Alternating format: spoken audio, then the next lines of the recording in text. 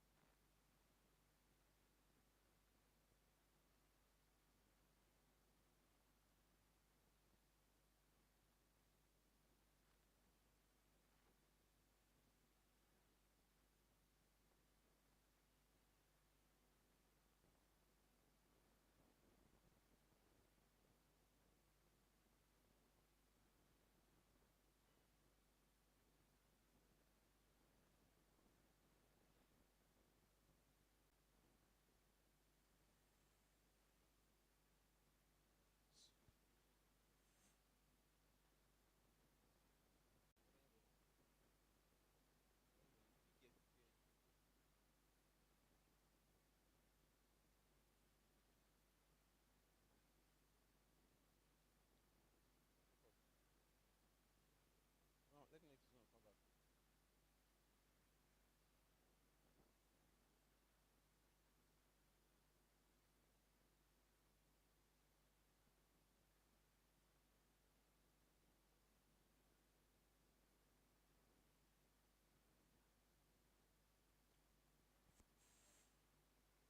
All right. Thank you so much. I know you enjoyed that little section to network together.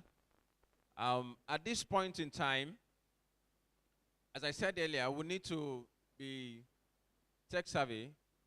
I know most of us are online inclined. Am I correct? So you need to bring out your phone, go to your Facebook handle or your Twitter handle or your social media handle.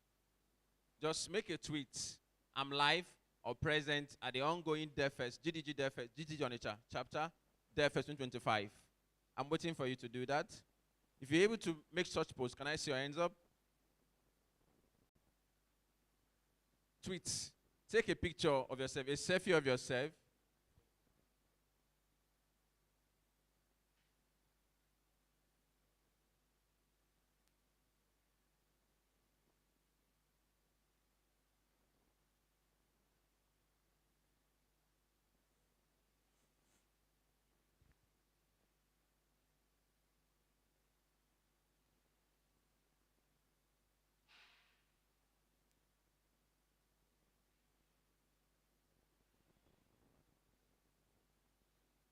All right. I'm waiting for you. I just give it 2 more minutes. Take a picture, take a selfie about yourself in the hall, make a post, make a tag, talk about the event. Even on your WhatsApp status, you can also do that.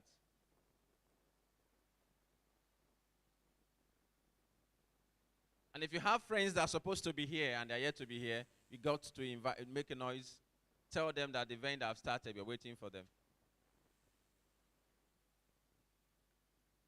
All right.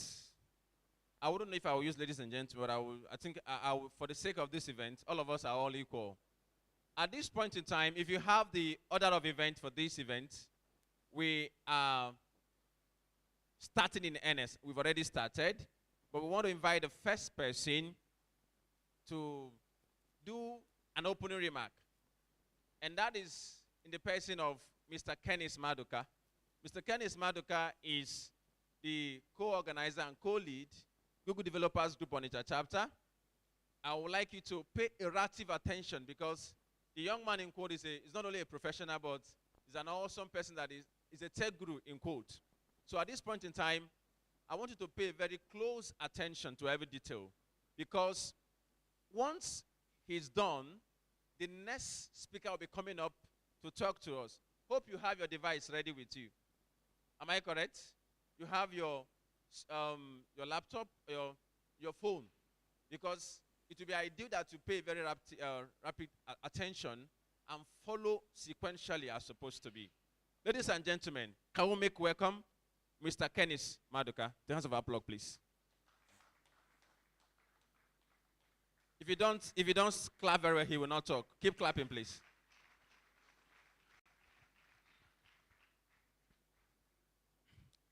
Good morning, everybody. Welcome to DevFest. I'm not used to speaking in public like this, unless when I'm teaching in a classroom. So instead of saying what I have in mind, I actually wrote it down so that I will not miss any point that I want to say, okay? So that I don't forget. All right? First of all, I want to welcome you all. Right? I'll read my speech now. Good morning, ladies and gentlemen. Welcome to DevFest Onitsha 2025. Please, a round of applause, please. It is truly an honor to stand before you, such an incredible audience, a gathering of brilliant minds, innovators, developers, students, professionals, entrepreneurs, and leaders from across industries and institutions. Today, we converge here in Onitsha, a city known for enterprise, energy, innovation, to explore how technology continues to reshape our world. On behalf of Google Developers Group, Onitsha, I warmly welcome you to this year's DevFest, our biggest and most ambitious DevFest yet. Okay, so this is the first DevFest that we actually went out to involve people outside of Onitsha. This is the first DevFest that invited people from different parts of Anambra State because we realized that DevFest Onitsha is the only DevFest we have in Anambra State, and it is not fair for us to not include people within Anambra State and having them miss out on what this wonderful events that happens every year. Okay, so this is our most ambitious DevFest yet. Okay, so before we dive into today's program, please permit me to acknowledge and appreciate some of the special people and organizations that have made today possible. First, to our sponsor, Google. You know, Google stands, GDG stands for Google Developers Group, and Google is our main sponsor for not just this event, every other event that we hold throughout the year, okay? So special thanks to them. And then we have SEDI, the School of Entrepreneurship and Digital Innovation, SEDI, Nsugbe, okay? They are the ones that run the IT hub in Nsugbe, where you can go and learn any digital skill that you want. Okay, I know some of the students are here, and they can attest to that fact. They are one of the sponsors that made this event possible. All right? And then we have the National Association of Chambers of Commerce, Industry, Mines, and Agriculture, Youth Entrepreneurs, NASIMA. If you look around in our signages, you will see we have NASIMA. They are the biggest supporters we have, and they have been very instrumental in putting together this year's DevFest. And then, you all that are here, you are our supporters, you are sponsors, okay? Because without you, there will be no DevFest, okay? So, thank you. Then, to our partners who put a lot of effort into making this event happen. And we have our biggest partners, all right? The biggest partner we have, IG Hub, okay? IG Hub has been very, very much instrumental to GDG as a group in Onitsha here, all right? And then we have our logistic partner, Chikao Logistics. And then DC Media, the amazing people behind there covering this event. They are amazing partners that makes it possible for people to stream this event live, okay? So, and of course, we deeply appreciate our speakers, facilitators, volunteers, and the entire GDG Onitsha organizing team. You are the heart of this community. Please, let's give them a big round of applause.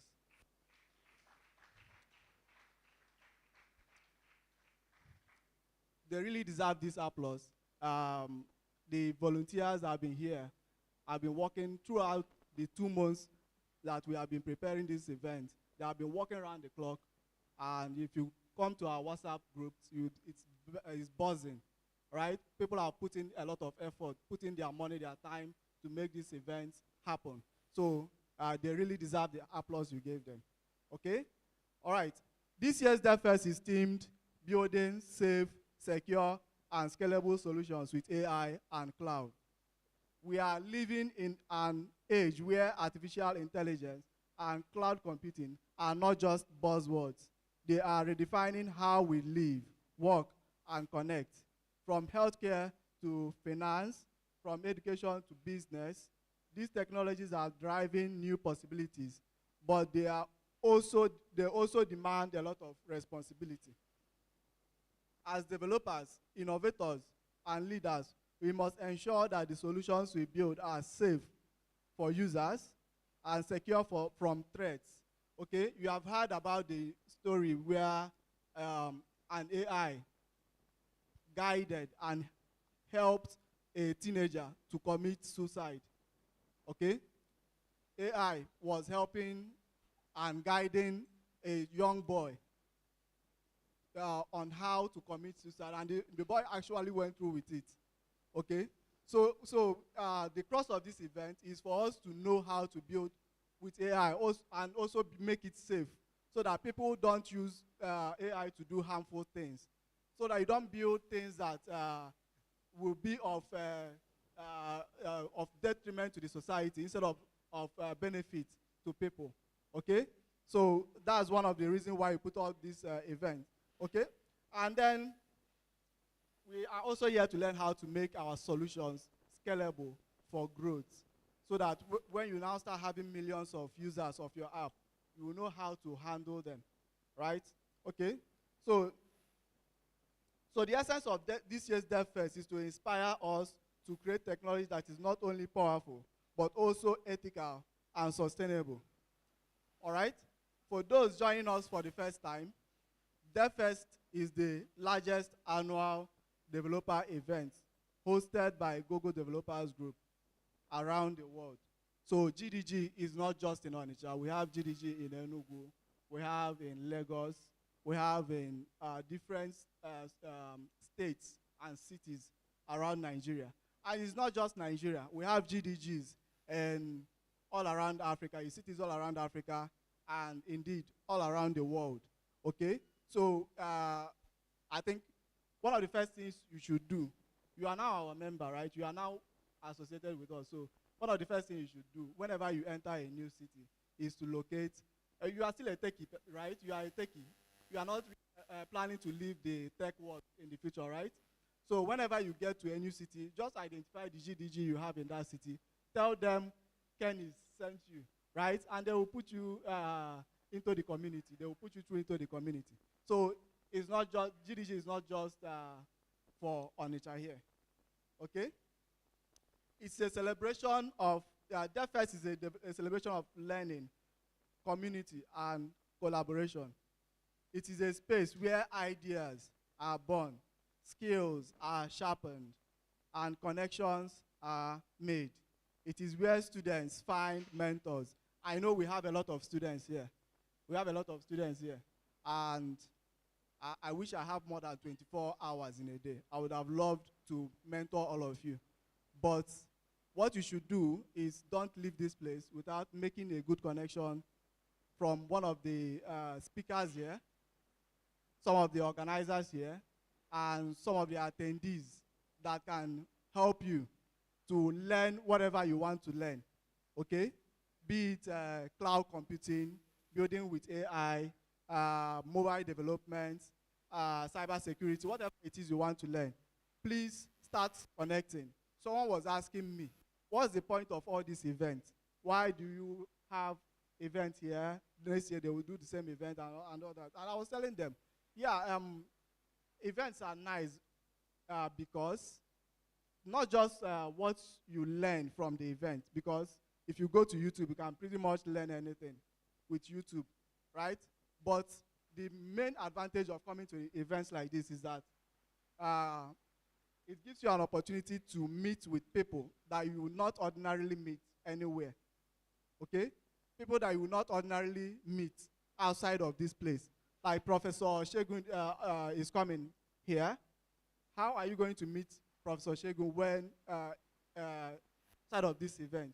How are you going to meet with me outside of this event? Because apart from work, I rarely come out. Once I turn on my YouTube, I just follow my YouTube and, you know, once I go to church, go to work, and then come back, I turn on my YouTube and that's all. You will not see me outside again, right? But this is where you see me. This is where you collect my number. And then you can chat me up, even in the middle of the night. If I'm awake, I will attend to you, right? So that's the beauty of coming to events. Where make sure you don't leave here without making contacts with people, okay? Meeting new people, right? So thank you. And then, as we begin today's session, I encourage everyone here to be curious.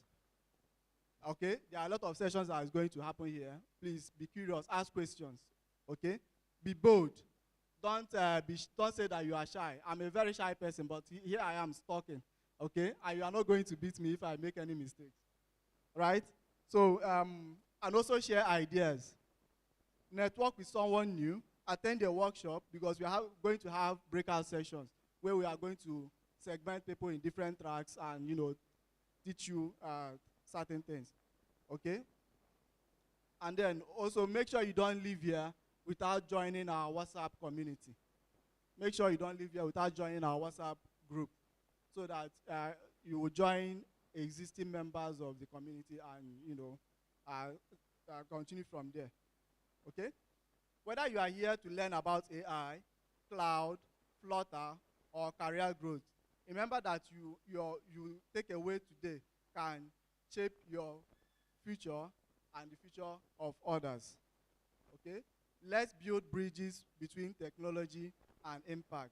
Let's create solutions that work for our communities, for our businesses, and for our country. We officially declare DevFest Onitsha 2025 open. Where's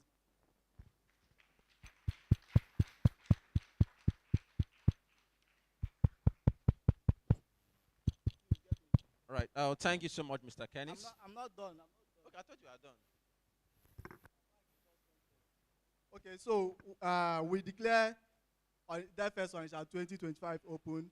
Let us carry forward the spirit of collaboration, curiosity, and courage that defines this community. This is beautiful. Okay? Thank you all for being here. Thank you to our speakers. sponsors, and volunteers. And once again, welcome to Dev Fest Onitsha 2025. And you can now clap now. You can do better than that, please.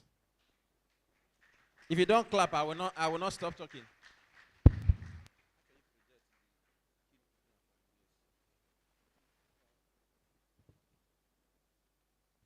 All right. I know you got something after now. Am I correct?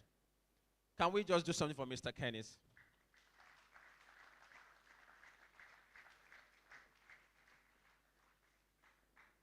All right. Mr. Kenneth has been in the community even when he started newly in those days from IG Hub. And then along the line, he picked interest in volunteering, and we've been together pulling the boat, and this is where we are today. And I believe that this year Dev Fest will be unusual, will be great, and then you have something that you'll be going on with. Okay? We want to play a special keynote message from Google in the US. I wouldn't know if the medias are ready. Ma, Chidima,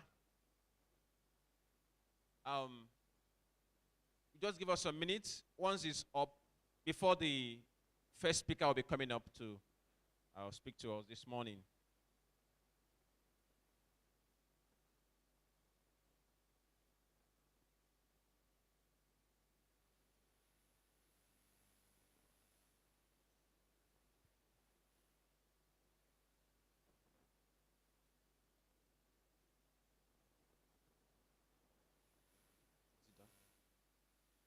Please, I would like you to pay rapid attention to that. It will expose more of what we're doing here today. You have the sound.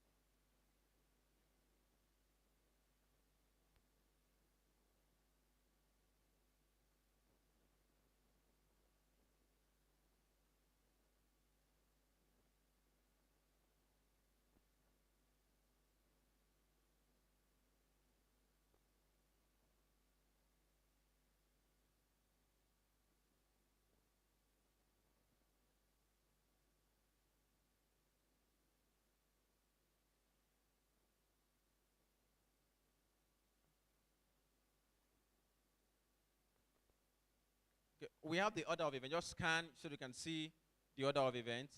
Pass to the person close to you.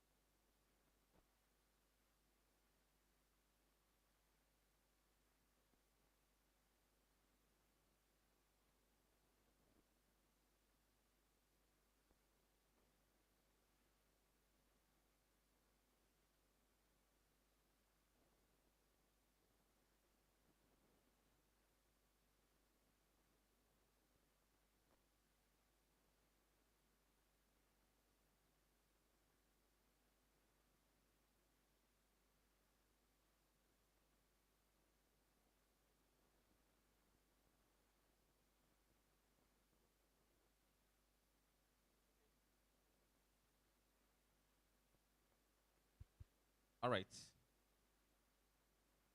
Can we just pause the video so that we could start and feed up the sound? You can see that was the CEO of Google.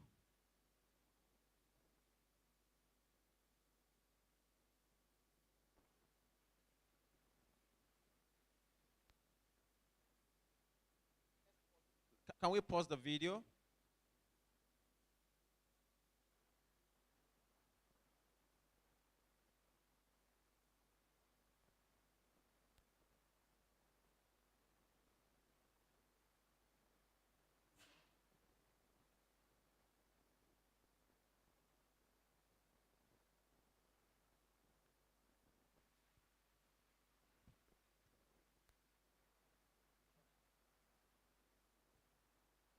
Please, if you've not registered, we want to give you 2 minutes as you wait for this video to come up.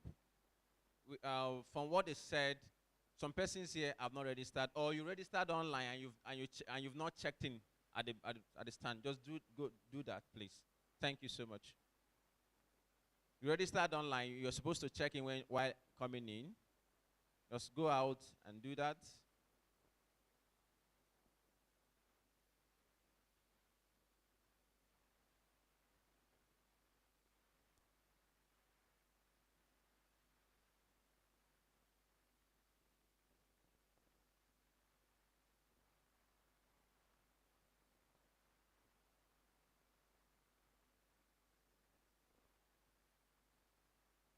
In case you registered online and you have not checked in, you're supposed to check in while entering. So please, you can just step out and do that. You get a tag.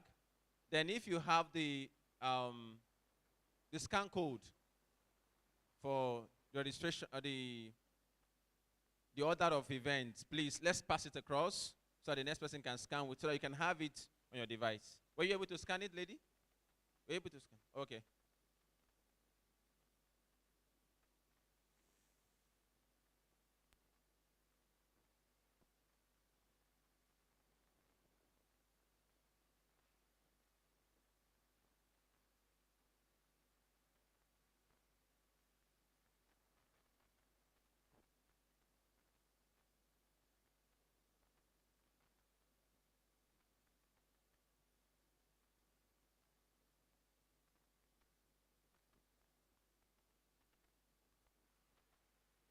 You're welcome.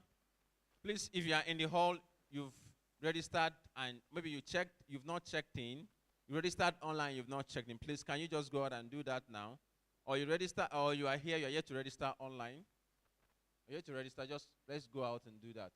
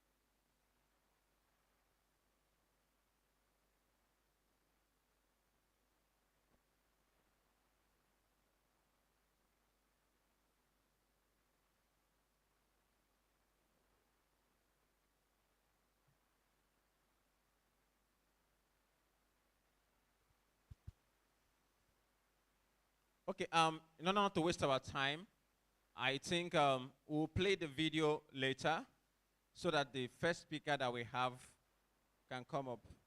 Um, Ladies and gentlemen, in our midst today we have Mr. Atuaha Anthony. Atuaha Anthony is a Google developer expert for Flutter and that.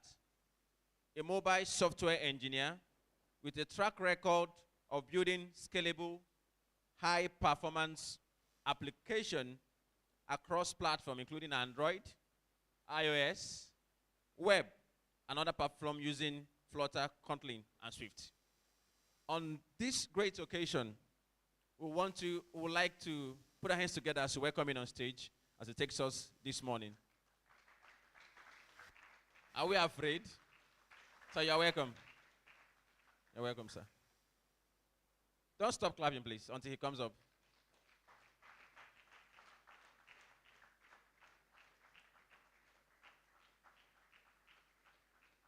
Don't stop clapping until he comes up, please.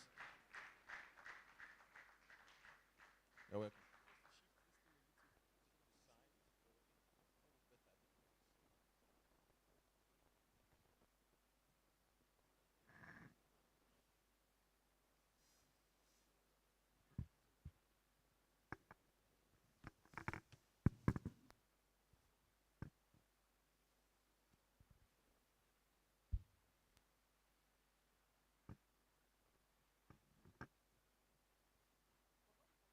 Hello, can you hear me? Morning. How are we feeling today? Can you hear me? Good morning. It seems you are not yet happy. Good morning. Good morning. I'm actually from Anambra. Yeah, so I've not visited my state for almost 6 years. So being here is such an amazing for me. So I hope it will be an amazing experience for you as well. So the section so the first section of the slide, first section,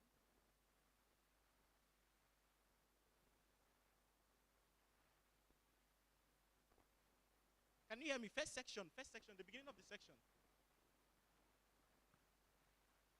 Okay, while the section is coming up, how many people know about Google Technologies?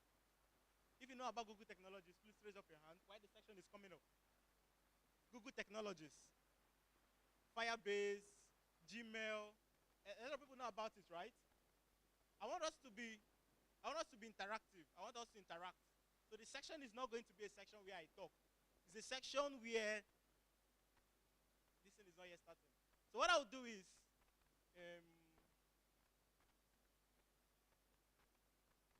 can we start that fresh?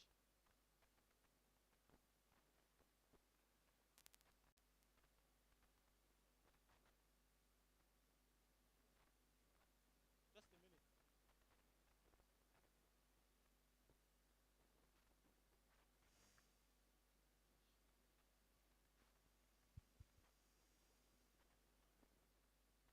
Please take it back to the first slide. The first slide. Thank you so much. The first one. The first one. Exactly. Thank you so much. So what we are going to talk about today is something that gave me. So I know we like figures. So one thing I normally do is whenever I come to sections, I don't just buy something and give it to you. So there's a contract I did in the US, and I worked for the company for 3 months.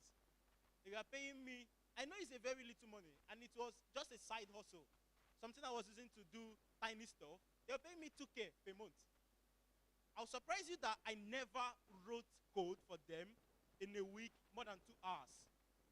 I'm not joking. If you go to my LinkedIn, the company is,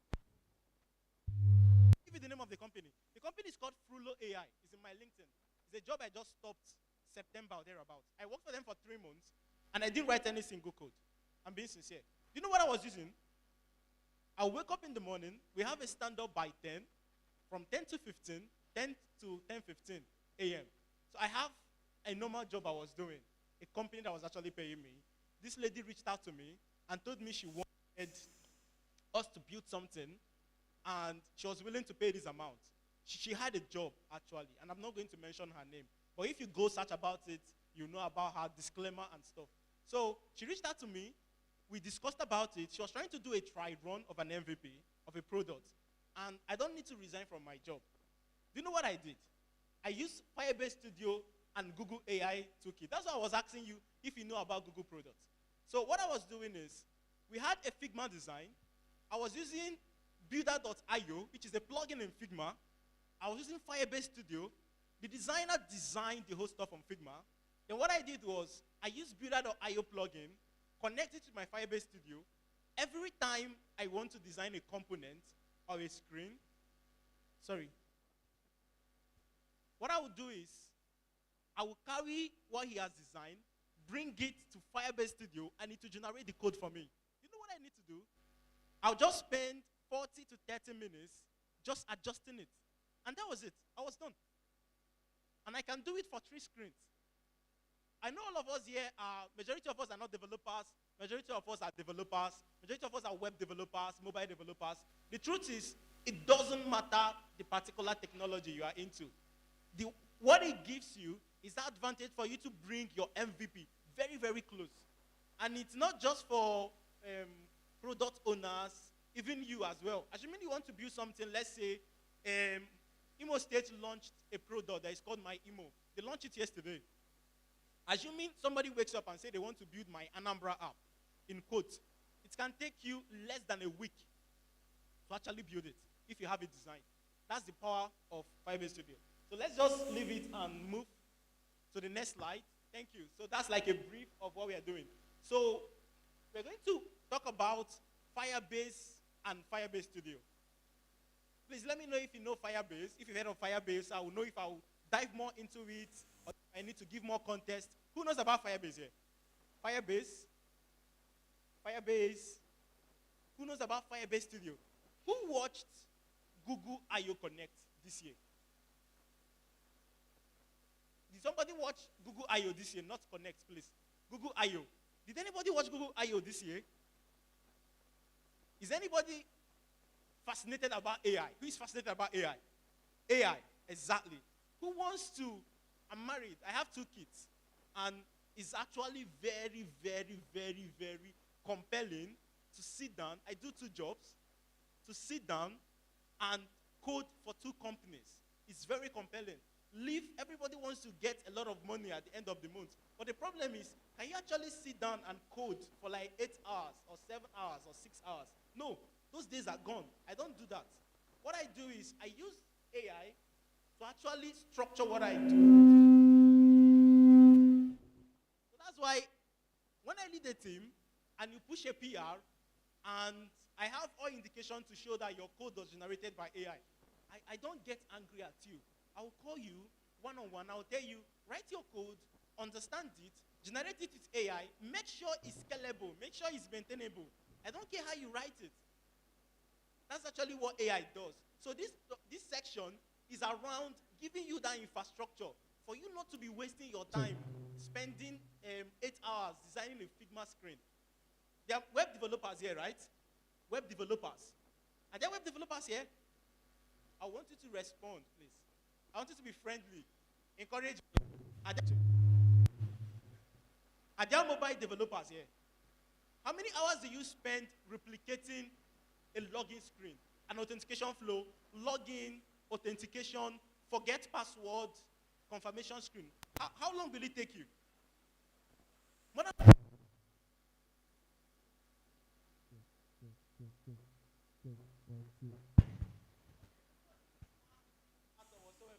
Okay? When I started tech, it would take me a long time, especially when you have to deal with all of these designs these guys come up with. They will bring a banana that is flying from the sky and put it like this. So you spend your time trying to figure out, how can you bring in this gradient? How did this guy mix blue and green? What got this color?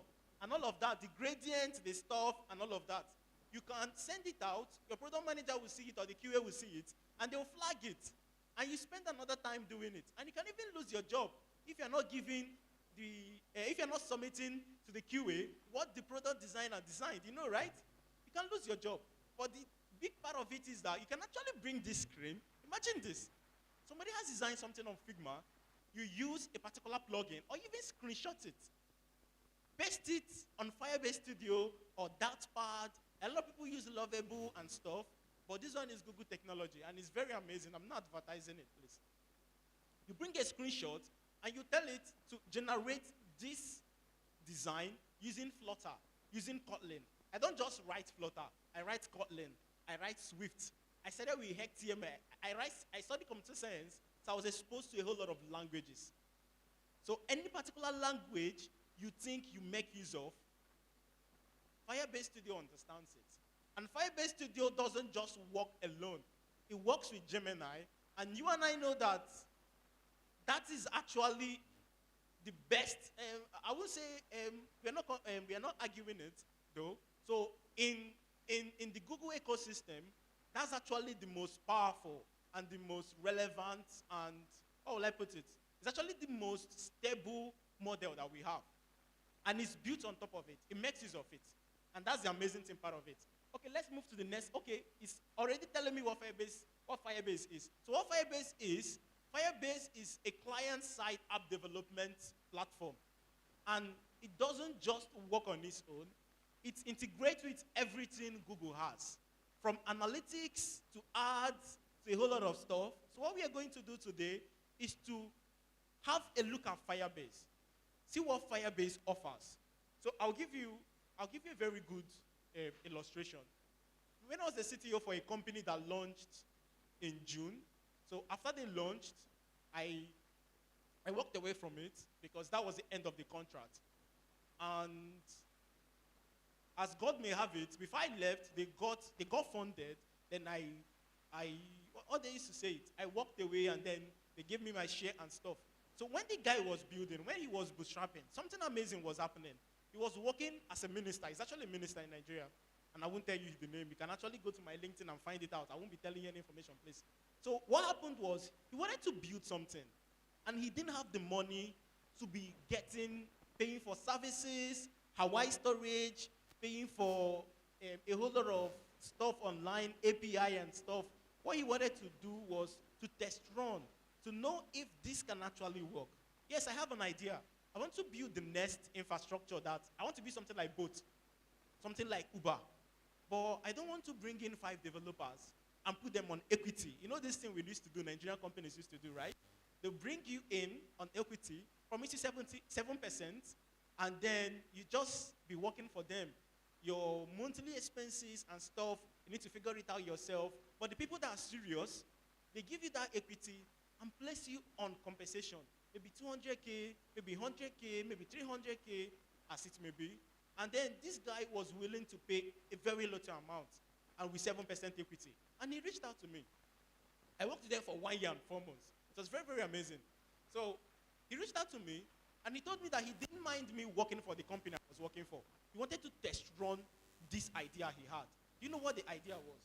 The idea was building a centralized healthcare platform where patients can actually interact with hospitals. So if you have you want to book for, the same way we have bookings.com and stuff like that, where you can book for hotel stuff, is centralized. Every hotel is there, every airline or whatsoever is there, right?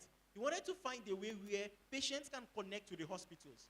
And he wanted to bring in AI to bring in symptom checker, file management. So the product is live, one-click made. You can actually download it. So no disclaimer or NDA. It's actually live. And the beautiful part of it was that he built it for 1 year and 4 months by just paying salary. How much was he paying? He was paying barely 600 a month.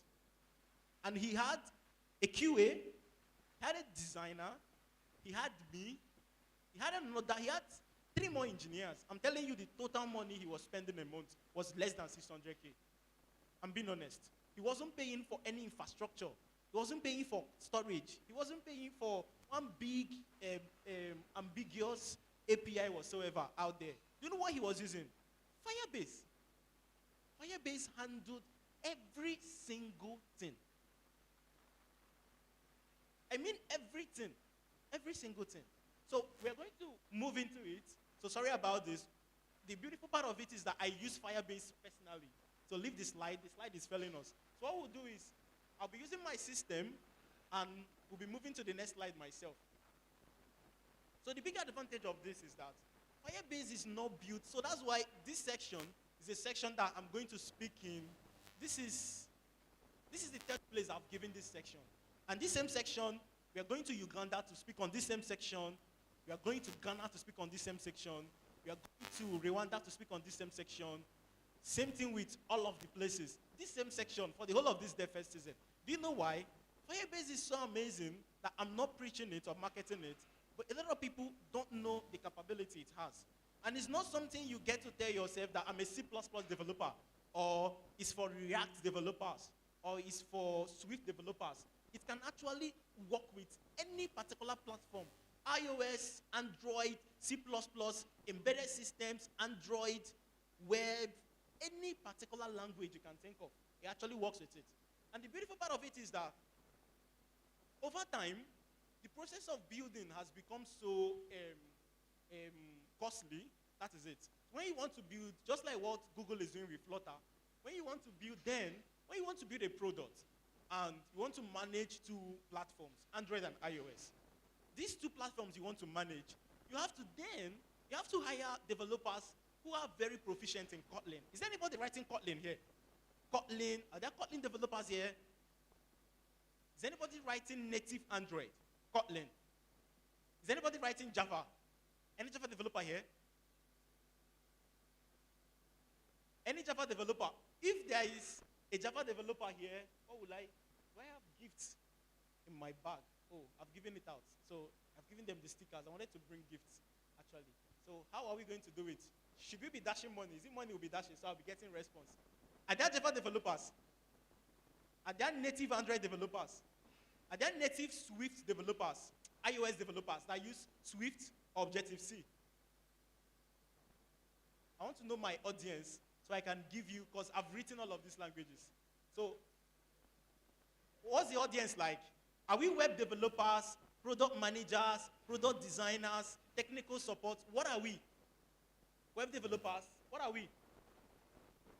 Web developer, please tell me. I've been a web developer. I was a web developer for 4 years. Which one? Data scientist, amazing. Which one again? Data analysis. I want to give you a section that is tailored for you, not something I designed, okay? I want to give you a section that is tailored for you, okay? I've done all of this, and it doesn't make me superior.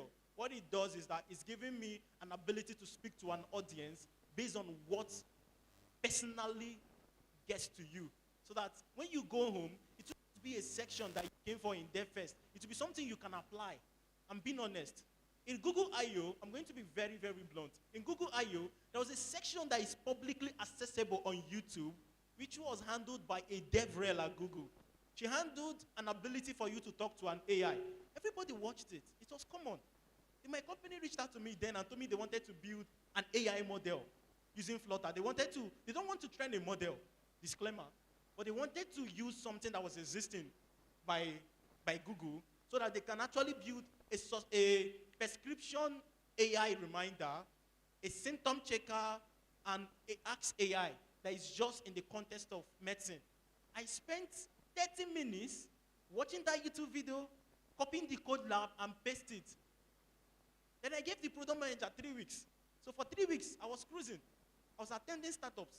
See, the beautiful part of being in tech is not for you to work like a 9-to-5 person, where you get to sit down on your system and you code from morning to night. No, you need to find a way to create a life outside you sitting down. Because now everyone is young. I'm still young, don't mind me, but I'm an old soul. When you get married and have kids, or you give birth as a woman, like we just welcomed the baby, August, a new baby. I know how my wife had to pause her career totally just to be available for the baby. Imagine if you're a guy and we used to carry belle, and then we have to pause our career. And you know, disclaimer, sorry, the male or the husband usually earn higher, disclaimer. Imagine if you have to pause your career. You need to surround your career in a way that it doesn't affect you being present for your child. Do you get me? Please, are you understanding me? Okay, I'm not trying to sound like my life is good. No, I'm still figuring out my life. Okay, I'm in a stage where I'm figuring out how to be present for my kids and also be making money at the same time. So all of us, we are figuring things out. So what helps the most is to find a way to automate what you do. People that do TA, technical support, most of them are using AI to draft out emails, right? Have you ever found yourself trying to reply a message? Like, there's some awkward messages people send to me, most times on LinkedIn, and I don't know how to say no to you and make you not to feel bad. People used to reach out to me and tell me they want me to mentor them. And the simple truth is, I don't have time. So I will go to ChatGPT or I'll go to anywhere and I'll tell ChatGPT, please help me draft a message that I can tell this guy not to make him feel bad or make him hate tech or make him feel like his life is done, but let him know that I'm unavailable. Have you done that before? Have you done that? People used to break up with their girlfriend with AI drafted messages. It's not about you. It's about me. Then they tell the AI, make it not to sound emotional. The AI will draft it, they will paste it. So most of the breakup messages they are seeing are AI generated. Don't mind me. Okay, let's move over to the next slide. So these are the platforms Firebase is supporting. All of this, iOS, Android, Web, C++, Unity, and Flutter, and more, even embedded systems. And that's the beautiful part of it. So next slide. Next slide.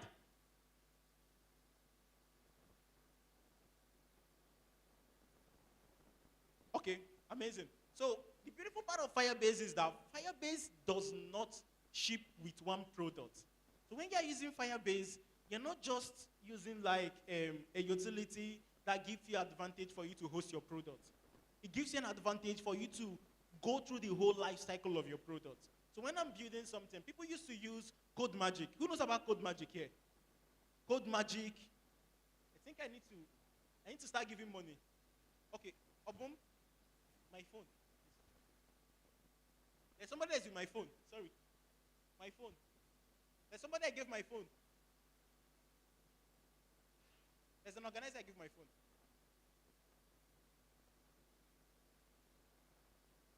No, I want to start doing transfer. So what I'll do is, when I ask something, when you respond, we use OPay here, right? So I have OPay. What I'll do is, when we respond, you call your OPay. We do transfer. I think that will work. We like money, eh? That will work very well. So we do transfer. That works very well. So the sticker I wanted to give out for the section, give it already. They'll give you the stickers. So yes. When we respond, thank you. Okay, so these are the platform. These are what Firebase brings. Firebase brings an opportunity or an advantage or an infrastructure for you to authenticate. So when you're building a product, you know that sign in with Google you used to see, right? It's actually managed from here. It brings authentication, it brings app check. So this is teaching. It's for you to learn actually, and for you to use it, okay? Not for you to like snap pictures. That's the reason for DevFest. DevFest is so amazing that if you actually come in and be present, it will affect, today is Saturday, right? It will affect your Monday. That's the advantage it comes with. And it has affected me so much. I mean, so much that I don't need to dive into details. But coming for sections like this, meeting people, listening to things that sound so crazy, that some things that on YouTube that have been released by a lot of people that are there, but they are a solution for you to make your life better. You can actually be doing 3 jobs. I'm not saying you should do 3 jobs, please. It's actually hard. So it comes with app check. App check gives you an ability for you to. So you've heard of people that push app to the Play Store or push app to the App Store, and then you see problems like obfuscation, reverse engineering, and stuff. When you use Firebase for app check, it actually checks your app against maybe, when we used to do web then, there's something they used to call, what's that word? SQL injection. Have you heard about SQL injection, web developers? Exactly. When you design this awesome login system or register system, registration portal with those days with PHP, and then one stupid human being like that will come and be entering $! Exclamation divided by, it will enter your database and then your database will crash. They just want to, one rubbish Indian guy like that. That's the worst part. One Pakistan guy that just finished cybersecurity boot camp will mess up with something you posted on Twitter. You designed this amazing stuff for a client, and you're feeling yourself, and you posted it on Twitter or on LinkedIn. One rubbish guy that is using anime picture on on Twitter will come and use your project. That you've eaten the money, you've consumed the money, you've used it to buy phone for yourself to be test running how his cybersecurity skills are. See how crazy it is. So that's actually how people do. You know the way we are developers, we are data scientists, we are data analysts, we are product managers. We are trying to do something for the society. That's how all of these cybersecurity people, they also experiment to know how good they are. And guess what they use? Our products. So it's very funny. So that's one of the things it does. Then we have another one, app hosting. Firebase also comes with app hosting. You can actually host your app. Not just your app. So when you are building something and you want to host, like what I used to do is when I'm working for a company and we want to, maybe we don't have money for hosting, or maybe we don't want to host, or maybe we just want to be seeing it. Like when you are doing web, we normally used to see it in our computer using localhost, right? Imagine if you just don't want, and then we said, then Netlify came up, Heroku and all of that, right? It was easy for us to host, right? Because imagine you want a client to see something you're working on, and you have to go get a hosting account. And they're not even ready to pay you yet, right? Or you want to host your project. Those days, it was so crazy that you keep on sending screenshots, and people will be like, can you build an e-commerce website? You say yes. They'll say, send me a sample. How will I send you a sample? When it's in my computer, you send screenshots. So what we used to do then is, we send Team Forest and tell them, this is how it will look like. They say, no, this one is a team. Send me the one you've done. Have anybody witnessed it? I did. A lot. So I funded myself to school. I started funding myself. That's why I like speaking with people. Because if you use your time very well, you can actually make use of stuff like that. So I started funding myself in school in my first year, throughout, even to this stage. And a lot of people do it. And the advantage it gives you is that you don't need to start doing business or start doing a side hustle or open a barbering salon. You can actually be in tech. It improves a lot of things. It also affects your brain and stuff like that. So when you want to host your app, people use Netlify, people use Heroku, people use a whole lot of stuff. People also use Firebase. You see where it comes? So you're not going outside the platform for you to host. You're still in the same platform. That's the advantage it gives you. Then we have cloud functions. Okay, we have Cloud Firestore, which is for storage. We have cloud functions. Cloud function gives you an advantage for you to run functions that can actually run in the cloud. Assuming you're not, the advantage it gives you most of the time is, look at this. If you're a mobile developer, or you are, what's the best scenario I can give you now? If you're a mobile developer and you're not heavy on backend, or let's say you're using Flutter and you don't know much of backend, you can actually be writing cloud functions. Like a lot of people use this for notification. Most people that are not backend developers, I use it for notification. I was a backend developer. I'm not even a backend developer again. And we have cloud storage. This is the most amazing. Before Google rolled in the concept of you being on Blazor, is it Blaze Plan or Blazor? I don't know what it's called. I think it's Blazor or something. If you are not, before then, you don't need to have a billing account for you to use cloud storage. Cloud storage is like Hawaii storage. Who knows about Hawaii storage? Who knows about AWS? Who knows AWS? AWS, exactly. When I was working in a bank, I used to work in a bank then. We are building a fintech product, and my company was spending $1,800 for Hawaii storage. We've not even launched. I was just looking at them. So every month, we get a billing of 1,800 USD. Why the product was still in development? It's how crazy it is. Wasting money. Has anybody used, what they called? Mirrorfly. Have you used Mirrorfly before? Have anybody done any video streaming platform or build any video streaming platform? Like video calls, audio calls. Have anybody experimented with something like that? Have you? Exactly. So most people, that same thing happens with when you choose to use Mirrorfly and not Agora SDK. I'm not saying any of them is good. But one thing we need to do as developers, even when companies hire you, find a way to make them not to spend when they are on development stage. You see that thing? You see this thing I'm telling you? That's my biggest selling point. That's the biggest I have. I can build your product. If you meet me, I will not bid for you, don't mind me. But if you meet me to build your product, I will make you, the only money you spend is the money you pay me. I'm being honest. That's the only money you spend. Till we scale and you get funded. Sincerely. You not pay anything. And the beautiful part of it is that Google also gives you cloud credit for startups. So you don't even need to worry about it. So before I left the startup I was working for in June, they got $2,000 that will last them for 2 years of pilot. And Google do this not by region, or you're from Onitsha, or you're from Lagos. No. You bring in your product URL, what you've done, where you are, apply for it, and you have it. You build. That's the advantage. So we're not going to cover all of this in many concepts. Let's pick the one that is so amazing. Let's choose Crashlytics in the run side. Do you know that a lot of people, as a backend developer, we used to build apps, and then there's this thing they used to call what I. When you build an app and you want to know, or you build a website, and you want to know how many people are actually using my website, has somebody ever thought about something like that? Have you? Have you not built a product and you want to know how many, like people in Owerri, how many people in Owerri are actually using my product? How many people in Lagos? Have you not? Have you? What do you say? Blog. Exactly. So when you are heavy on blog or you are building, you want to know how many people visited in a day, right? Do you know that does not come on the fly when you are programming? You need to write that code, right? You need to write the code, right?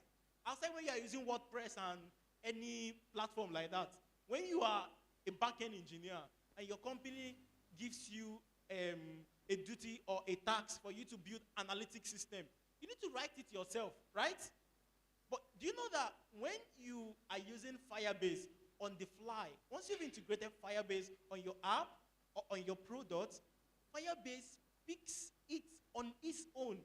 You don't write the code. On the platform there, you get to see how many users are in Nigeria, how many users are here, how many users are online. The beautiful part of it is you get to also know the device they are on.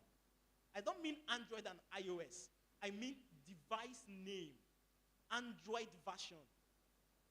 Do you get it? I'm not preaching Firebase, okay? I'm trying to tell you what is happening so you get to use it. You get to know that, hey, this app is being used by people that is using iPhone 13, people that are using iPhone 17. It crashes on. A lot of people in Android version this are no longer using it. They are not using it. People in Nairobi are the ones using it the most. Do you know that it's by 3 p.m. on a Sunday that we have the most number of users? Do you get what I mean? It's called What I. You get to use it. You get to see something like that using the analytics. Then we'll come over to the Crashlytics. The Crashlytics is something that is so amazing that when somebody is using your app or using your website or your web app, and then they want to upload an image, and suddenly the thing did not work, you know what will happen? Do you know what will happen? Google will send you that error. The line of code that caused it, the screen that caused it, and possibly, because of AI is integrated in Firebase, can even give you suggestions. So see what happens now. If I deploy something to Play Store or App Store, maybe today, and then somebody wants to make payment, and it doesn't go. And then before you come to Twitter to come and rant about it, I've seen it. And I've seen the line of code. I've even seen the device. That's Crashlytics. And the beautiful part of it is that companies are using this idea to build AI debuggers. It doesn't debug it and then update your code. No, it doesn't do that. What it does is it saves you the time to come and start saying, oh, this happened, which line is causing it. It gives you that view for you to actually see, hey, this is what is causing this is what is causing that. Which other part of Firebase is amazing? App distribution. I'm telling you the ones that are so amazing. App distribution. So app distribution is something that is so amazing as well. So those days, what we used to do is, as app developers then, when we are working for companies and then we want to do like demo, what we'll do is, how many people have ever sent somebody a product or a demo on WhatsApp, on Slack? How many? Exactly. You know you don't need to do that again. You need to make, as a professional, you need to make your work so amazing that when you are resigning, company will ask you that, should we increase the money for you? Should we do this? Like, you create that value that what they are getting is not just somebody who is loyal. They get somebody who makes their life easy. I'm being honest.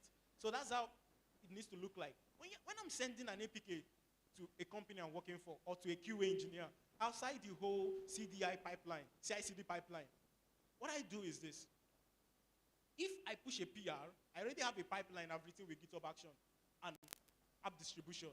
It runs it do my work, my jobs, run it, test it. Once it's complete, it will send the IPA or the APK directly to Firebase app distribution on its own. Guess what happened?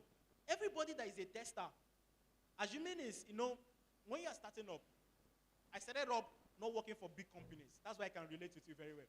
So work for startups.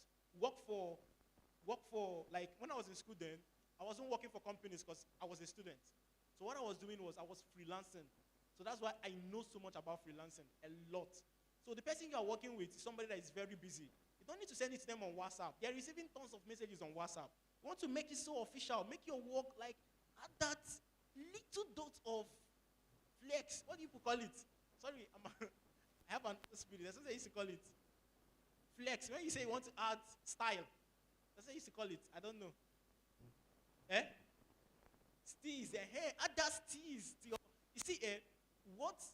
I'll be very honest to you. The difference between somebody who is making $1,000 and somebody who is making 10K is steez.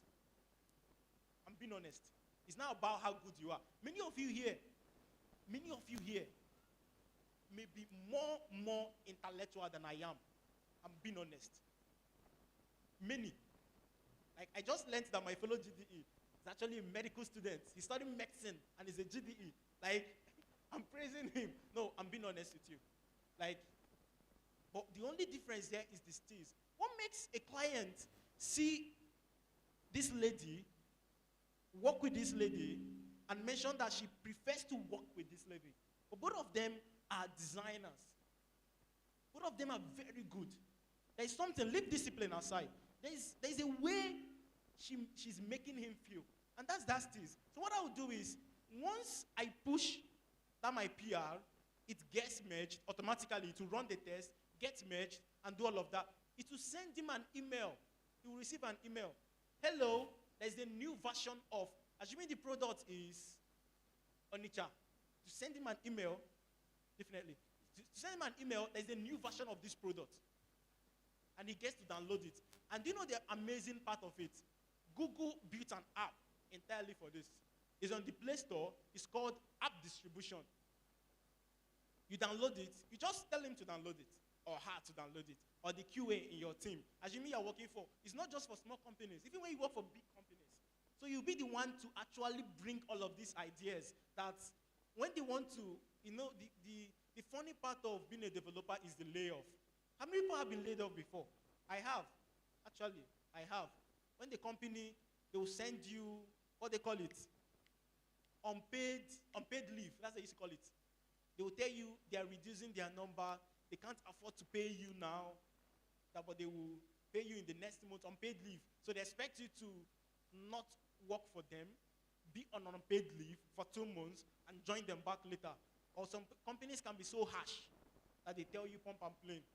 So if you are somebody that want to avoid something like that, when companies are laying off, they'll be thinking twice. I'm being honest. We used to hear about people they lay off in Microsoft, in Google, in Twitter, and the whole. But there are people they don't lay off. There's a difference between this people and those people. That's the value.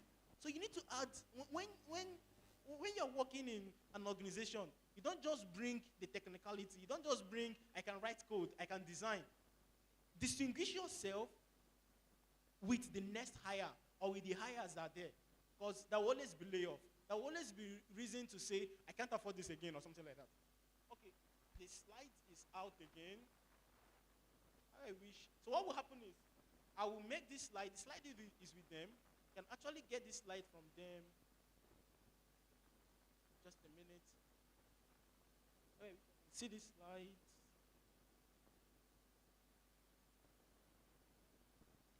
Okay, so we've been talking about Firebase. Then let's move over to Firebase Studio with the short time we have. So Firebase Studio is built on top of Firebase. And the advantage it gives you is that you get to think about, you have a product already. Exactly. Please, next slide. Hello, next slide. Yes, move to the next slide as well. Yes, next slide. Exactly. Yeah, it's okay. So Firebase Studio is actually one of the amazing things Google shipped out in Google I/O. It was announced by Sundar Pichai when he mentioned what Google was pushing out, which is actually an amazing stuff that gives you the advantage for you to build. You can have a design, even if you don't have a design. And the advantage is that it doesn't just work with the languages we are too conversant with. Please, if you can move to the next slide. Next slide. Exactly. This is what I wanted to say. So a whole lot of us are people who use some of these things here. So if you see the one you use, can you raise up your hand, please? If you see the one you use, I don't know if it's that visible. Can you see it? Can you see it? If you see the one you use, raise up your hand, please. Exactly, raise up your hand. Amazing. Have you seen the one you use? It's out. So, since you've seen, no, the previous slide, please. The previous slide, exactly. So since you've seen what you've used, what this section is giving you, and literally all the gibberish I've spent, I don't know how many minutes I've been talking, is sounding gibberish. I want you to take home this single information. As you've seen what you use here, take home that Firebase Studio actually made your life more easy. You get to spend more time, for people that like outdoor activities, you get to spend more time doing those things you love and allowing the computer to actually go through it. So say for example, I'm heavy on Flutter, and I'm also heavy on Kotlin, Swift, which other thing am I heavy here? I used to be heavy on Kotlin. Okay, let's just say a company hires me to build an app. Just this moment. I stepped out, and then somebody reached out to me. Hey, I have an idea. I wanted to build this. I asked him, do you have a design? The person said, yes, I have a design. We spent 2 months designing it. I'll be like, wow. And then we signed the contract and all of that, and the NDA and stuff like that. He sent it to me. Let's say we finalized it today or on Sunday. Then I'm starting on Monday. It's the beautiful part of it. When you meet me and the pay is good, I won't say no to you. Miss me. I will stand by.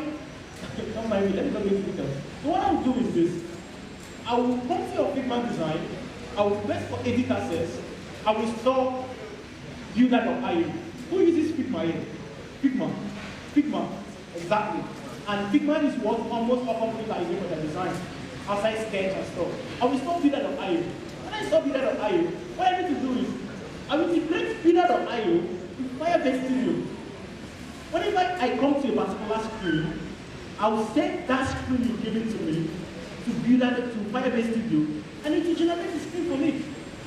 And we're not talking about UI here, okay? We're not talking about something that replicates the screen. We're talking about something that when it's done replicating the screen, you choose the backend is going to use for you, and you write the backend code for you, runs the job for you, deploy it. And the funny part of it is, it sounds so sweet and experimental, that if you've not tried it, it sounds like Anthony came up to the stage and is telling me to do. That's not what it is. It's something that I've used. So let's move on to the next slide. So we can. Next slide. Okay, leave this. Next slide. Next slide, please. Exactly. So this is the 3 big changes that happened. The three big changes have happened in building tech.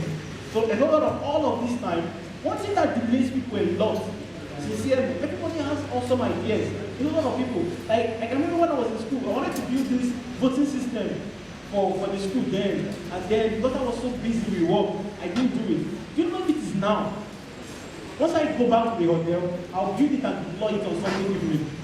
I'm being honest with you. I'll build it. I don't even need the design. I don't need to be the designer. When you're talking with Firebase, you know Firebase works with the AI there, right? It will be asking you, how do you want it to look like? You have a prototype, you have a screenshot, you'll be interacting with it, and see the beautiful part of it. It doesn't just do the AI stuff. So it's running on a VM. It gives you the ability for you to also edit it. So it gives you the code, you edit it, just like people that use Copilot. Who uses Copilot here? When you go home, use Copilot. See, there's this idea I want to give you. In Google, in Microsoft, in Twitter, none of these big tech companies. I want us to remove this stereotype that when we are using AI, it means that we are not knowledgeable. No. Remove that stereotype.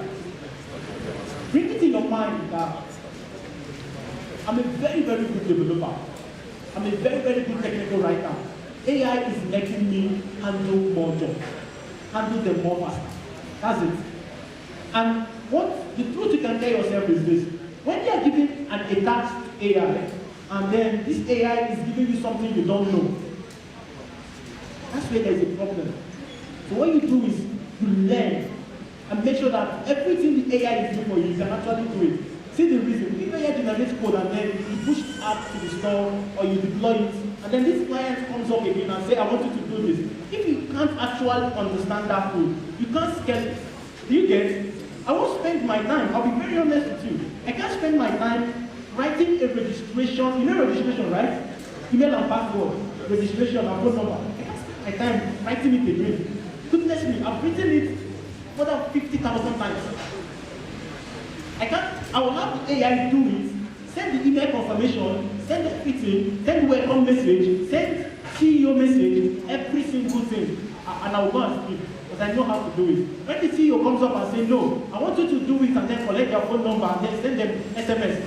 Easy. Bring in a new field, collect their phone number, remove the plus that is there, bring in API, SMS API we are using, plug it in, and that's it. New field added, new API consumption, that's it. Because you know how to do it, right? It makes your work easy. So next slide. I want you to see Firebase in action. So leave all of this because of time. Next slide.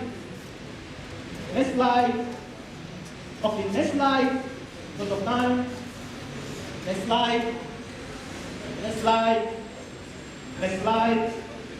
one. Next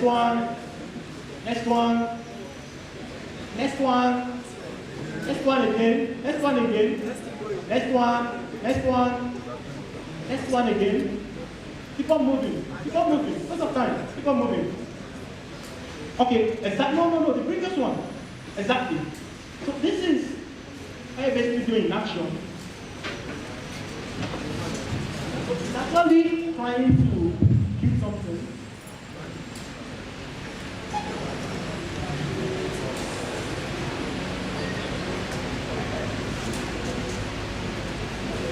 So what it's doing is actually very simple. It's trying to build a full stack application. Something like Canvas AI. Just be watching.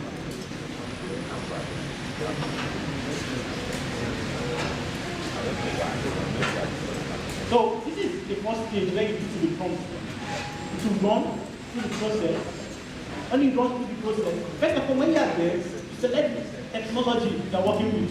Flutter, C++, whatsoever you are using, then you give it the prompt. Hey, use this stuff for me using this. Then you can attach a screenshot to generate it. And it gives you the advantage for you to edit and run. And that's the advantage it has. And you get to also push it out. So because Firebase comes with a lot, you get to handle the whole stuff there, including the hosting, using Firebase hosting. Okay, next slide. Yes, we're actually done. Next slide. So this is how it looks like. So also, it gives you an advantage for you to publish your app. So, example will I give you now? Okay, just like Oraimo. I like Oraimo products so much that even the what they call it, creeper I use is Oraimo. The watch I'm wearing, the headset. Because Oraimo has almost everything, right? Likes Oraimo products. No advertisement, please. I do like it so much. So that's how Firebase is like. Firebase has everything that give you the whole infrastructure you need for you to build a product, including publishing. So that's the amazing thing. Next slide, please. So, okay, Firebase Studios, exactly. Firebase Studio also allow you to, so people used to ask this question, what if I have something that's already existing? I have a product we wrote last year. Can we actually edit it? Can we actually bring it to Firebase Studio and start updating it? Yes, it can, actually. The only thing they have to do is move over to the next slide. The only thing you have to do is just to bring that particular product to Firebase Studio, and that's it. I don't know if you can see the next slide. Okay.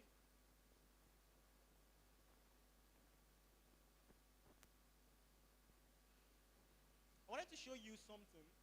As the next slide I wanted you to see, that slide had products that are live, that actually built with Firebase Studio. I don't know if you can see it. I don't know. If you can't see it, we'll have to leave it.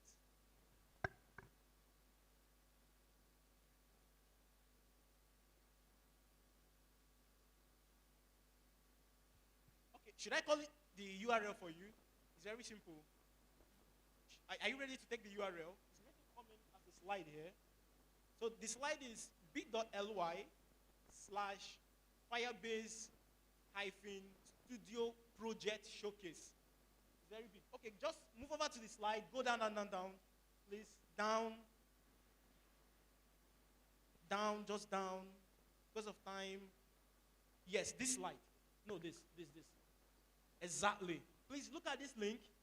Just write it on your phone, on your browser, Safari, Chrome, whatever you're heavy on. It will give you all the products currently built by people like you and I with Firebase Studio. Check it out. And the amazing thing there is, if you build your own, ship it out there. So one amazing thing is this. If you're ever building and then possibly you run out of units or credit or stuff, if you reach out to me and it's for experiment, Google has this credit sharing platform where if you're actually building, prototyping, or doing something on the project, you can actually receive credit and stuff. So if you reach out to me on LinkedIn, if you go to the next slide, please. Next slide. Yep. So this is me. I'm super heavy on LinkedIn. If you send me a message on LinkedIn now, I'll get it. And you don't need to send me a connection request for us to talk. My message is open. So send me your message and stuff. I don't know if there's any question or anything. Are there any questions? Okay. Can I take questions? Can I take questions?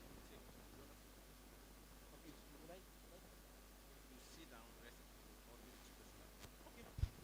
Thank you so much. Can we please clap for Mr. Anthony? You can do more than this.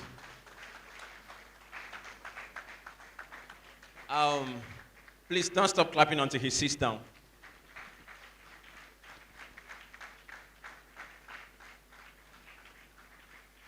All right.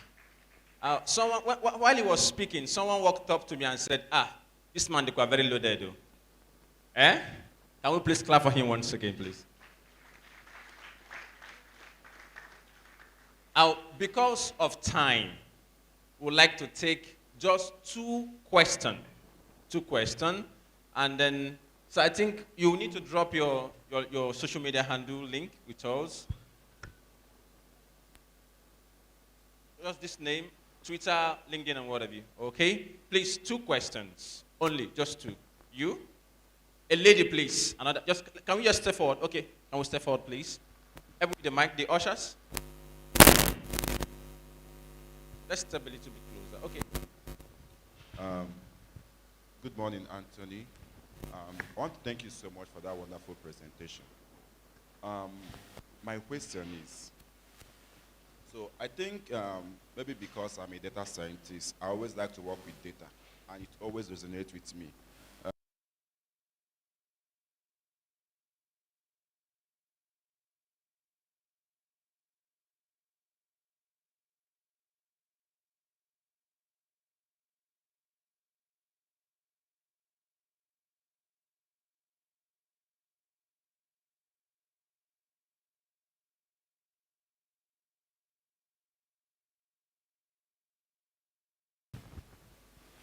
That's a very good one.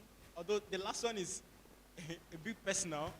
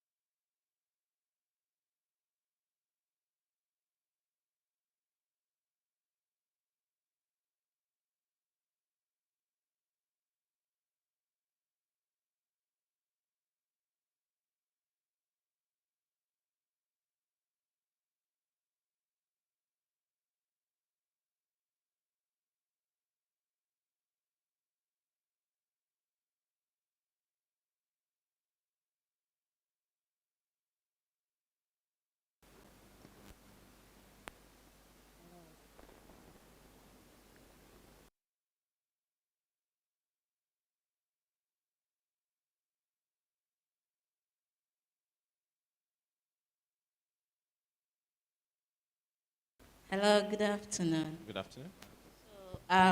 If I get, thank you, sir,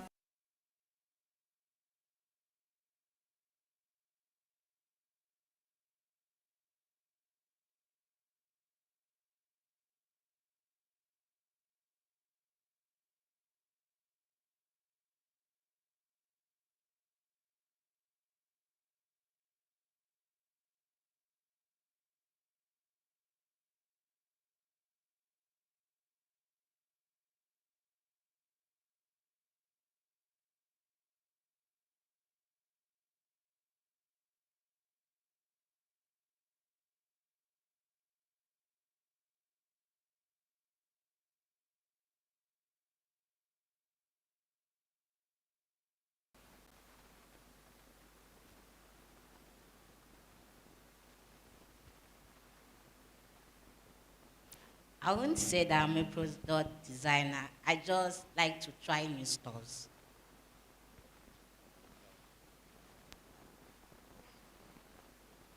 Yes, something like that.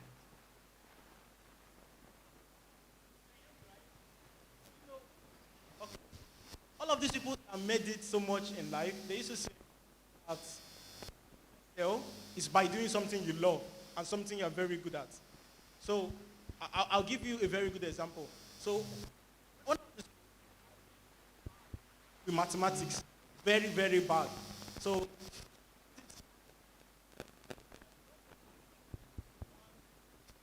achieved somebody. No. I wrote my jam doing A, B, tombom, tombom in my mathematics. I'm being honest. That's how I wrote my mathematics. So I started learning mathematics when I was in my first year in school. That's when I had to sit down and learn maths. I had to start from this mathematics. I'm being honest. So you excel so much by figuring the parts you love most. If you love Figma, it's just a tool. So I used to tell people, you love to design. If you don't know how to mix orange, see this Google logo that is here. I don't know how to mix it and it will make sense. If you leave me, I'll bring black and white and that will be pleasing to me. So I can't actually be a designer because I don't know colors. So you need to understand yourself as a person. Do you get?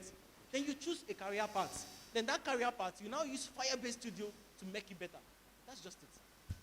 I don't know. Did I answer your question? Yeah, thank you.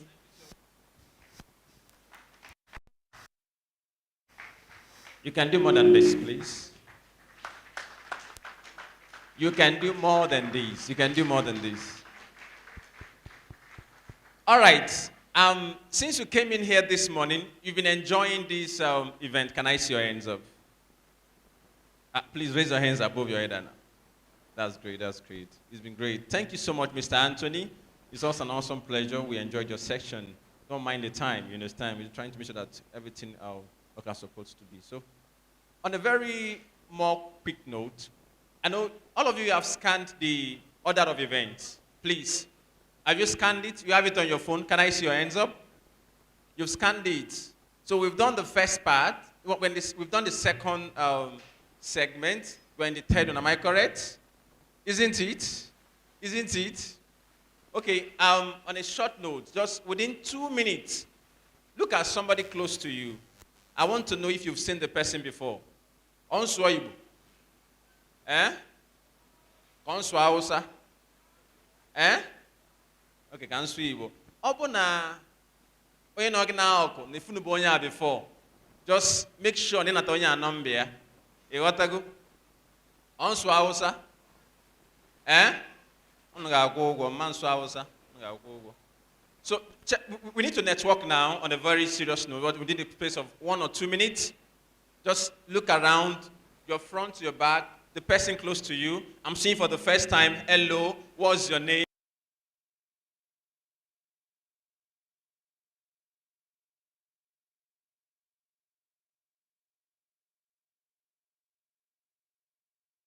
The next Nigerian president come 2027. That day, I can meet you number this guy, man. Hey, oh my God.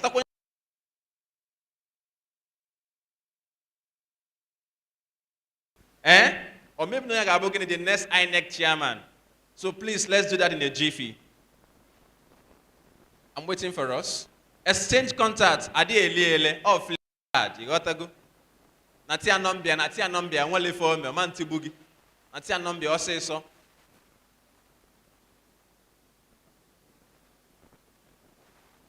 All right. As I earlier announced, for every student in this event, there is a free access code from Google to access some chatbot products. So before we leave here, we're going to be sharing that. Hello. Set. Set.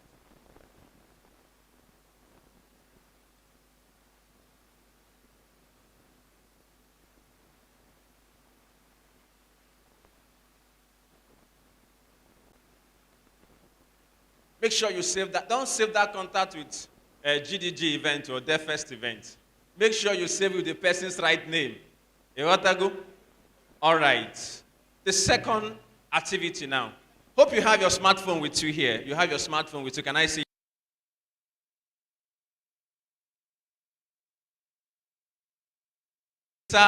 Or Facebook, or if you're on LinkedIn, just tweet today's event live in DevFest, GDG Onitsha 2025. Take a selfie. It's free of charge. Make noise about it.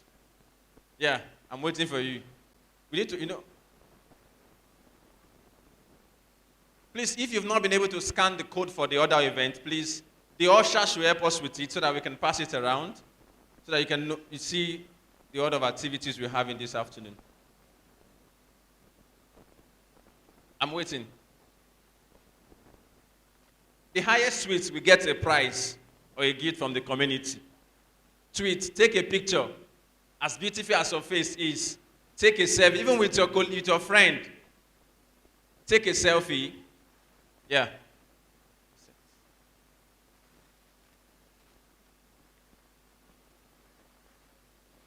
All right. Are you guys set?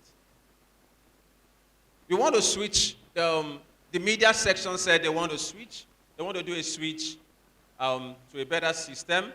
So as we are taking selfie, and do well to follow GDG Onitsha on Facebook.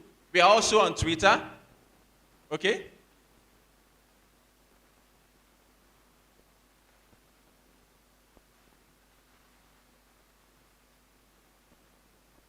Are we done with the switching, please? The media guys?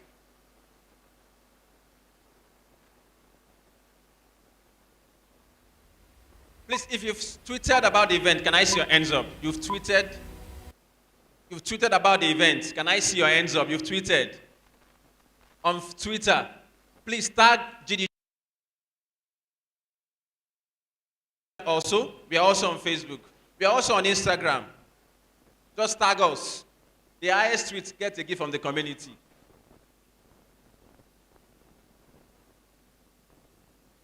Okay.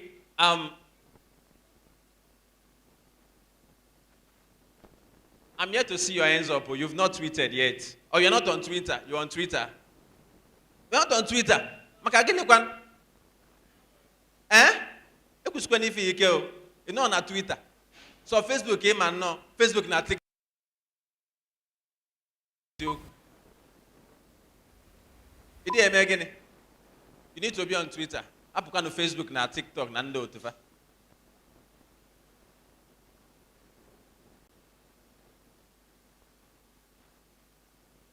Okay, as we're doing that, we want to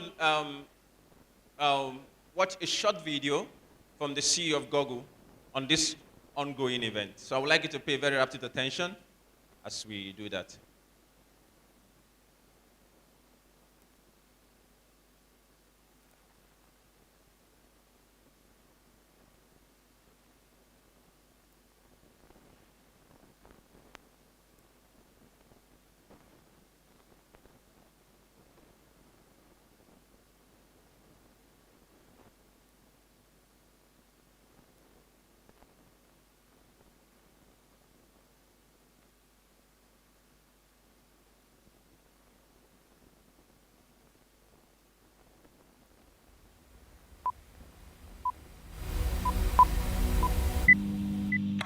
Hi everyone.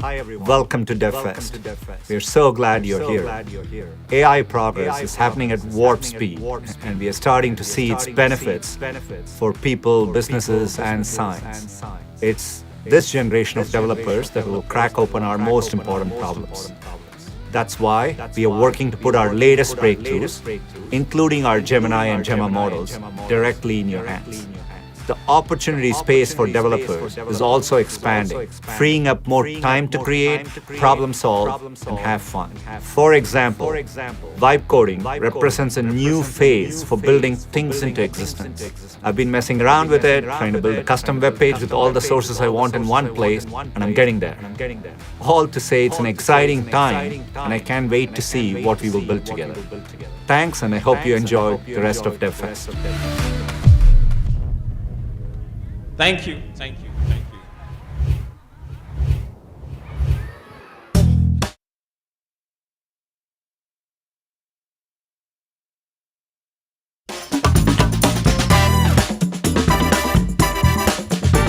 Welcome to DevFest. Super excited to have you all here.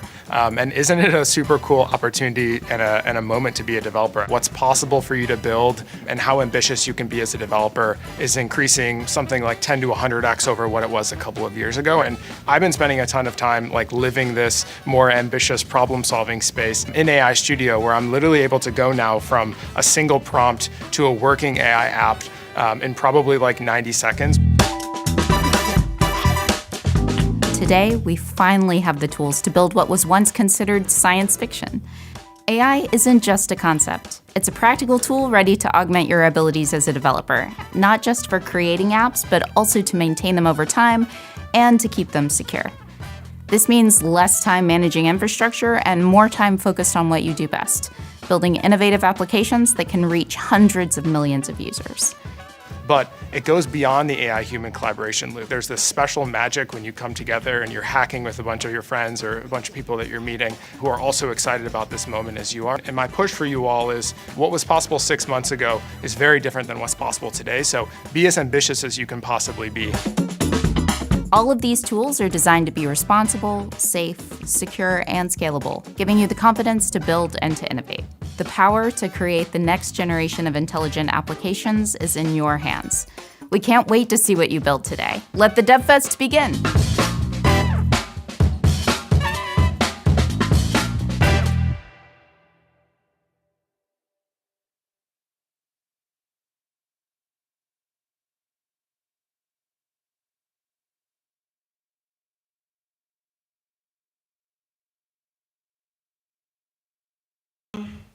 I think before the end of this event, everybody here will be going home not only with the knowledge, but will be able to know how to use Google AI, at most Gemini Studio, the Gemini itself. And don't forget the fact that in the course of this event, we'll be having a breakout session that will give room for technical knowledge of what we are doing. Okay? I know you've gotten something and you've learned something. Can I see your hands this afternoon? I know you are happy to be here. For the last time before the next speaker comes up, we would want you to share, just take a selfie of yourself, tweet about this program and what is happening now for the next 2 minutes, just 2 minutes before the next speaker comes up.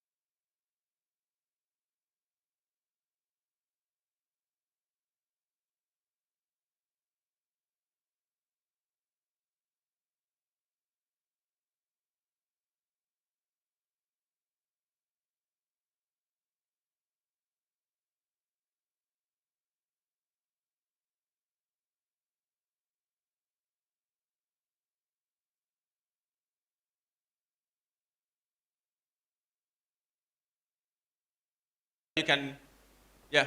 What's the next line of, what's the next thing we have now? Can I hear you? The keynotes, all right.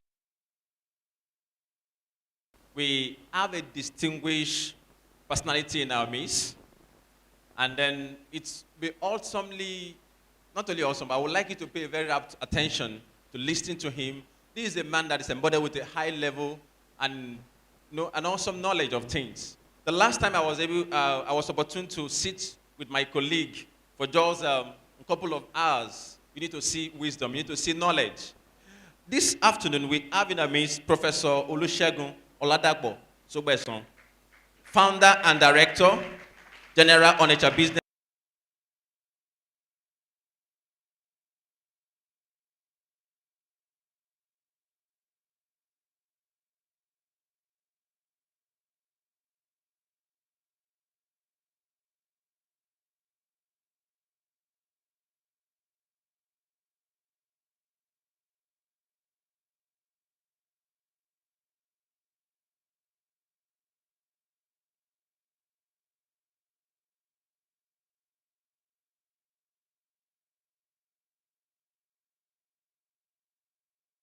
Business and innovation, inspiring growth across Nigerian and beyond. May I say this? It's an honor to have him here with you, to have him here with us this afternoon, and also Onitsha is really blessed having him. So you're welcome.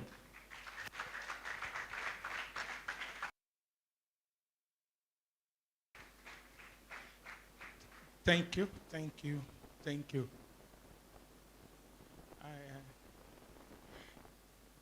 You see, in Igbo land,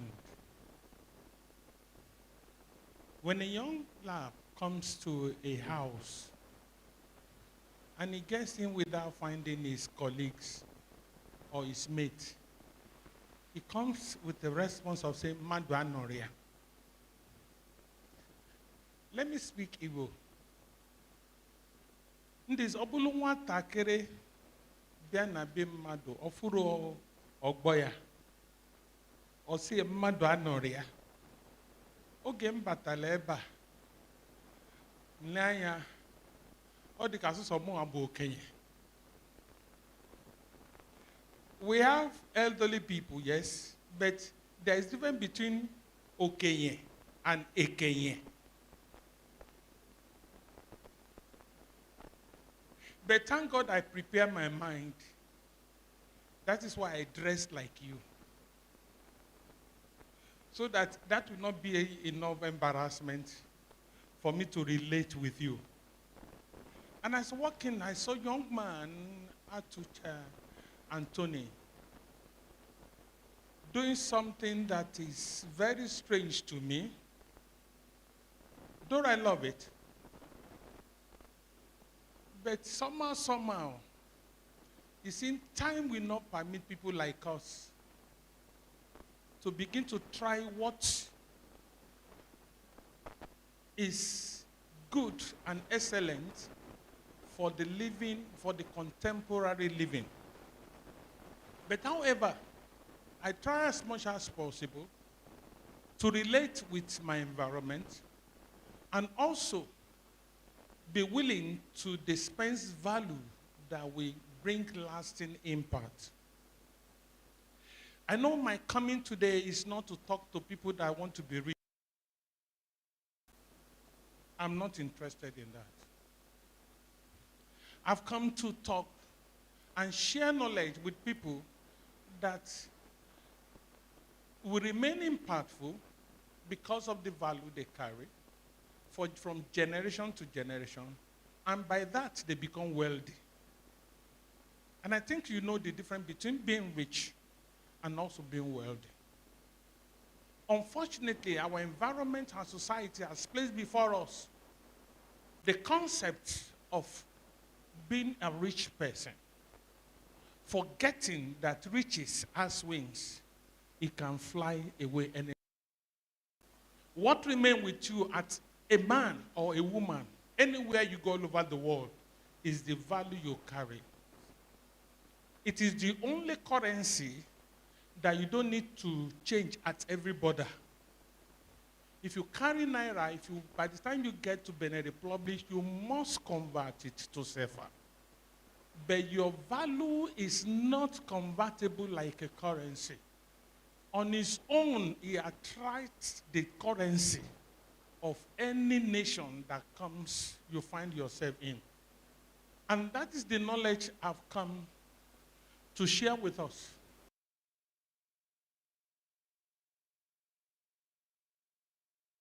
Since certain people, young people, begin to chase after something that will not last, forgetting and ignoring values that will help them to fulfill destiny in grand style. Of course, I'm aware of our deficiency. I mean our societal deficiencies, which I call 4 eyes. One of the first eyes, many African young people have lost their identity. Perhaps because of time, I'm looking at time, to speak briefly about it. Many of us here, if I ask you what is your name, in a reflex action, you give me your name. But when I ask further, who are you? It is commonly possible that you will still tell me your name. That is wrong. Who you are is different from what is your name.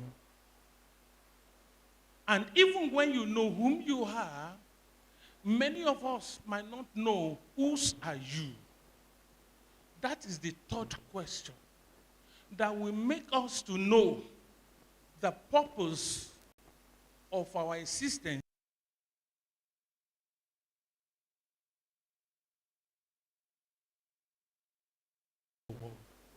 So identity is a problem in Africa.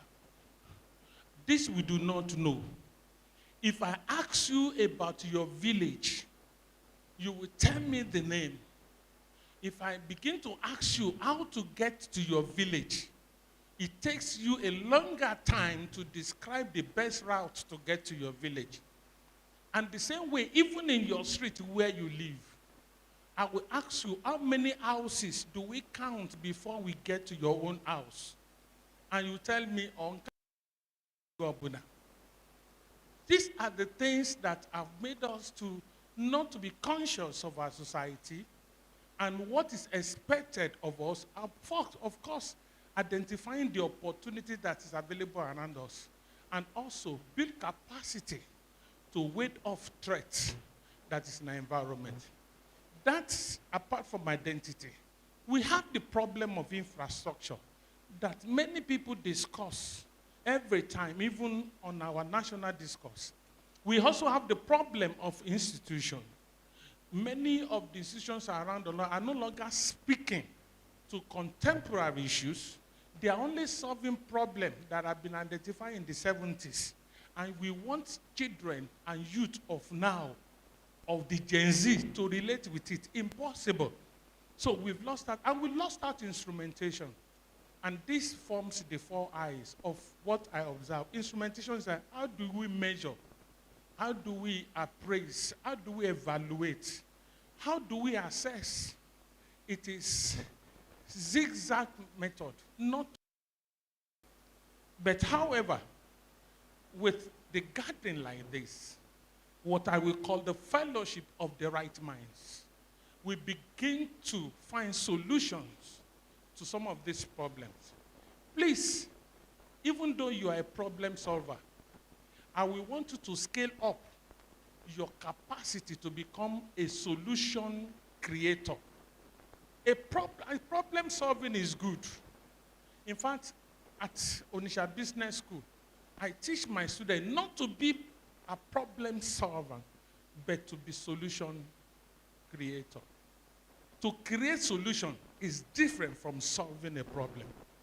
While we are still struggling with solving problems, the world is creating solutions before us that even generations to come are adapting to those solutions.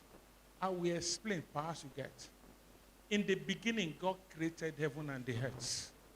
And the God said, in Igbo, he said, Uwa togboro nefu, togboro nankiti.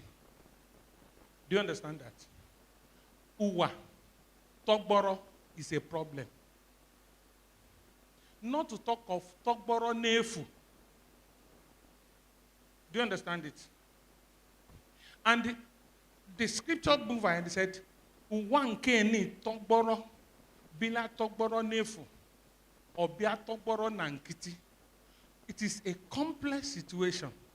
If the scriptures as explained to say, "Uwa Togboro," it will have been very, very easy for us to understand. But the scriptures went ahead to say, "Did that Uwa Togboro Nefu and become Togboro Nankiti." Permit me to use this as the prophet. The Togboroing of Uwa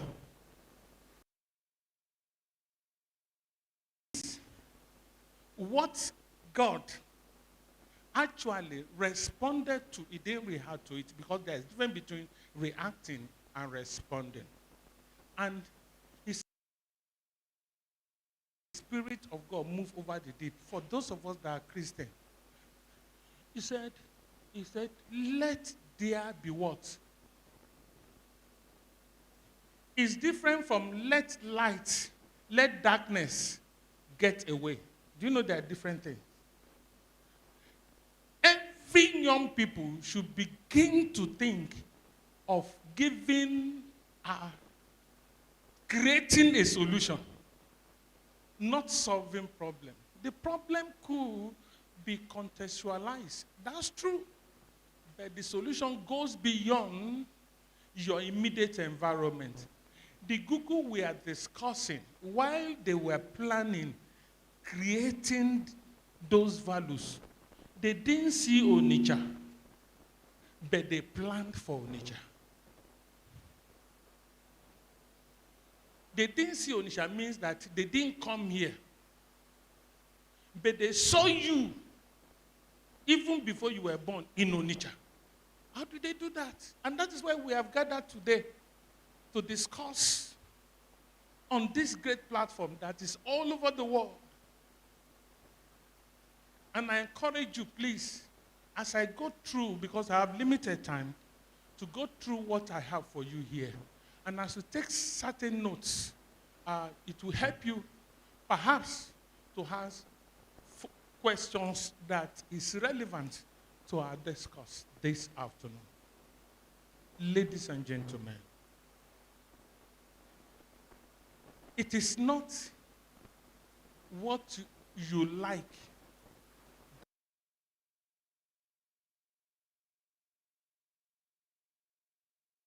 do what is right to do. As I was listening to the young man, Anthony, even though I didn't understand the terminologies and the jargons that are involved, I saw reflection of an embodiment, somebody that is carrying solutions to his generation. But before I go into this, no matter how good technology is, no matter how wonderful it is still a supportive medium. Put me anywhere. It supports businesses for its development.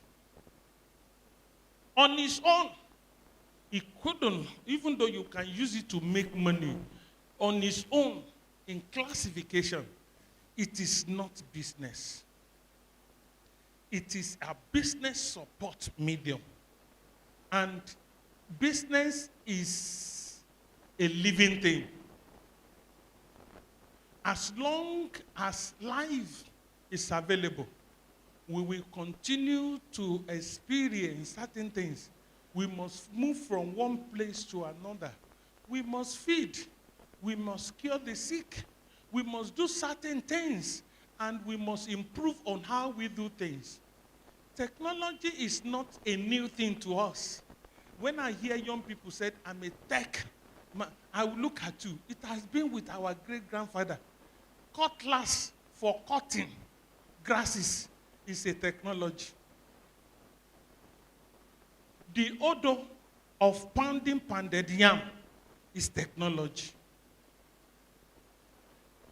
The mortar is technology. The grinding stone for grinding your pepper those days is technology. It has been with us. But some people pick it from where it was and scale it up. Now we have mechanized farming. We have technology-aided farming. The question is, the one you know that we have been using for, why can't you think of how to scale it up? Because it remains a need. I listen to people that many people like us, we are old school. Clap for us. But it is because the akpu you eat, the onubu you eat, the egusi you eat, and those wonderful food you demand for were created by the old school. Where are your own? The clothes you wear, the shoes, were once created in the technology of fashion. It is just a circle. And therefore, I'm challenging you, wherever we should be the beginning for you people. Yes, I have the opportunity of studying chemistry, University of Lagos, metallurgical engineering, Yaba College of Technology, deep postgraduate diploma in computer science, even though I didn't know anything about it. Just take it like that, because they taught us Fortran, cobalt. And Fortran is still frustrating me. And cobalt has cobalt me and shelved me. But thank God for God. He gave me a son that studied real computer sciences. That is Dr. Olusegun Shogbeson. He's here with me as the head of IC department, Onitsha Business School.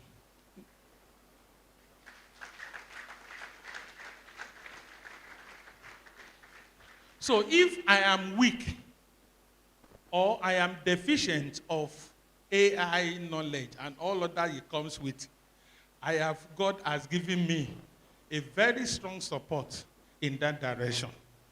I appreciate God. So the topic I'm going to share with us very simple, is not very simple, is adaptability of technology to the need of our immediate society. The theme for this year, building safe, secured, and scalable solutions with AI and cloud. It's not just a technical agenda. It is a human and societal question. It invites us to reflect not only on what we can build or design, but also on for whom and why we are building it. Because the truth is, as the world builds smarter systems, Africa and Nigeria must be systems that are both smart and suitable. The new world reality. We are in an entire new world which has been brought by invasion of the digital era. This new world allows what is called the digital world. It is the digitalization of the world that makes the whole world a global village. What are the consequences? As this industrial revolution is classified the fourth industrial revolution, in addition to the virtual world,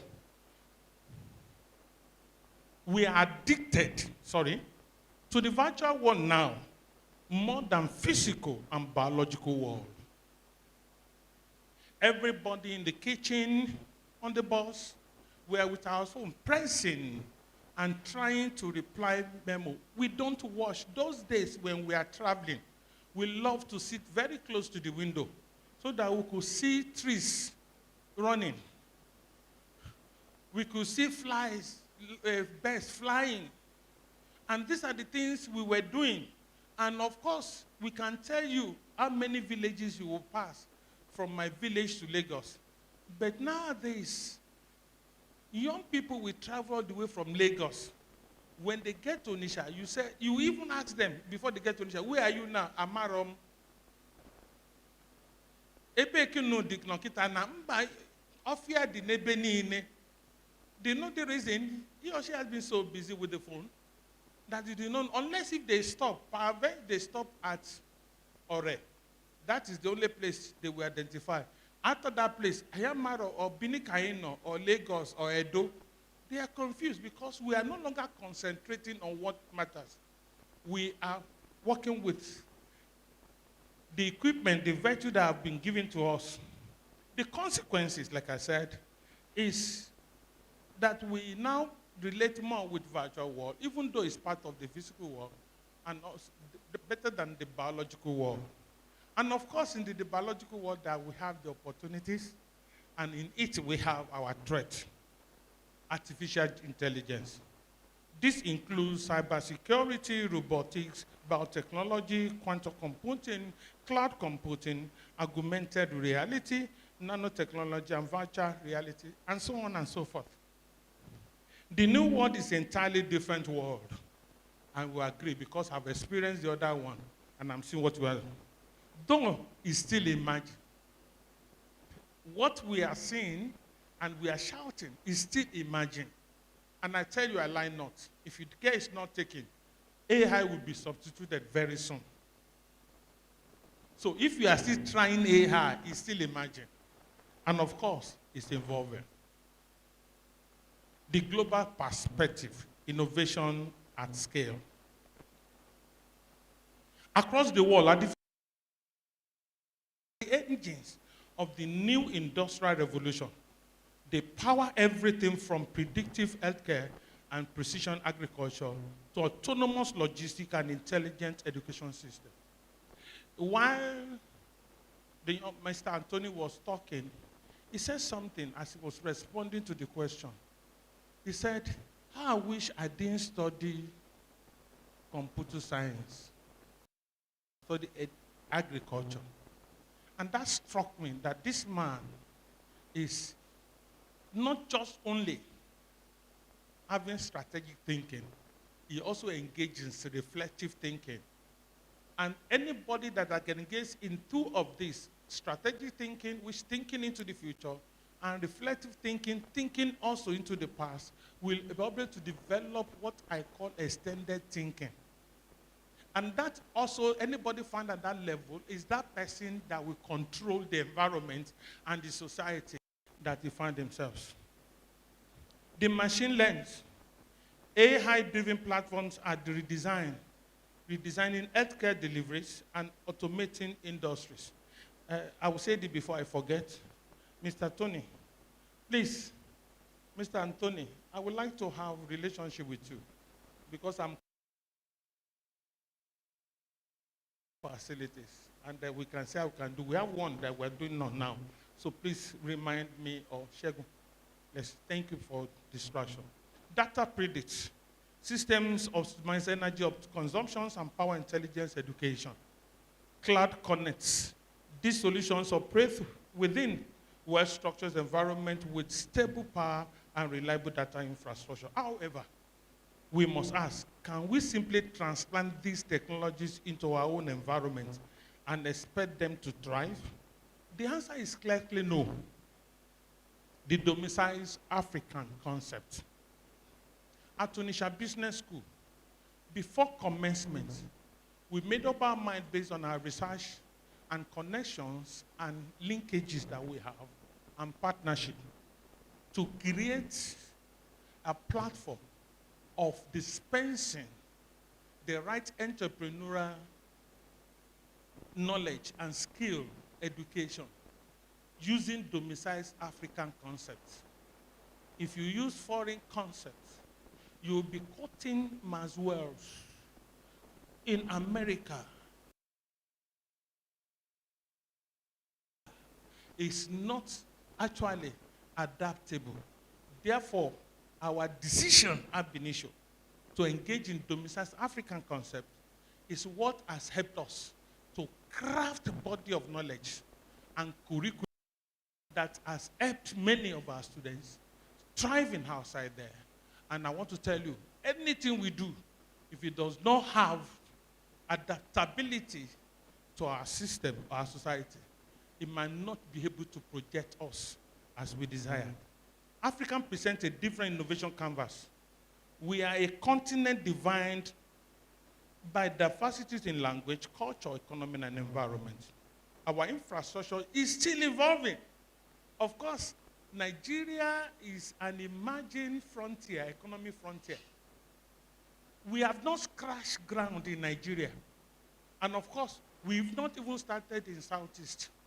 So anybody that owns the future in the world must think Africa.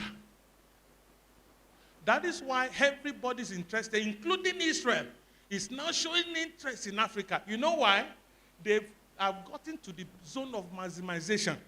In all that they do, the next thing is for them to decline. That is the law. But the truth about it, they are looking for space that is still available where they can advance their technology. And that place is Africa. If we refuse to respond to the time that God has given to us, we will be relieved of our positions or eliminated from our space, and they will come to occupy it. God forbid, as long as I'm alive, no white man will take my position in Africa. And I think that is the same thing to you. African present a different, like I said. Our market often the absence of infrastructure is not the absence of innovation. It is the invitation to innovations differently. African greatest assets. Please follow me. Africans' greatest assets are not in our machines, but in our people, particularly our youth population, our creativity, our communal systems of resilience and adaptation. Note, the youthful population, a dynamic demographic-driven future growth and technology adoption, inherited creativity, a strong capacity for problem solving, and also generating novel solutions. Communal resilience, systems of adaptation that strives despite infrastructural challenges. What a gift. While the world speaks of smart cities, we must imagine smart communities. Solutions that thrive in low power or offline environments and leverage local economies. I have been advocating for mobilization of rural economy for more than 10 years. Every city, every village is loaded with great economic potentials, but many of us are not seeing it. Permit me to tell you, are you aware of the best kaolin in the whole world? It's located at Inteje. The best phreolitic stone is located at 33, and some part of Anambra State. We have the best of the silicon around here, but yet we are not aware of what we have. No wonder the Chinese people, the Indians, are willing to die for coming to Nigeria.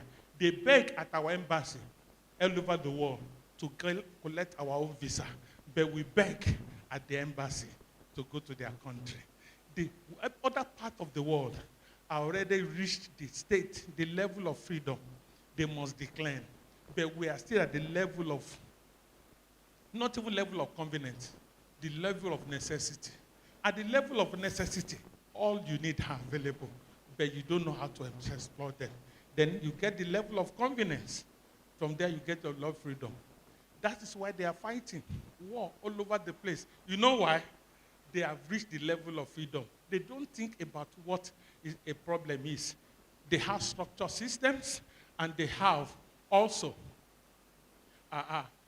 orderliness. And our problem is that we are disorderly, and we don't have structures. But God will help us, even as we do God this morning. The Nigerian reality, from copying to contextualization. Nigeria is blessed with creative developers. Oh, my time. But we are often tempted to copy solutions designed for radically different contexts. This risks producing technologies that are impressive in code, but irrelevant in context. Our challenges. To build for our own ecosystem, designed with the realities of our people in mind, irregular power supply, inconsistent connectivity, cash-driven microeconomies, multilingual communities. If technology is not inclusive in our social reality and cultural system, it will remain a foreign artifact rather than a developmental tool. I have just 1.5 minutes more. Practical adaptation sectorial reflection. Adaptive innovation must play out across key sectors, focusing on contextual data points and local needs. One, transportation, healthcare, and agriculture. Thank God for Anthony. He talks more about, he has interest already in agriculture and is already operating on healthcare. 5 things must happen as we grow and as our population grow. We must move around. That is transportation. And transportation must be very easy for us. We must eat food by force, by fire. If we don't eat anything, we must eat food. So we need that area. We have also the area of education, in sport, in manufacturing. How many of us have looked at Onitsha? Every Monday, even in Oka, you see people jogging around the road. And for nothing, they said it's for fitness. And I said, no, this is where business is. I saw business from the sport, and we call it sportpreneurship. Sportpreneurship is to get a sporting activities that we do every year, and at the end of it, we generate millionaires, minimum of 100 people every year. And that's why we started with Onitsha City Marathon, the first international marathon east of the Niger. Very soon, you will be hearing about our bicycle race in Southeast. And another one, we are going to turn River Niger to an event that the whole world will come to watch. And how do we do this? We need technology. We need people like you. We have the idea, we have the concept, but we need people to show the world that we have what it takes to attract the world to our domain. Ladies and gentlemen, we have... Somebody once asked me, why you've not been doing Onitsha City Marathon? There is an adage in Igbo land. He said, Ebunu. Okay? We are coming with Ike. We know our challenges now because the government people have their own interests. The political elites have their own interests. But we want to make it a society-based project that fits itself and sustain itself all through generation. Caution and technology takes. My time.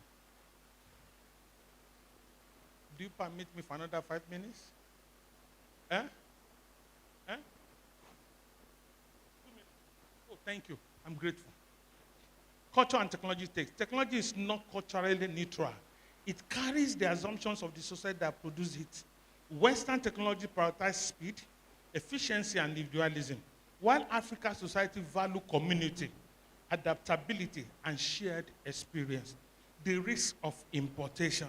Of course, we know if we import technology without localization, we risk losing not just the economic value, but the cultural identity. Adaptive, innovative example, while Western economies relied on card payment, African innovation, USSD system, that requires no smartphones or internet access reflecting local value, we must ask, we are designing for Africa users? Or are we designing to impress the Silicon Valley? We must build technologies that understand and taste, trust, and tempo of our people. Ladies and gentlemen, my time, okay, I still have a few minutes more. I would like to round up by saying this. Even if you have my paper, you can go through it. The truth about it is that we must build with context and conscience. We must build with context and conscience. Thank you for having me. God bless you all.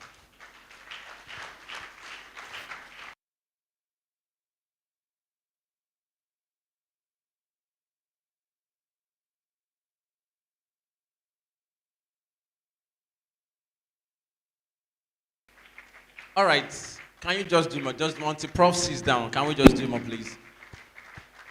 Don't stop clapping. Thank you so much, sir. Thank you so much. What an awesome and well-level embedded knowledge. I grabbed a lot from business opportunities and the gold mine of wealth in Southeast. Based on prof section, we will take it just 2 questions And mind you, for all the speakers, we have their slide available. We have Prof Zone also, we have Mr. Anthony. So once you meet any of the ushers or the people in the media, they could just send you the group, send you the link to the slide. And also, do well to join GDG Onitsha WhatsApp group so you can get the slide there also. And also, this event you see now is streamed online. It's streamed online. You could just later, at your own convenient time, you can just watch. Please help me with the mic. We want to take just 2 questions so we can go to the next section. You have question based on Prof's section. Just 2, a lady and a young man. Okay? The guy on the black guy, are they? Yeah? Yeah, you. Yeah. No, sorry. Yeah. You can come up. Come up. The lady? Okay.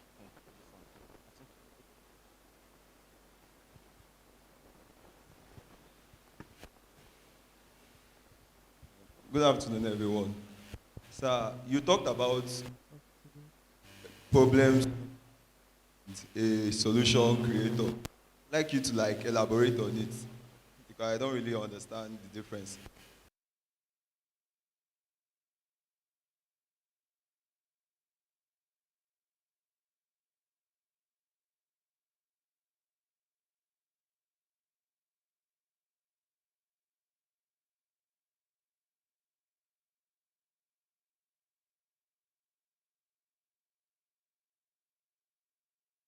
I'm sorry. But if I help you,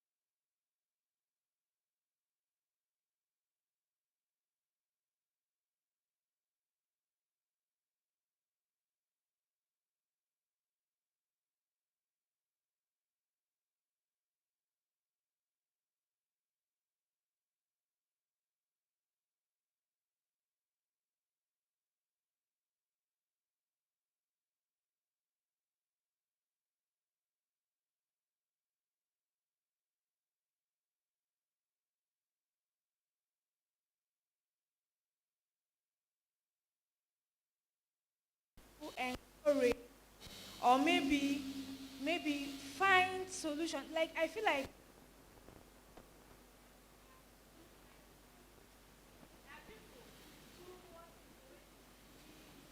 okay. That's copying. I understand that. Yes. is I want to find a platform where I can express myself and able to. Okay. Let me ask you. Have you tried to research into the world of business? Aspect. Trading is not business. That is buying and selling. Business is making a need, a case for a need. Business is making a case for a need. So if you want to go into business, you want to engage in business, because that is the word I love using, engage in business. Because business itself is different from whosoever that is engaging in it. The person engaging in business can get tired and abandon the business. The business these days.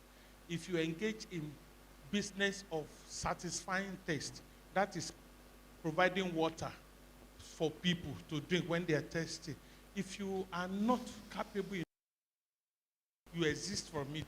That does not stop the business of people getting need of water. So what you do first, you want to be a tech expert in business, identify the sector you have passion for. Tony said, I love healthcare and is doing well. You can say agriculture or food production or restaurants. You pick anyone and go there to identify their needs. what is a common problem they face, solutions that they can get.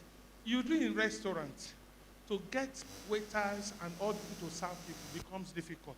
Somebody produced a robot that now serves food without human interference. That is what we are talking about. You can decide to do more things, and it based on your you must be intentional about it and deliberate. Work, identify 3 spaces, and said, research into them.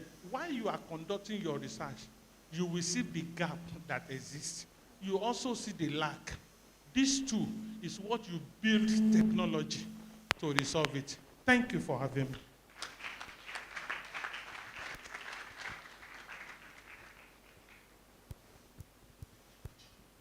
That's very awesome. That's very awesome.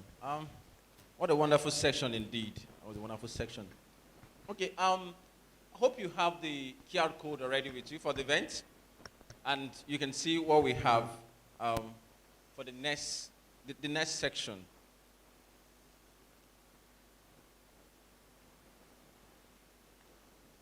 We have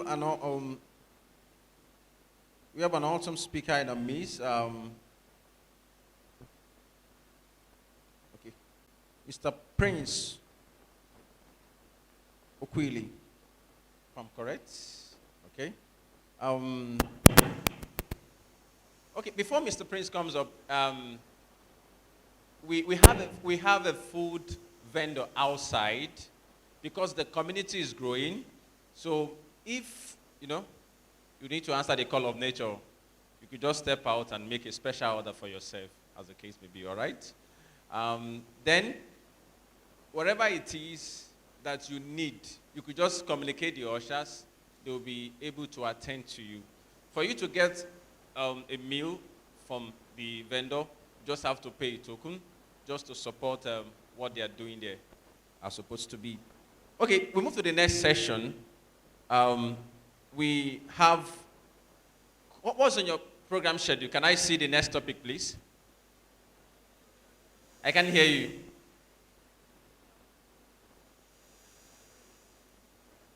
Is that very technical? Like the lady that asked the question here that she needs a platform where she can know those kind of things, technically and otherwise, this section would be ideal for you to pay very rapt attention to have something. Okay, Prince Okoli is a DevSop engineer with 4 years experience experience in software field, senior DevOps engineer at Omla.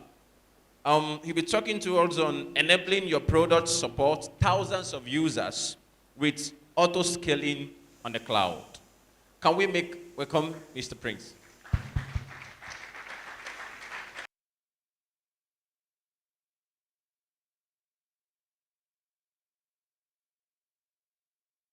You can do more than this. Are you tired?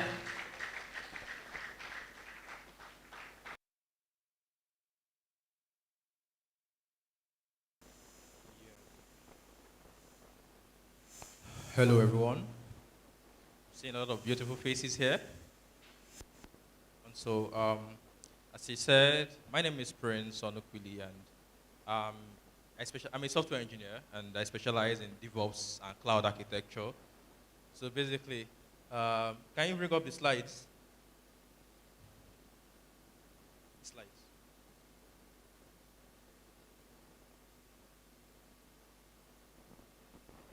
So basically, for those who might not be aware of what DevOps is or cloud, DevOps is just, we are the low-key guys. Like, we stay in the background. We ensure that all of you, when you access WhatsApp or Twitter or Facebook, Facebook doesn't go down. Like, can you guess the amount of users Facebook have or they use like in a day?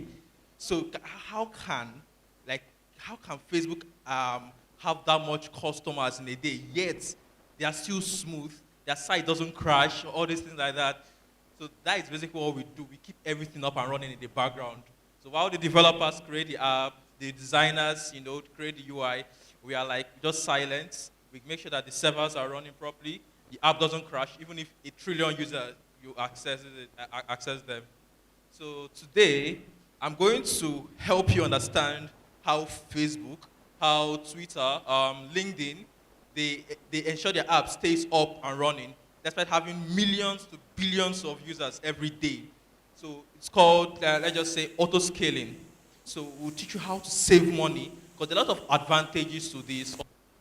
First off, your app can, it can, support as much users as you need, and it won't cost you much because to manage apps is expensive. Like managing apps are expensive, but when you know all these things, you know how to balance. Okay, you have a budget, your cloud costs, and also without sacrificing your user experience. All right, can you go to the next slide? Yeah. So first off, what is the cloud? When you hear cloud, like you came to learn about tech here and you're hearing cloud. What concerns cloud with tech? So basically, cloud is just that, wait, who's the laptop here? That laptop you're holding on another person's, in another person's company. It's not in the sky. So when you say cloud, what comes to your mind is not in the sky. It's just basically you accessing someone else's computer from your own computer. For example now, your computer has like about 4 gigabytes of RAM, but your application needs about 6 gigabytes of RAM. And you don't want to buy another computer. But this person here has a computer has, let's just say, 1 terabyte of RAM. They bought it, but they finished, they like, what are you doing that would warrant using up to a terabyte of RAM? So you basically rent their computer. They won't ship it to you, but you access it over the internet. So simply means compute resources, those extra RAM, your Google Drive, your Apple storage, you're accessing it over the internet. Google doesn't store those on the device. That's why if you buy a phone and you change the phone tomorrow, all your photos on Apple storage or Google Drive are still intact. So we are accessing them over the internet. Can you move to the next slide, please?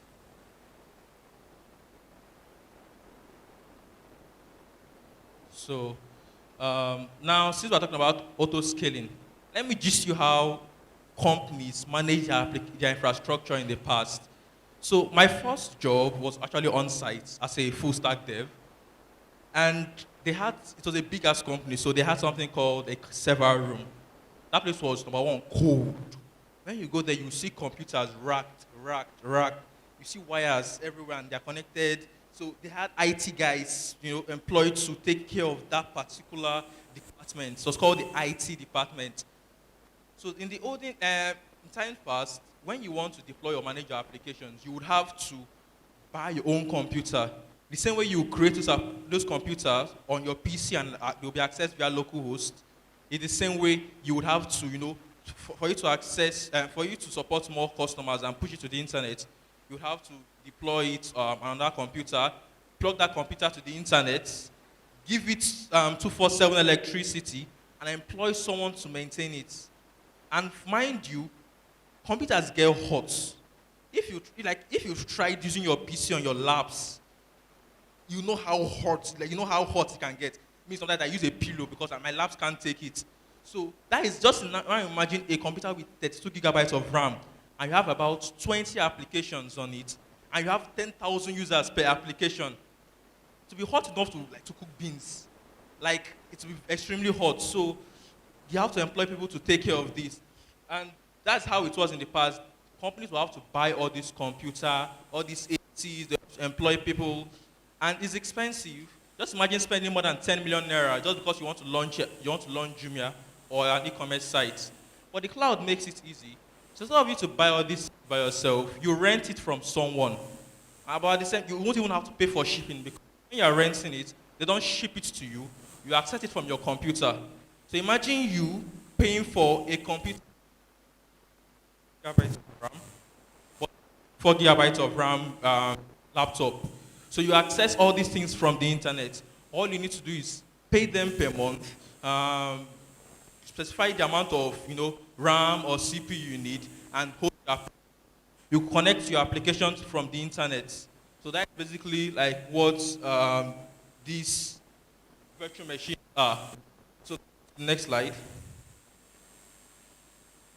So what are virtual machines? Imagine that laptop you have at home. The laptop is just one computer, right? So now, imagine your laptop being one computer,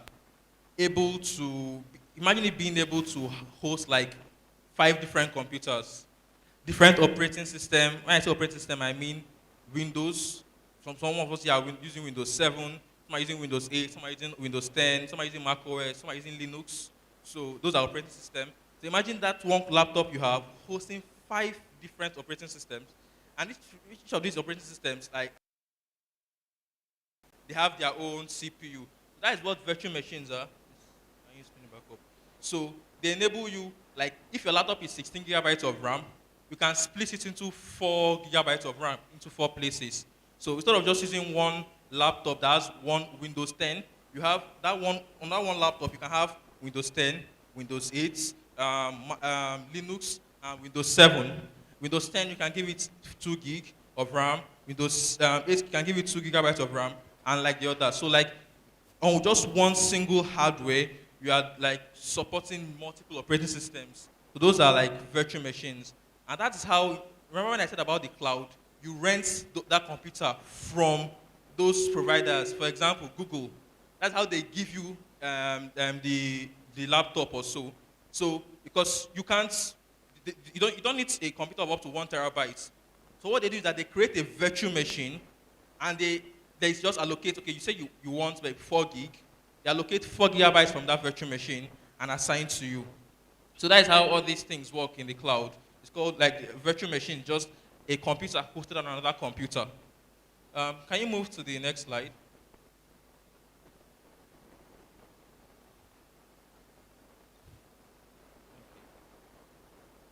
So, as I said, these virtual machines now, when you want to host your app on them, so basically, when you see deploying your app, it means hosting your applications. When you want to host your application on these virtual machines, the same way when you want to, for those who are into programming here, maybe you started with Python, you had to install the Python's SDK, you have to install pip, you have to install VS Code. For those who are not that conversant, so if, for example, you have an app you want to share with your friend, you have to install Zender to share with your friend. So that is basically what I call setup. You have to set everything up by yourself when using a virtual machine, and it's not as easy because, like my friend here explained, he said there are multiple cloud providers. There's Firebase. Firebase enables you to host your app. There is Vercel. There is Render. There's Google Cloud Run. So all you need to do is to upload your code and to run it easily for you. But with a virtual machine, just like you buying a new computer, just like you're accessing, the only difference is that you're accessing it over the internet. And you have to set up the operating system by yourself, the networking, install the application by yourself. Everything you have to do by yourself. All they'll take care of is the hardware, the maintenance, the cooling, the electricity, the data. So, but your application is your full responsibility. So it's a bit more difficult to configure, or it's like a longer process than just using these other tools I mentioned here, Vercel, Render, but it's more affordable. Okay, there's a startup I worked for about last year. They deployed on Vercel. Everything was working fine, but they were paying like $24 per month. But they ran a single ad campaign that brought in about 16,000 users in a single night, and this cost their cloud cost to skyrocket from $24 per month to $800 per month, and later rose to $900 per month. So basically, I had to help them migrate and move everything from Vercel to a virtual machine. And this reduced their cloud cost from $800 or $900 to about less than $50 per month. But yet they were still receiving the same outputs. So the virtual machines, they are more affordable. What will cost you like almost $1,000 or $5,000 will cost you a few hundred or $300 at the end of the month using virtual machines. Can you move to the next slide?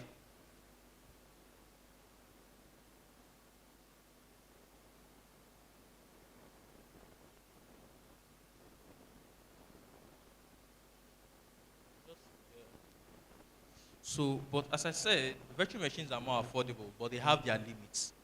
So now, when you, okay, imagine your 4 gig RAM PC, you download Microsoft Word, you download CorelDRAW, you download Photoshop. To get to a point to start lagging, right? It's like if you're with me, like you respond please, like to get to a point to start lagging, right?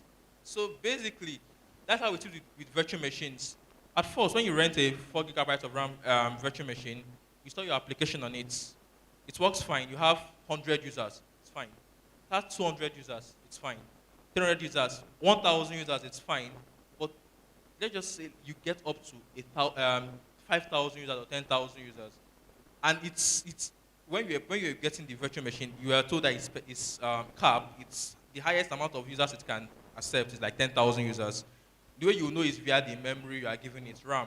But it's a bit technical, so I won't go there. So the more users you have, the more RAM and CPU your virtual machine uses. So if you rented 8 gigabytes of RAM, you have maybe 100 users, you are using like half gigabyte. You have 1,000 users, you are using, let's say, 2 gigabytes. You have 10,000 users, you are using 8 gigabytes. And once you approach that 8 gigabytes, your VM crashes. For those who have seen the blue screen of death on their Windows PC, that smiley face that's color blue, that blue screen, that's what scares me.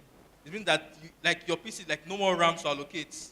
So that's how it is with virtual machine. So when you get that cap, your PC, the virtual machine could shut down, it could lag. So although it's affordable, how can you enable it to handle more users? Like its cap is 10,000 users. How can you enable it to handle up to 15,000 users? Where auto scaling comes in. So with auto scaling, we have different types. We have. Can you move to the next slide? So, like I said, a single virtual machine would shut down when it reaches its cap, its maximum capacity. But with auto scaling, you can increase that capacity. And there are two ways. We have vertical auto scaling and we have horizontal auto scaling. So can you move to the next one? The next one. Yeah. So you have two types of auto scaling. Let's look at horizontal auto scaling. So first, so imagine one virtual machine, maximum of 10,000 users. Now, when you reach around that 9,500 users, instead of your provider, let's just say Google Cloud or AWS, to wait for it to crash before it does anything about it, when it's around that 8,000 to 9,000 users, it's add another virtual machine to it. It's called scaling out. So when you're using one laptop, you cannot use Microsoft Word on two laptops. But there's a way the cloud provider does it that instead of just having one virtual machine with 4 gigabytes of RAM, when you get up to 9,000 users, you add another one. So 4 gig plus 4 gig is what? A total of 8 gig. But now you have two virtual machines. But now, ask, how is it possible that you're able to, that the user will be able to visit one particular domain name? When there are two, virtual machines are basically computers. How can you work on Microsoft Word on this laptop and on this laptop at the same time? So basically, they do magic behind the scenes. What they do is that they set up something called a load balancer. Can you go to the next slide? Okay, no, go back to the previous one. Yeah. So there's something that distributes the traffic amongst these two virtual machines. So horizontal auto scaling is that when the virtual machine reaches its capacity or near its capacity, another virtual machine is added to help support the load. Just like bringing more people to help.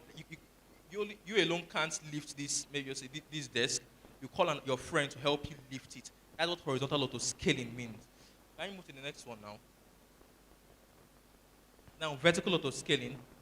In the aspect of vertical auto scaling, it simply means that you rented one laptop or let's just a virtual machine on the cloud that has 4 gigabytes of RAM, and then it's reaching its capacity. Let's just say it's currently using 3.5 gigabytes, and when it reaches 4, it's likely to shut down, and you don't want downtime on your site. Like you don't want your visitors to access www.prince.com and they will end up seeing 503 error or this site could not be found.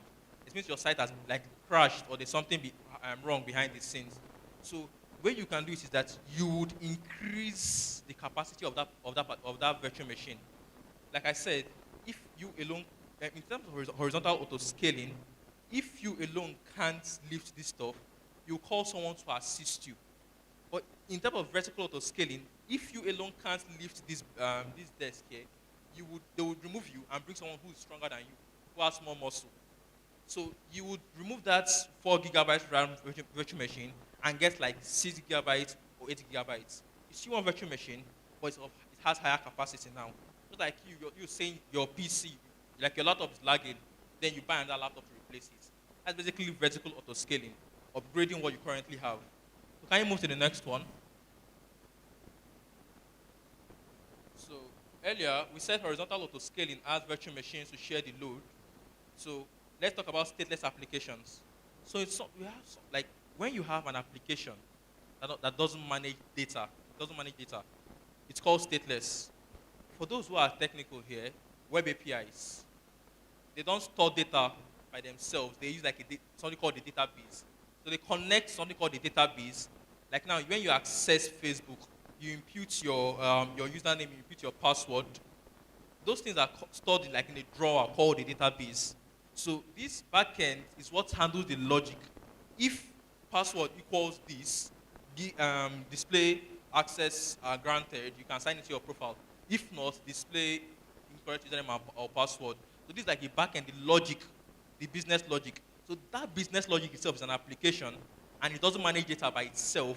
It's any data you send to it from the user interface, which is the website. It takes it to that drawer, which is the database. So that application itself is the type of application we deploy on virtual machines that needs horizontal scaling.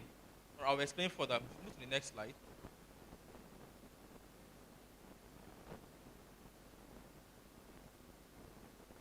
Yes.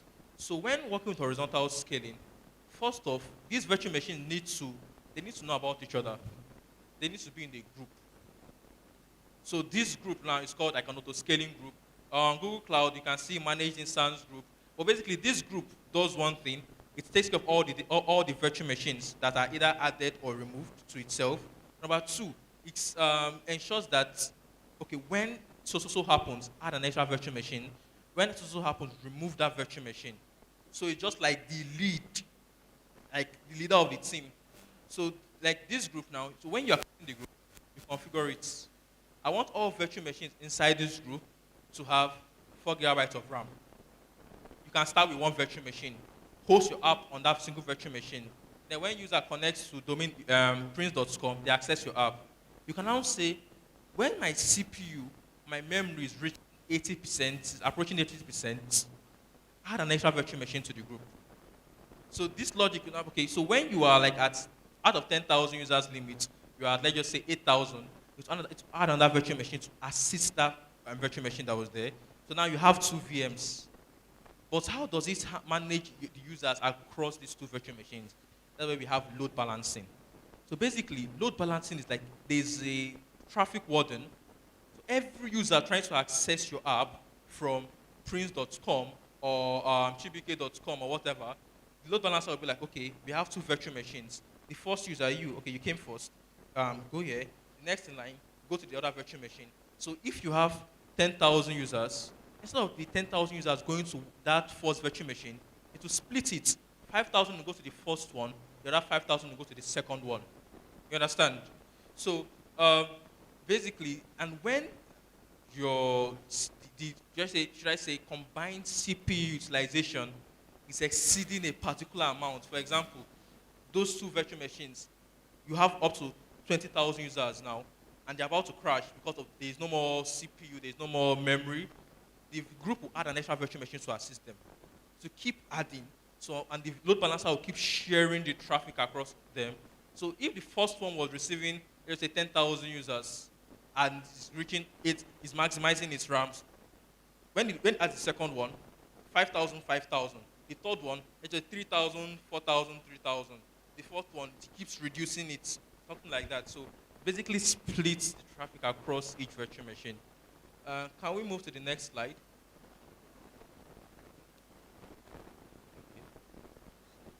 I've talked about. Can we move to the next one? Now let's talk about, okay, still horizontal. So this is how a load balancer works. Can you? So we have you, the users, you access the internet. Load balancer takes it, like this load balancer here, then it distributes it across each virtual machine. So like this is the visual depiction of like what I'm saying. And can we move to the next slide? The next slide. Now let's talk about vertical scaling. Like I had explained earlier, in vertical scaling, it means that you are like increasing the capacity of one virtual machine.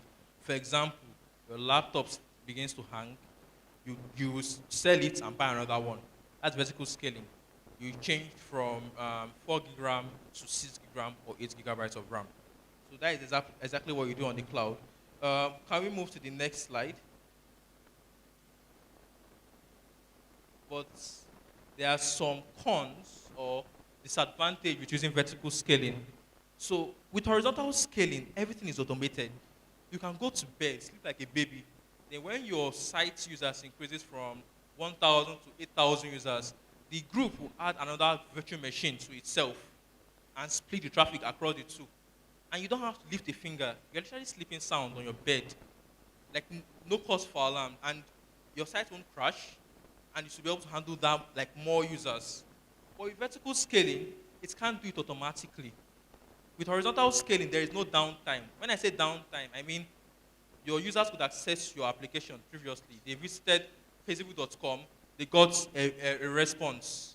But now, when they say downtime, it means they visit facebook.com, now they are seeing, let's just say, 503 error, or this website could not be found. So that brief period of time where they can't access your site is what I call downtime. And that is the disadvantage of vertical scaling. When you have a laptop and you want to move from, you want to upgrade the laptop, you would have to shut it down, right? You will sell it, then buy another one, install Microsoft Word on it, and set it back up. That is exactly how it is with vertical scaling.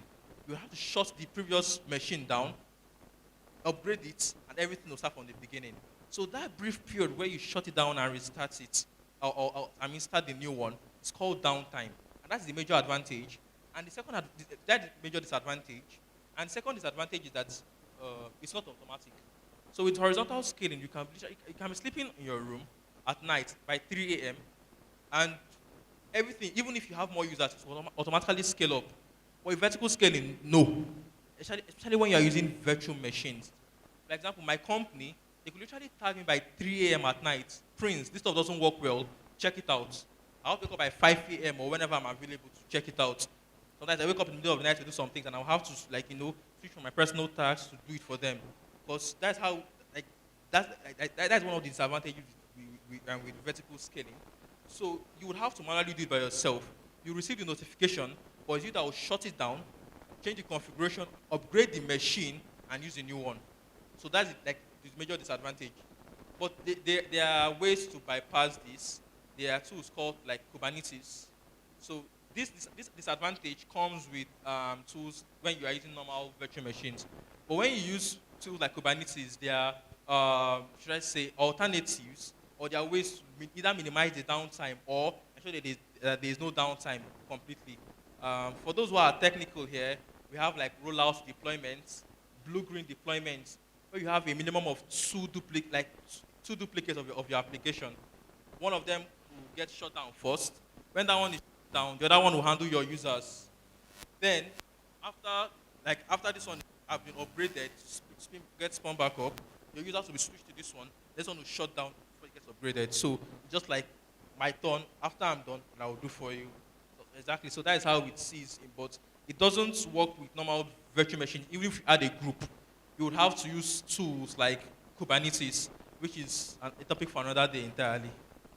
So the next one. Okay.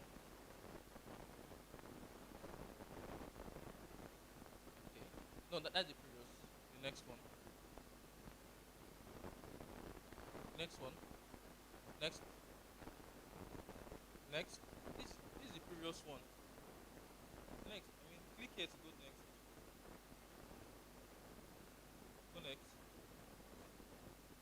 Exactly. Next. Next. Next. Next. Next. Next. You're going back. I mean next. You're going back.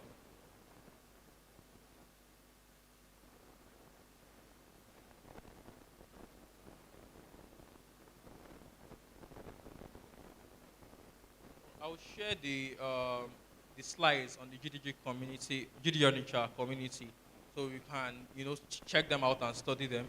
I wanted this session to be very very detailed. Ask people who have heard me speak, but because of the time I'm factoring, I have like just less than 3 minutes left. So I'm trying to rush through it.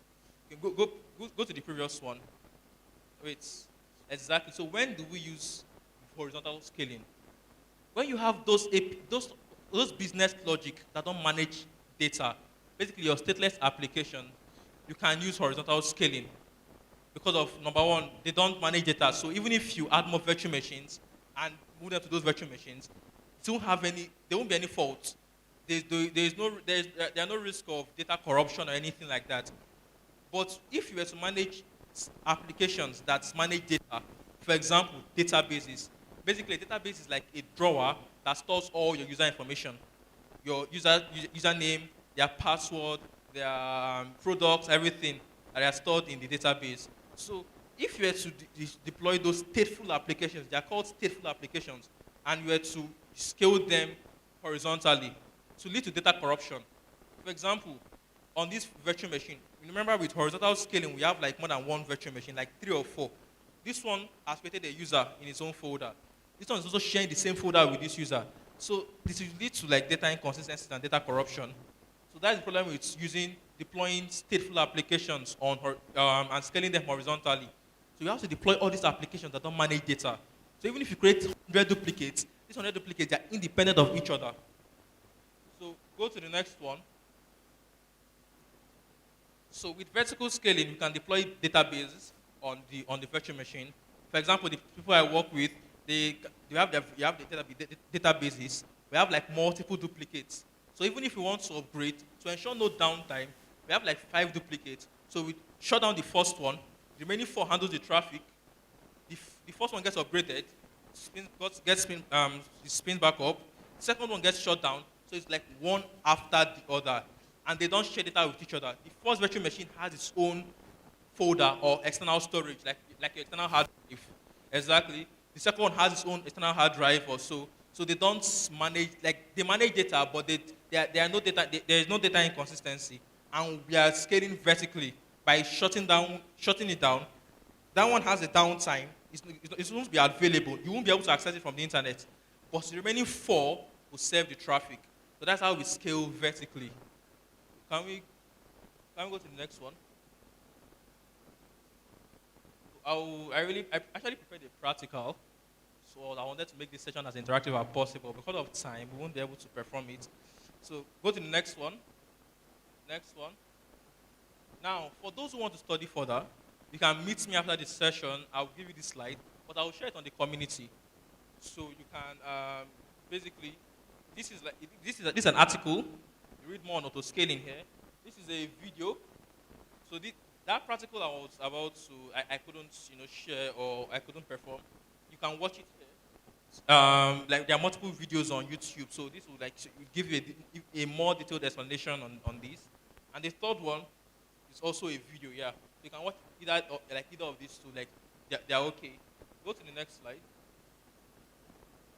For those who wish to connect with me on LinkedIn, you can scan this QR code and to take you straight to my profile.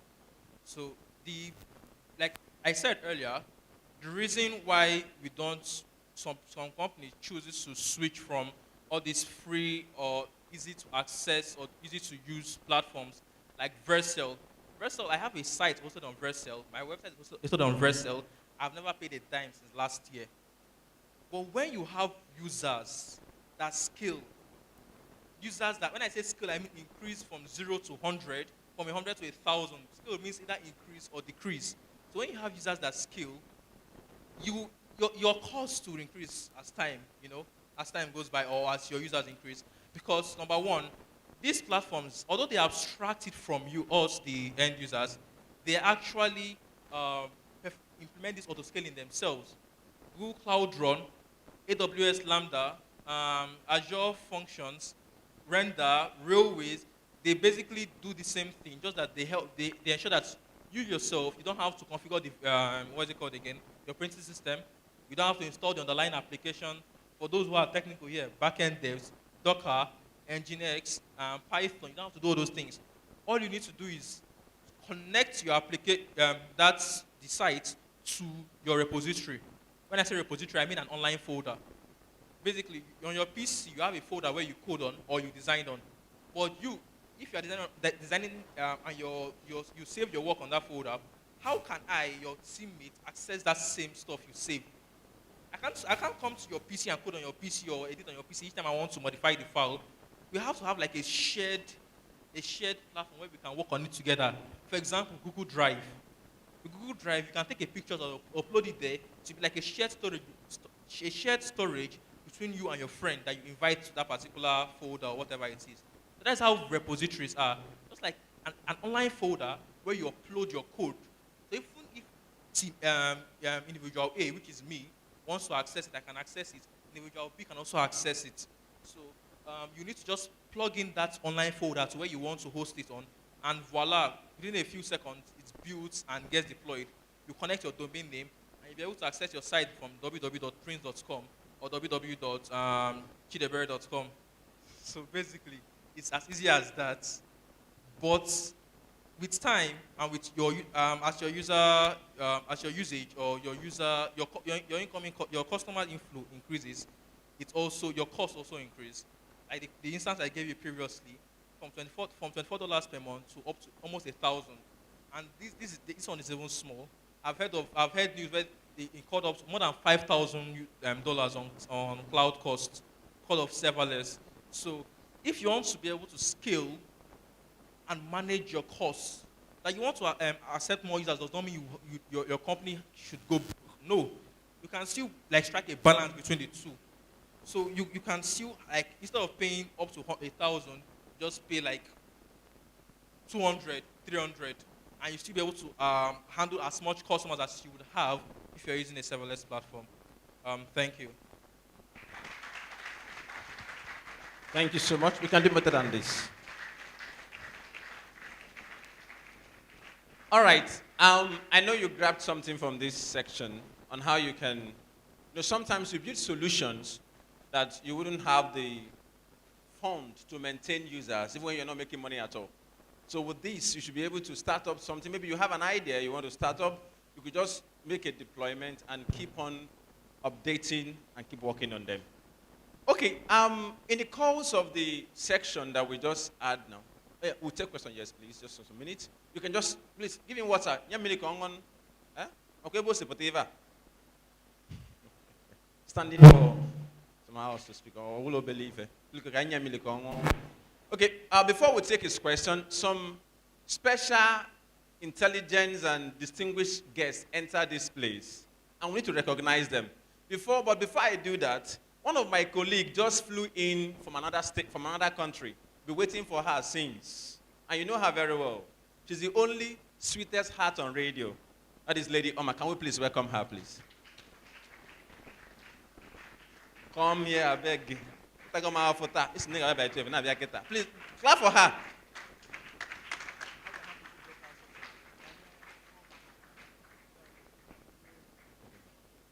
All right. Please, she will not come up onto your clap.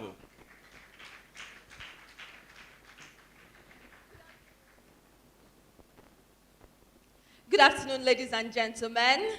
Please, a round of applause for yourselves. And for yourself, you're not clapping for me, for yourselves.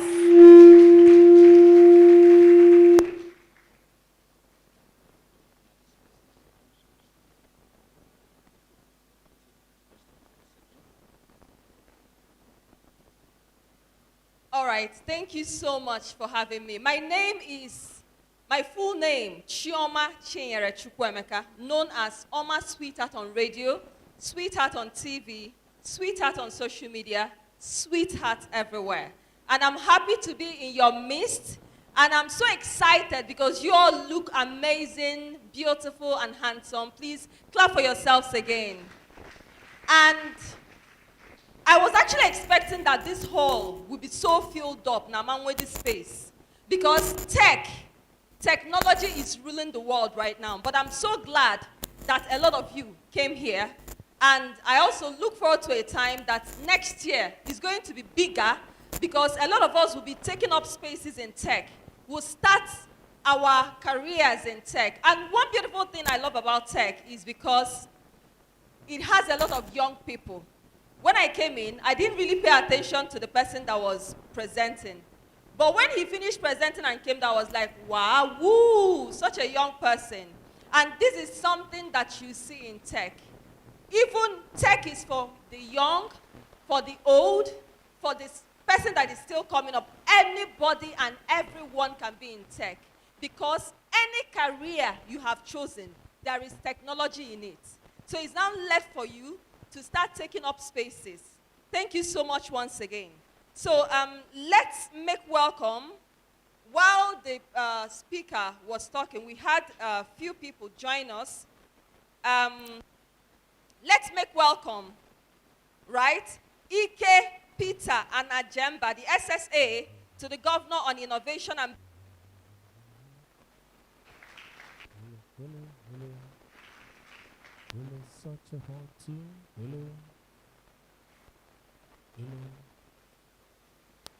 Hello? Okay.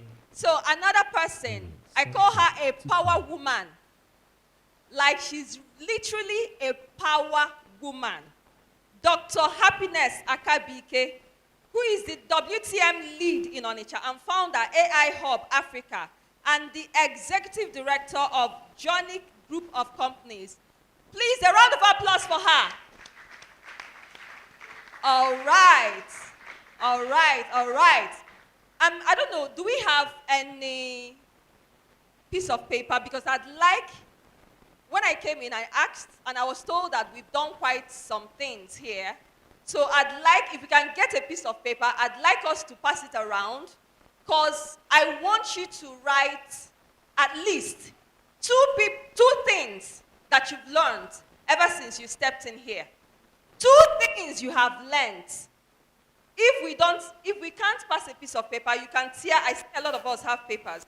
You can tear out a sheet of paper, right? You can actually write your name, because I'd like to acknowledge you. Write your name and tell us 2 things you have learned. When I come up here, I'm going to ask for the papers, right? We're going to repeat it again. You're going to tell me 2 things that you've learned in the course of being here. And before we finish the event, you're still going to tell me 2 more things you are going home with. Are we clear on that? Are we clear on that? So please remember to add your name, all right, so I can acknowledge you. So we are moving up immediately. The next.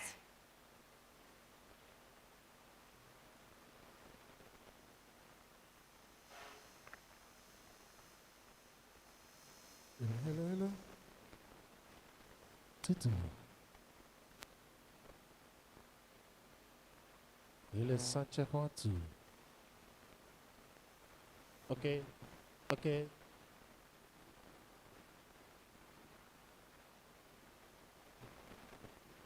All right. Thank you so much. Unumana, I am here as a servant. Okay. So they are the ones telling me what to do. Okay, so we will be welcoming the next speaker on stage. And this next speaker will be talking about leveraging Anambra tech ecosystem for economic development, the Lagos Yabacon Valley model. This next speaker will be talking to us about it. Peradventure, you're a student, you're a business person, and you're thinking of how can I leverage the tech ecosystem in Anambra State? Because you know, the internet has made the world a global village right now. You can reach the world from Onitsha. Are you aware? You can reach the world from any part of the country, from anywhere you are. So with a round of applause, let's make welcome Engineer Nkem Orakwe to come talk to us on leveraging Anambra tech ecosystem for economic development. the Lagos Yabacon Valley model. And this next speaker will be spending 30 minutes with us. So please ensure to pay rapt attention. Thank you. Thank you very much, Omar. The beautiful lady with a beautiful voice. Hello, guys. Hello, guys. Hello, tech brosses. Hello, tech sis. Anambra Kwenu. Please, I'd like us to do something. The whole thing is becoming kind of boring. So can we just stand up for 1 minute? Just 1 minute. Stand up, stand up, stand up, stand up. Hello, Stand up, please. Stand up, please, wherever you are. Stretch out, stretch out. Stretch your out. Stretch your out. Stretch your out. Stretch your out. Okay, jog a little bit. Jog a little bit. A little bit. A little bit. A little bit. A little bit. A little bit. A little bit. All right. Stretch your waist. Stretch your waist. Your waist. Your waist. Your waist. All right. Thank you very much. Get seated. Thank you. So, I'm not going to be long. Nkemorokwe is my name. I'm from Anambra State here, but I live in Lagos. I've done tech for 2 decades. More than 2 decades. That's 20-something years. Graduated, studied computer science when we had no computers. When we had no computers, we drew computers with chalk on the blackboard. Yes, we drew computers on the blackboard with chalk then. And who had computers, who had laptops? Nobody. So we've been through it all. I started doing tech when we were doing dial-up internet. Dial-up was, you use a telephone line, old telephone line, you connect it to the computer, you click on it, it will start making a sound. Brrr, brrr, brrr, then it connects. When it connects, you type in www.yahoo.com. Then you go and sleep. 2 hours, 3 hours, you come back again. It's still opening. That was when I started doing tech. I did tech when we were carrying VSAT, 1.8, 1.2 meter dish. We set it up just to get internet in a place. I did tech when we were carrying computers, IBM computers, compact, very heavy, like approximately 15, 20, 25 kg on our heads. We take it to a particular place, format it, set it up, and it was called Cyber Cafe. I started doing tech when we were paid to open email addresses for people. So if you give me your name, chibuzokoye@yahoo.com, that's when I was doing tech. So good afternoon, sir. All of you stand up and tell me good afternoon, sir. Gen Z, you don't need to get respect for person. So I worked with Hewlett Packard, Nigeria. I worked with Microsoft, Nigeria. I worked with Cisco, Nigeria. I worked with the first cloud computing company in Nigeria called EMC2. Somebody came here to talk about cloud computing. Some of you are mobile. But that's the truth. So I am standing here today on the existing protocol to talk about the tech ecosystem. Approximately 7, 8 years ago, I got a project in the Southeast, and I wanted to have support engineers. I couldn't get one single person that would be able to walk into a bank to just restart a system when it has problems, or to support a system. I'm not talking about writing code or developing software. I'm talking about IT support guys that will just start up a system when it has a problem, or format it when it has a problem, or even reboot it. I couldn't find one. It was that bad. So when tech started picking up in Anambra State, I said, wow, I'm going to give it every necessary support that it needs. Because today, you people may not know that the brain behind NIN, National Identity Number, is an Anambra State guy, Chimezie. He owns a company called Simfix. He's the brain behind NIN. This NIN you're doing today now is an Anambra guy. He owns a company called Simfix. Maybe you guys do not know that two young guys from Okuzu here, two young guys, are running the biggest blockchain company for payment processing in Africa, and that is AppZone in the Anambra Kafabu. And you guys do not know that Kobo 360, Dr. Obiozo, is from Anambra State. Then myself, who have also done tech for 2 decades, joined the Gen Z and built the first clean tech, the first waste-to-wealth online marketplace in Nigeria called Recycle Stack. You can look it up. Do Recycle Stack on your Google. Recycle Stack, one word. Recycle Stack, one word on your Google. It's on the Play stores. You can download it there as well. I'm from Anambra State. I own a company called Digital Hands Limited. I run a tech hub called DigiHands Innovation Hub. I am the founder of Recycle Stack, the Nigeria's first waste-to-wealth online marketplace. And I am also the founder and Director General of School of Entrepreneurship and Digital Innovation, SEDI. We are in Nsugbe here. And that is my gift to Anambra. We are also going to set up another one before the end of this year in COOU. I'll be coming with my partners from Microsoft. I'll be coming with my partners from Huawei and Cisco. There are so many things we're going to do. So I want to thank the Google Developer Group. I want you guys to give yourselves a round of applause. A round of applause. GDG Onitsha. I hail you now. You guys are doing a great job. I'm saying this because I know how people see Onitsha. If you live in Lagos, the way people see Onitsha, it's a tech in Onitsha. And I saw a very young man, Anthony, who is doing a health tech platform. Has he left? It seems his app is having some issues, so he's going to troubleshoot it. It seems he has left. So I want to thank all of you for showing up here today. I'm happy that my Anambra is picking up, coupled with what the state government is doing through Solution Innovation District and the Anambra ICT Agency. Chukwuemeka Fred Abata is doing a great job, and our own Ms. Chinwo Kohli, who is driving the Solution Innovation District. And I also want to thank our governor for coming in with that mantra, technology everywhere, technology everything. Run my slide, please. What I want to talk about today is creating the Anambra tech ecosystem, leveraging the Lagos Yabacon model. If you take a look at this, you will see all the tech startups. Flutterwave, Paystack, OPay, InterSwitch, Carbon, Paga, Remita, Coda, Piggyverse, Chipper. I can go on and on.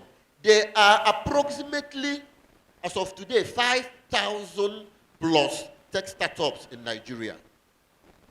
90% of them, approximately 80% of them are in Lagos. The other 20% are dispersed between Abuja, Port Harcourt, and I don't know where else. But what is the plan for Anambra State? Anambra is a highly commercialized state.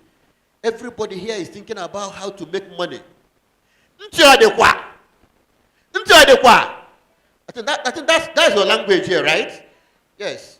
Everybody is thinking, how are we going to make money? It's highly commercialized. And tech is commercialized. Tech is the new oil.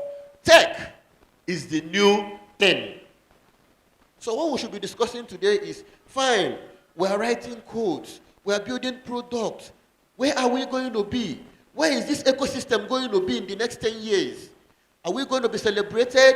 How many tech startups can we have in Onitsha? How many fintech companies can we have in Anambra State? How many tech startups can we have? How many people are going to raise funding? How much are you going to raise in funding? How are you going to contribute to the development of Anambra State through tech? So while we are doing tech, while we are writing codes, I want us to also see ourselves as technology entrepreneurs. Say it. I am a technology entrepreneur. Yes, not just a tech guy. You don't just write code. Python, Angular, React. You are a UX, UI person. No, you have to think beyond that. You have to create value. You have to build solutions. You have to solve problems of Anambra people. Next slide, please.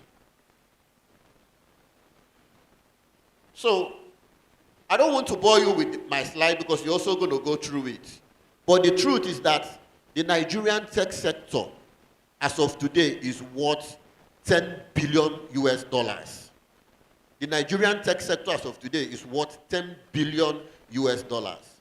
And from this 10 billion US dollars, what are we getting? I was at GTEx in Lagos, and they said that Lagos State tech startups attracted 6 billion US dollars in the past 5 years. Let us say that they are paying a tax of just 1%. Next slide, please. Of just 1%. That's a lot of money. So we need to start thinking of what we are going to build. If you see the tech startup growth by numbers from 2000 to 2023, you can see them. The major areas of focus: fintech, health tech, agri-tech. Next slide. Then you look at the investment trends, how they've been investing money, payments, processing. You can see 20.23% go down.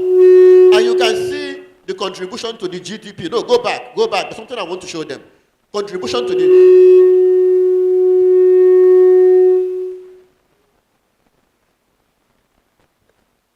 Technology startups are becoming a significant contributor to Nigeria's GDP.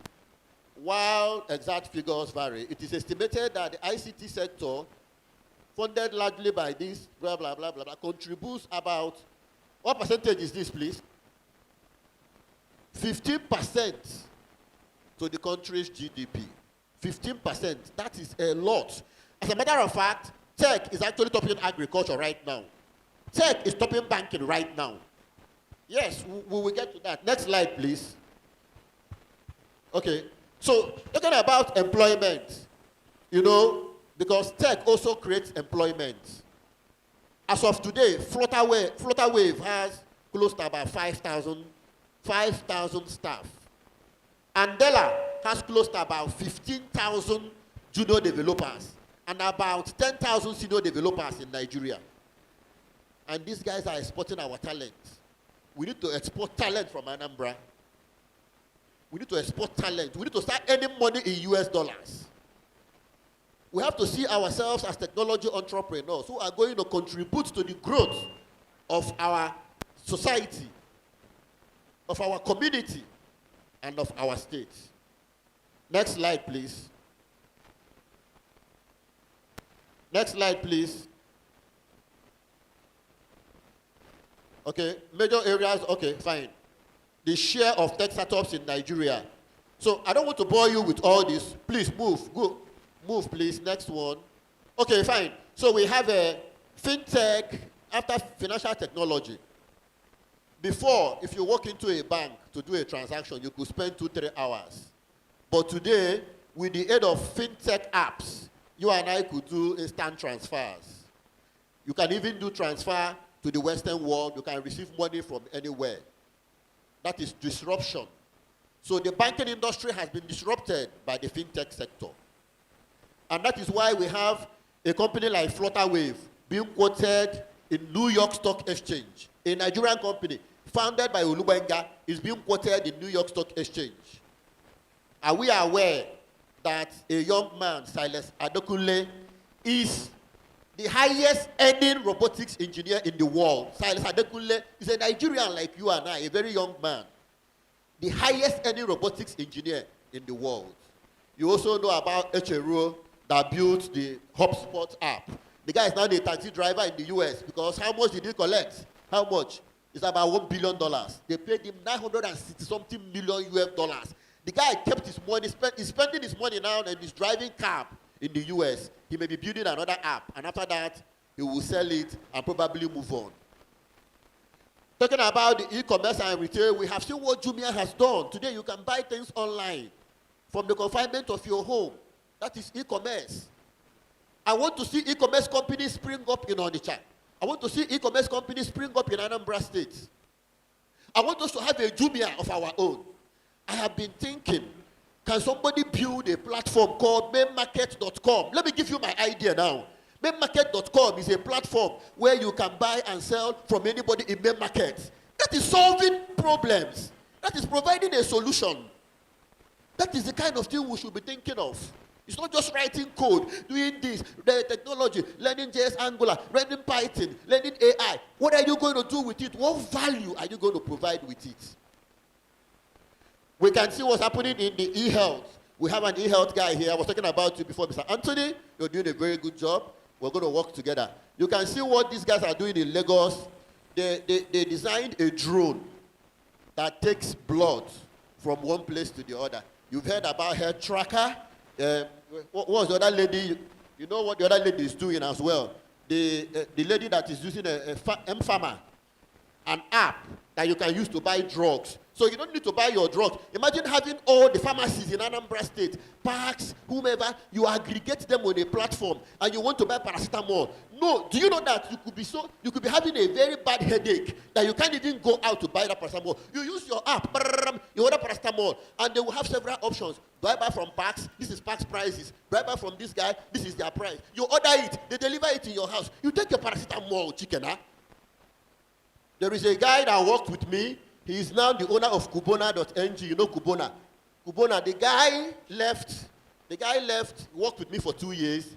He left, built a platform called Kubona, and he didn't bother himself. He will go to a place called Marina. Just like you have main market. He will go to your shop, bring your shoes, take fine pictures of your shoes. Some of you are carrying iPhone. What are you doing with iPhone? I'm going to kick this thing down, for God's sake. What do I do with iPhone? iPhone is for business. It's for you to build, it's for you to manage your app, to manage your e-commerce platform, to manage your fintech platform. It's not for guy. It's not for FEZ. So you build something. You go to main market, snap. They don't even know what you're doing. You upload on your platform, and people do what? People start buying from there. A pair of shoes inside the market for 70,000, the guy will sell it 250,000, and I will buy it. People will buy it. You will buy it. There's a young lady here who said she's interested in business. She's still in school. God damn it!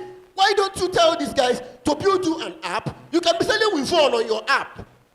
What do you call it? Brazilian hair, Onitsha hair, whatever hair. Put it there. People are going to buy it, for God's sake. That is what we're talking about. That is tech. That is tech. Don't let anybody deceive you. That is tech. Tech is solving problems, providing solutions. And that is what we are doing in Lagos. That is what young people are doing in Lagos. Imagine 2 young boys. God. I remember when Buhari wanted to give them awards, the 2 young guys that own Paystack, right? Paystack, Ezra Olubi, and his friend, they were in the university. They left school. When they do again. Big university, Covenant University, where they pay 2-3 million naira for computer science students. And they built Paystack. A company from the US called Stripe, the biggest payment company in the world, came and gave them $200 million. Use your calculator and calculate it. When Buhari saw them, Buhari wanted to give them an award. The other one was wearing his nose ring. The other one had tattoos all over. Buhari was like, well, are these Nigerians? We can see what is happening in the earth tech. You know Tuteria. You know Tuteria, right? Google Developer Group, you know Tuteria. Tuteria won an award as the best technology, best technology in the World Technology Forum in the UK. An app that was built in Yaba. Tuteria. What does Tuteria do? An app that connects you to teachers. This man, Sabi Mass, connects you there. We see rating. So a math teacher is living behind you, and your child is not doing well in mathematics. You don't have to take your child to anywhere. Connect with this guy, This guy connects with you, teaches your children mathematics, you pay him to tell you collect their own commission and put in their pocket. And they went to UK and won an award. EdTech. So there are so many things that you can actually build on, leveraging technology. And today, AI has made it so easy for you, which is why we are here today. And there are emerging technologies like AI, machine learning, whatever. But that is not what, even blockchain technology, but that is not what I want to talk about.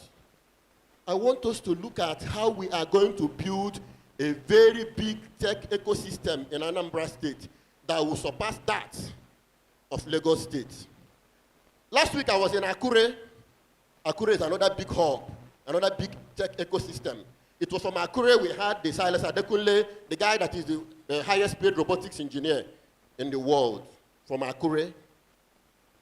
And I'm telling you that when I went to Akure, I saw about 52 tech startups that have raised at least $100,000 to scale their products.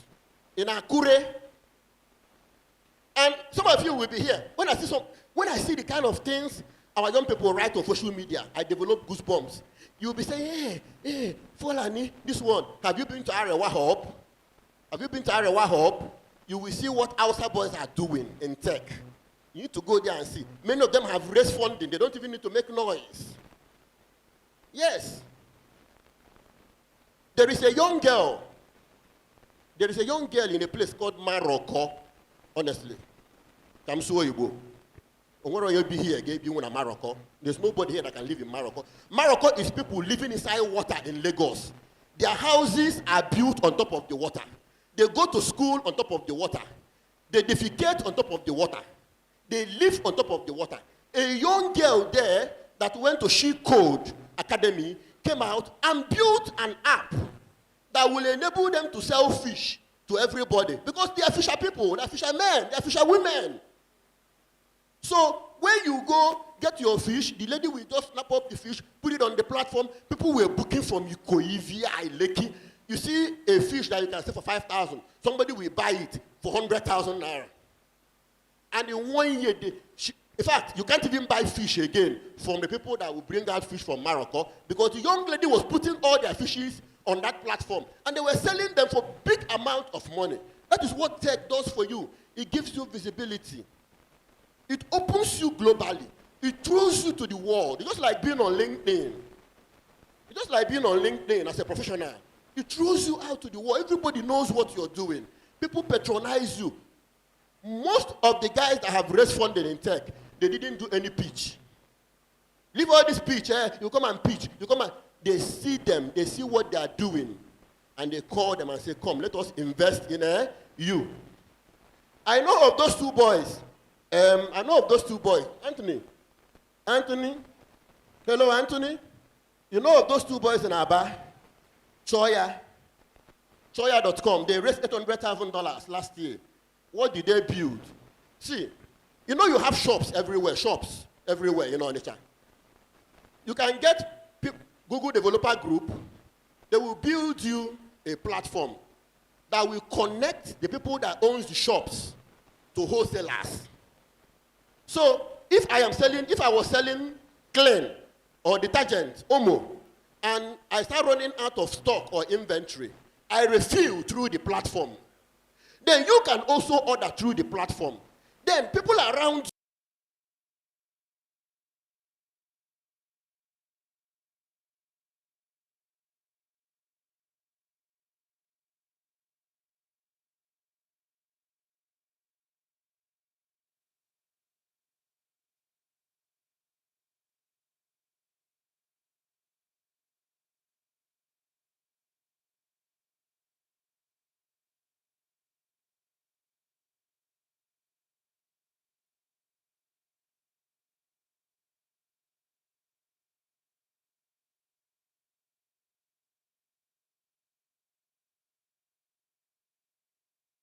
slide.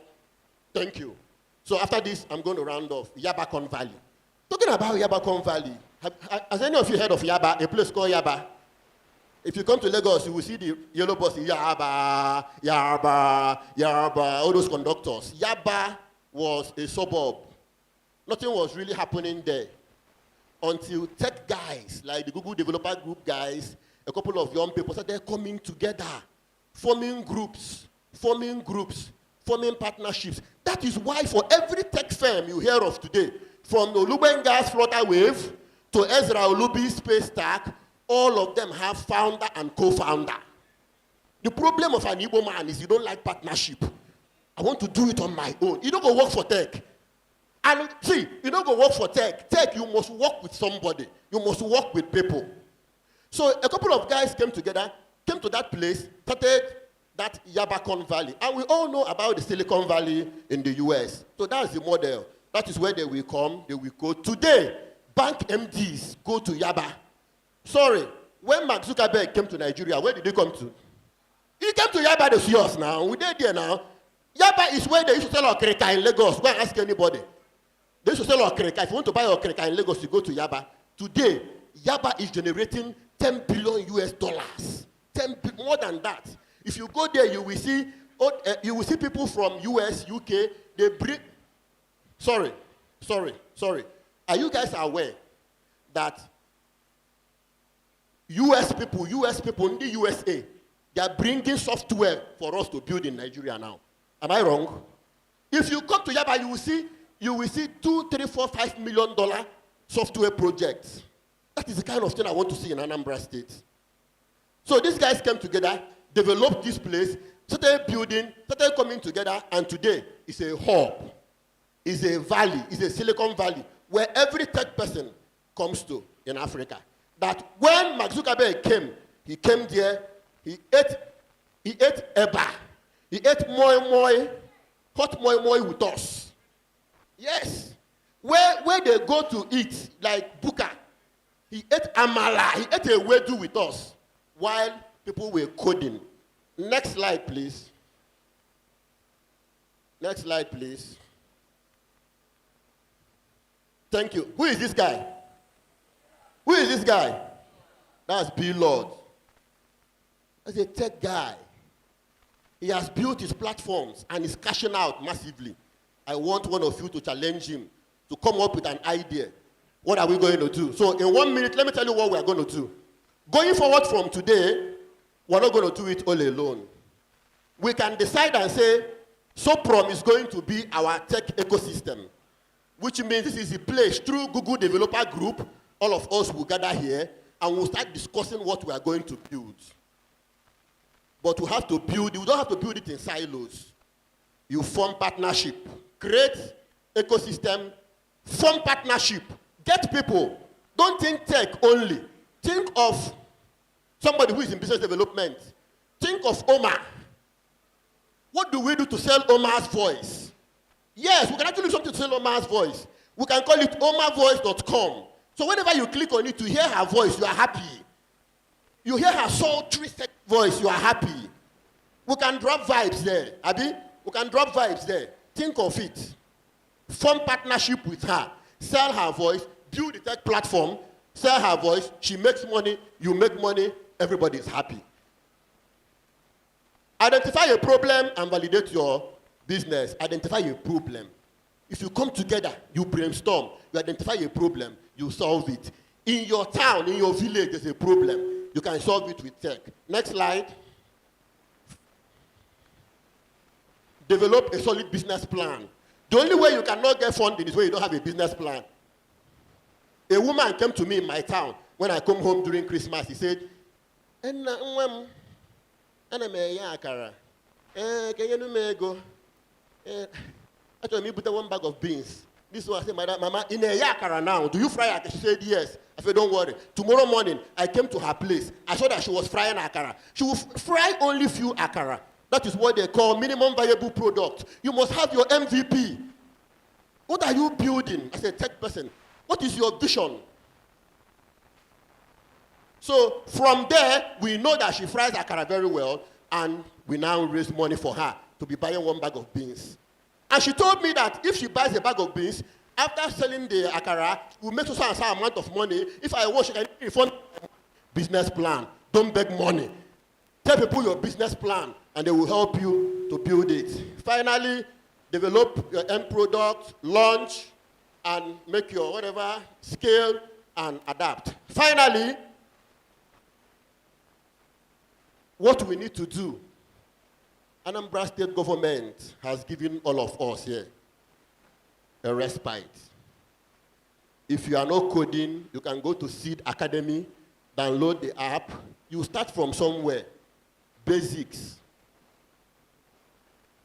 I am the founder of School of Entrepreneurship and Digital Innovation. Right now, we are running a diploma in software engineering course. It's a 6-month program. We just started, and I'm telling you, we have a whole lot of young people turning up on that program. So you can join us. Our people are here. Put down your name. We can talk. Even when you don't have the money. In Lagos now, we train people in tech. We employ them. They work for the money. They pay, just like they do in the US. That is what we want to do here. And I wish all you guys good luck in your endeavors. Thank you very much for having me. Thank you so much. Please, a round of applause for him. Wow, wow, wow, wow, wow, wow. Wow. Even me, I'm challenged. I hope you're challenged too. Right? Okay. Thank you so much, sir, for that. I mean, thank you so much. We look forward to, there was something he said that struck a chord with me. He said, Onitsha hair, right? You build a solution. Even no more Onitsha, they love their hair. You can actually build a solution that will sell whatever it is we love here in Onitsha. And from here in Onitsha, the world will know that we are doing this in Onitsha. And it is possible. Say it is possible. It is possible. Now, we've sat for a very long time. Oh, if I game right now. Biko, onyo obuna, please be on your feet. Iwe wokwanagi. Biko, pull out. Imana, abia na event otu ano. Anoti ana, konwe kona ade. Now, we're going to do something, right? I asked Pastor Jerry, he said you've done it before, but we're still going to do it again, right? You have to leave your seat. It's time for us to connect. While he was saying something, he said that you cannot do it alone in tech. You see, in tech, you cannot do it alone. Even after building, you need a marketer. After marketing, you need someone that will talk about what you're doing. You need collaboration. You need to collaborate with others. So, in a few seconds, all right, in few seconds, we'll be networking with one another because when we're calling, without connecting with somebody,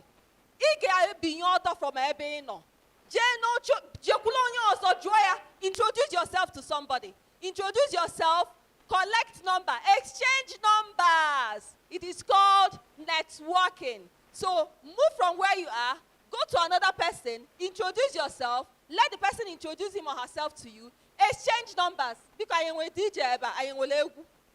I will see Egu now. Egu now, one name networking. At the count of 1, 2, ready, go. Leave your seat. Leave your seat. Go to another person. Introduce yourself. Introduce yourself. Know who they are. Know what they do. Collect number. Exchange numbers. You came for an event. Tech is about collaboration. Tech is about networking. You don't do it alone in tech. You can't work alone in tech. Networking. As we are networking, we'll be getting ready for item 7. So keep networking, keep networking. Keep asking questions. Go and ask somebody question.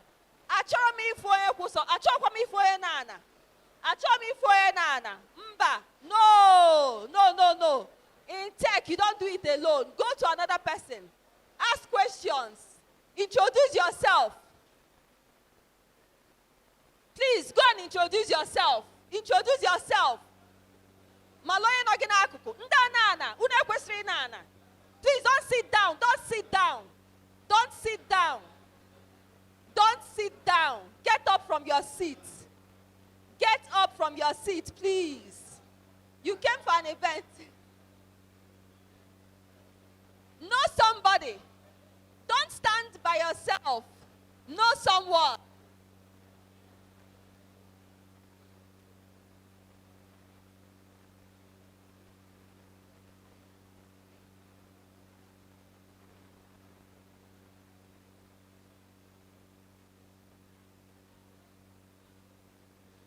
Wait.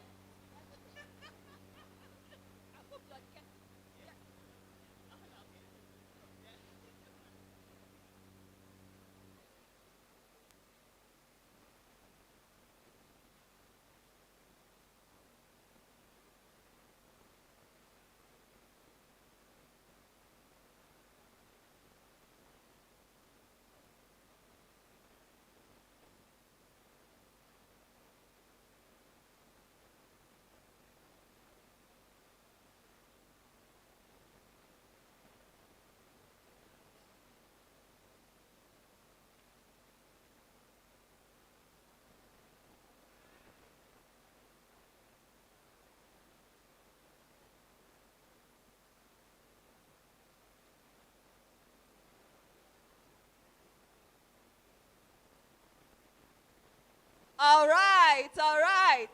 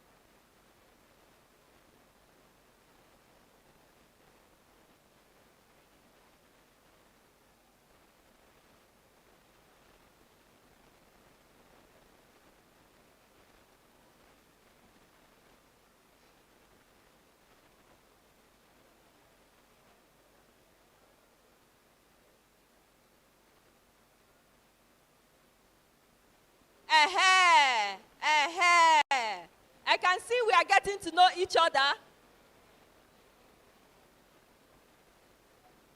I can see we are networking with one another. That is how it's done. Yes. That is how it's done. Well done. Well done. You cannot come for an event and not network. You don't. Can we kindly get back to our seats? Thank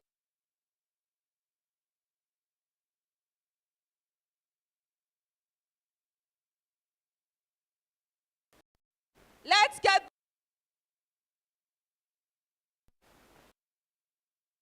our seats.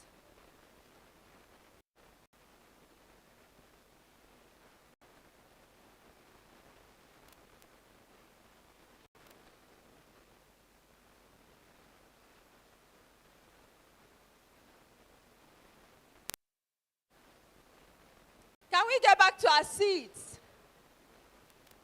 Hello? Hello?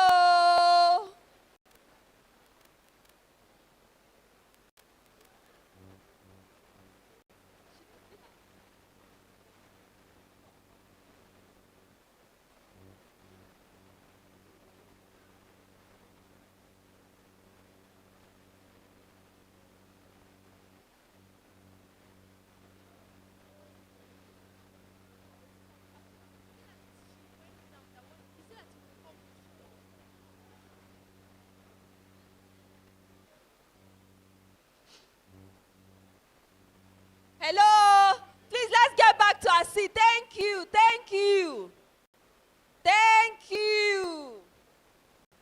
Thank you. Can we get back to our seats, ladies and gentlemen? Item 7 is ready. Please get back to your seats so you'll be served.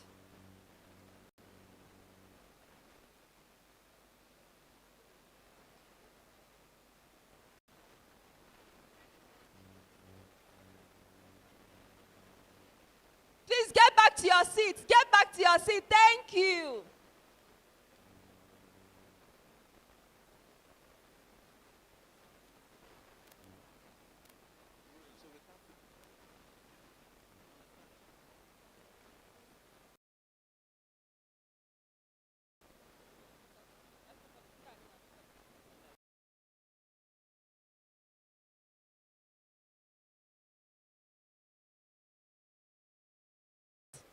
Please get back to your seat, please.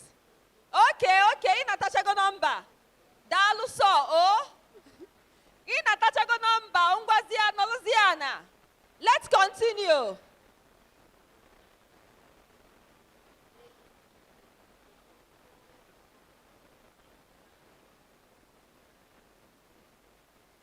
Hello.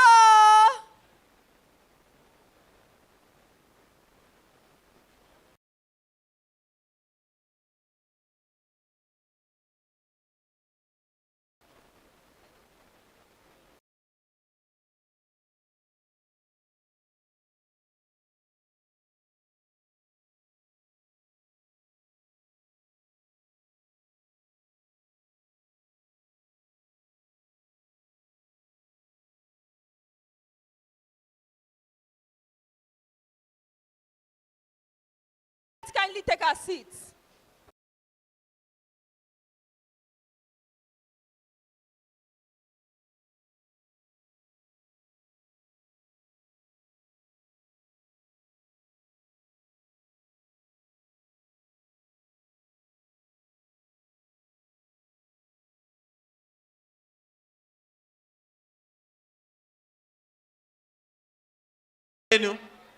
Say I.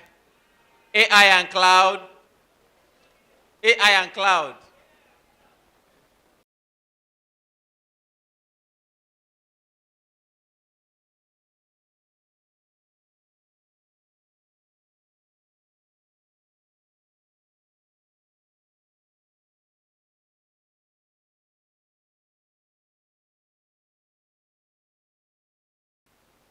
Please, those of us outside, can we come in so we can see?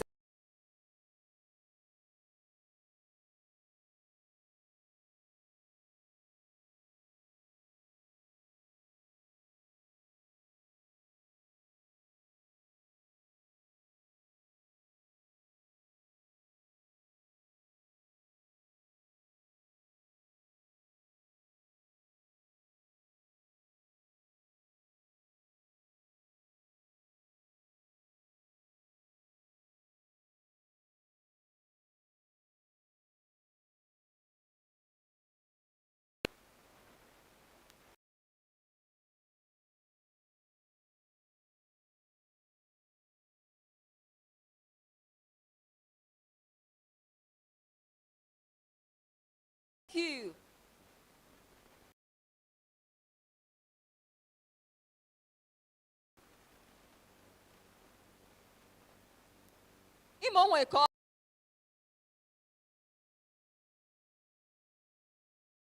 You can't do tech alone. You need others. You must collaborate with others. Right? You can't do it alone. So when you come for an event, you network. Ngwa, I told you to write something. If you've written it, please, can you get it across to me? 2 things that you've learned ever since you stepped into here. All right, we have Okechukwu Jerry. And Okechukwu Jerry says, today's event has brought me to know the value before money. Wow. That's amazing. We are taking feedbacks immediately. So if I get yours, I'm going to read it out. So we have the next person, Oze Ekwejon Bosco Ebuka. He says, what I've learned today, in business, I have to create solutions, not only solving problems. Then, I have understood the main use of cloud in Windows. That's amazing. Right? So if you've written your own, the 2 things that you've learned ever since you stepped into this hall, please get it across to me so I can read it out. So the next item will be item 7. Pastor Jerry, can we have you here? And we are being told that they will start sharing from the front. Spondi bianoge. That's why it's important. Bianoge in Olana Niru.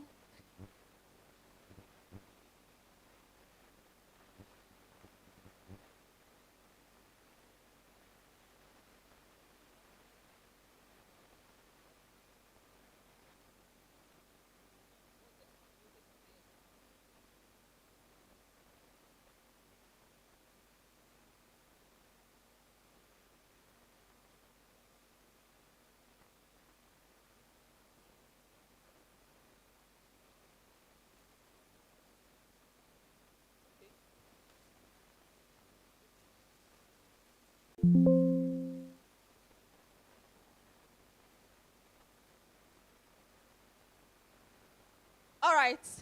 Please, there is a change in plan. So the next thing we are going to have right now is the breakout session. And in breakout session, now in the breakout session, you can choose to be anywhere you want to be, depending on your learning needs, right? You can decide anywhere you want to be.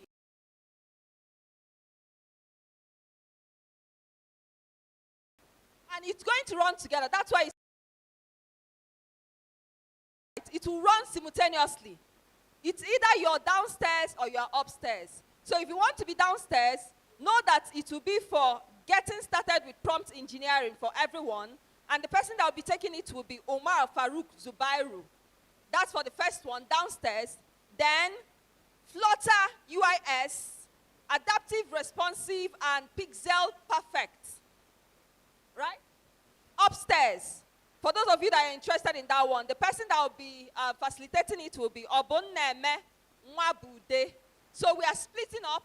If you are interested in learning AI, that's prompt engineering. I mean, we are all here to learn AI, right?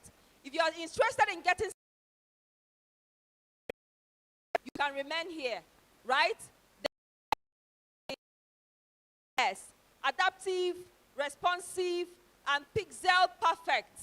Then you can go upstairs.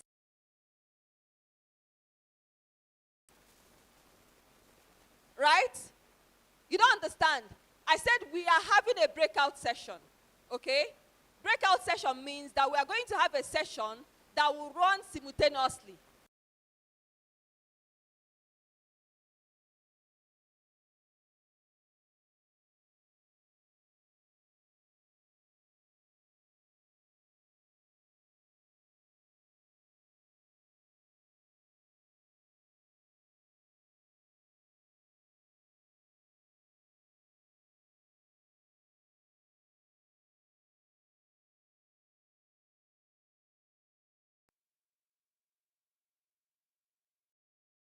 Bits of explanation on Flutter UIS, because I think that would be the problem.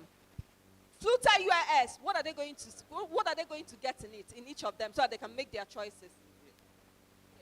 Tell us, what will they get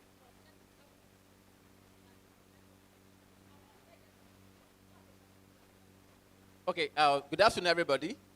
How many of you have seen the current AI videos? You want to learn how to do that? VO3, Flow, and what have you, you stay here. Then for those of you that want to know, for techies, professionals, you want to learn more about UI, UX, and what have you, we need to go up. Are you tired? Are you tired? Hope you have your system with you. You have your system with you. Huh? So if you are in for this topic, you stay here. Then if you are in for this, you just have to move up. There's a staircase there. They will direct you, then you move up. What are the ushers, please? The ushers. So let's move. Okay. If you want to go in for this, can I see your hands up? No, your seat is still reserved. Let me see your hands up, please. Then pick your bag, stand up. The ushers, please. The ushers. The ushers. Please identify them and take them upstairs. You are going in for this Flutter user interface adaptiveness, responsive, and for Flutter, it's a Google product. Are you getting me now? So we have a professional from Google Developers Expert, and he's upstairs. So let's move, please. Let's be very fast about it.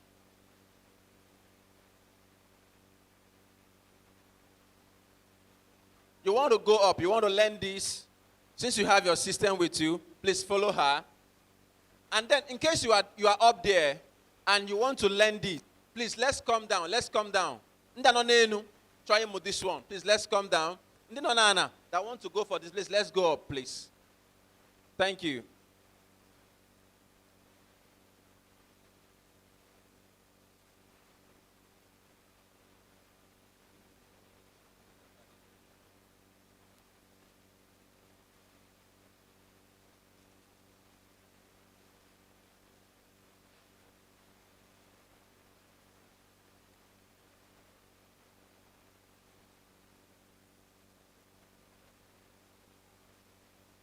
Okay. Are we together? Oh, thank you so much. All right, please let's make welcome. For those of you downstairs, let's make welcome Umaru Farouk Zubairu. Please, for those of you downstairs, kindly come closer. Come closer. Bianunso. Bianunso. For those of you that are downstairs, come closer. Feel the seat in front of you. Feel the seat in front of you, because we may not actually be using the mic, because there are people upstairs and they will need to have their own classes. Remember, the classes are running simultaneously. Come closer, come closer. Come closer, come closer. Come closer. Come closer. Bianunso, bianunso. Bianunso. Because Chetana class is for getting started with prompt engineering for everyone. Getting started with prompt engineering for everyone. If you want to learn everything about prompt engineering, context engineering, generating images, generating videos, generating text, using ChatGPT, using Copilot, using Perplexity, using any of them to generate images, to generate whatever it is you want to generate. So far, you generate madedendo. Whatever it is you want to generate, if you want to learn it, stay here. Please come closer, come closer, come closer. Thank you. Do we have Umaru Farouk Zubairu? Is he here? Oh, thank you so much. Please clap for him. Thank you. Thank you.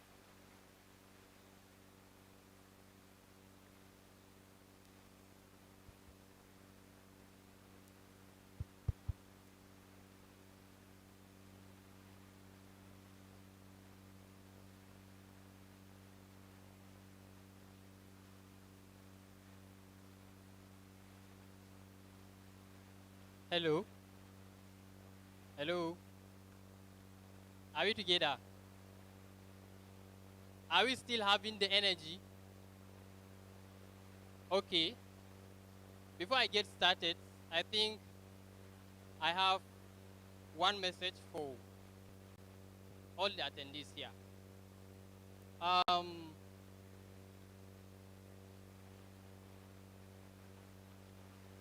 You can see maybe from the name, someone would say, is this person region or from this area?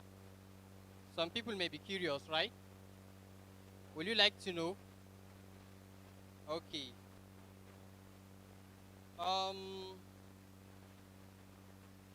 What I have to tell you, one thing is that before I even maybe to our session, I came all the way from Gombe State. How many of you have been to Gombe State?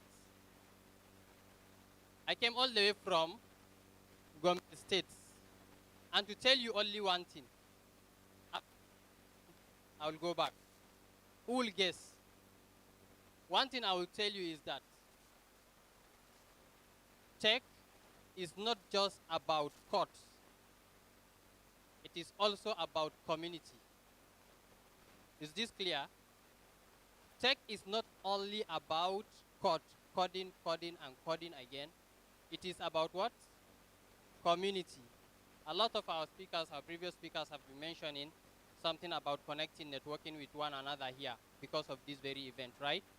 So that is the community. Try to build up your network, your professional network, right? If not because of the network, I will not be here with you. This is my first time being to Onitsha. My first time being here in the East. Yes.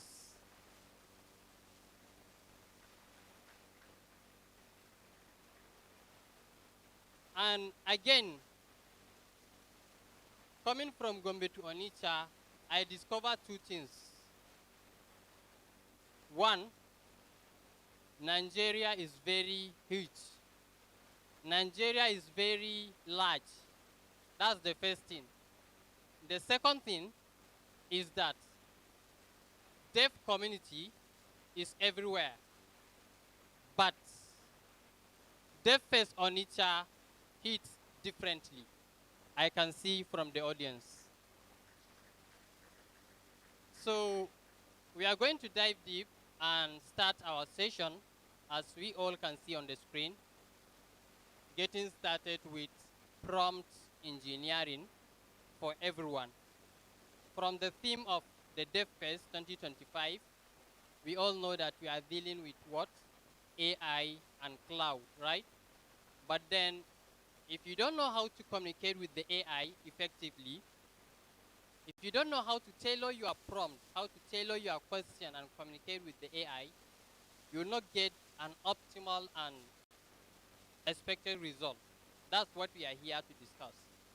Let's know how to communicate with the AI so that we can get what we are expecting. Are we together?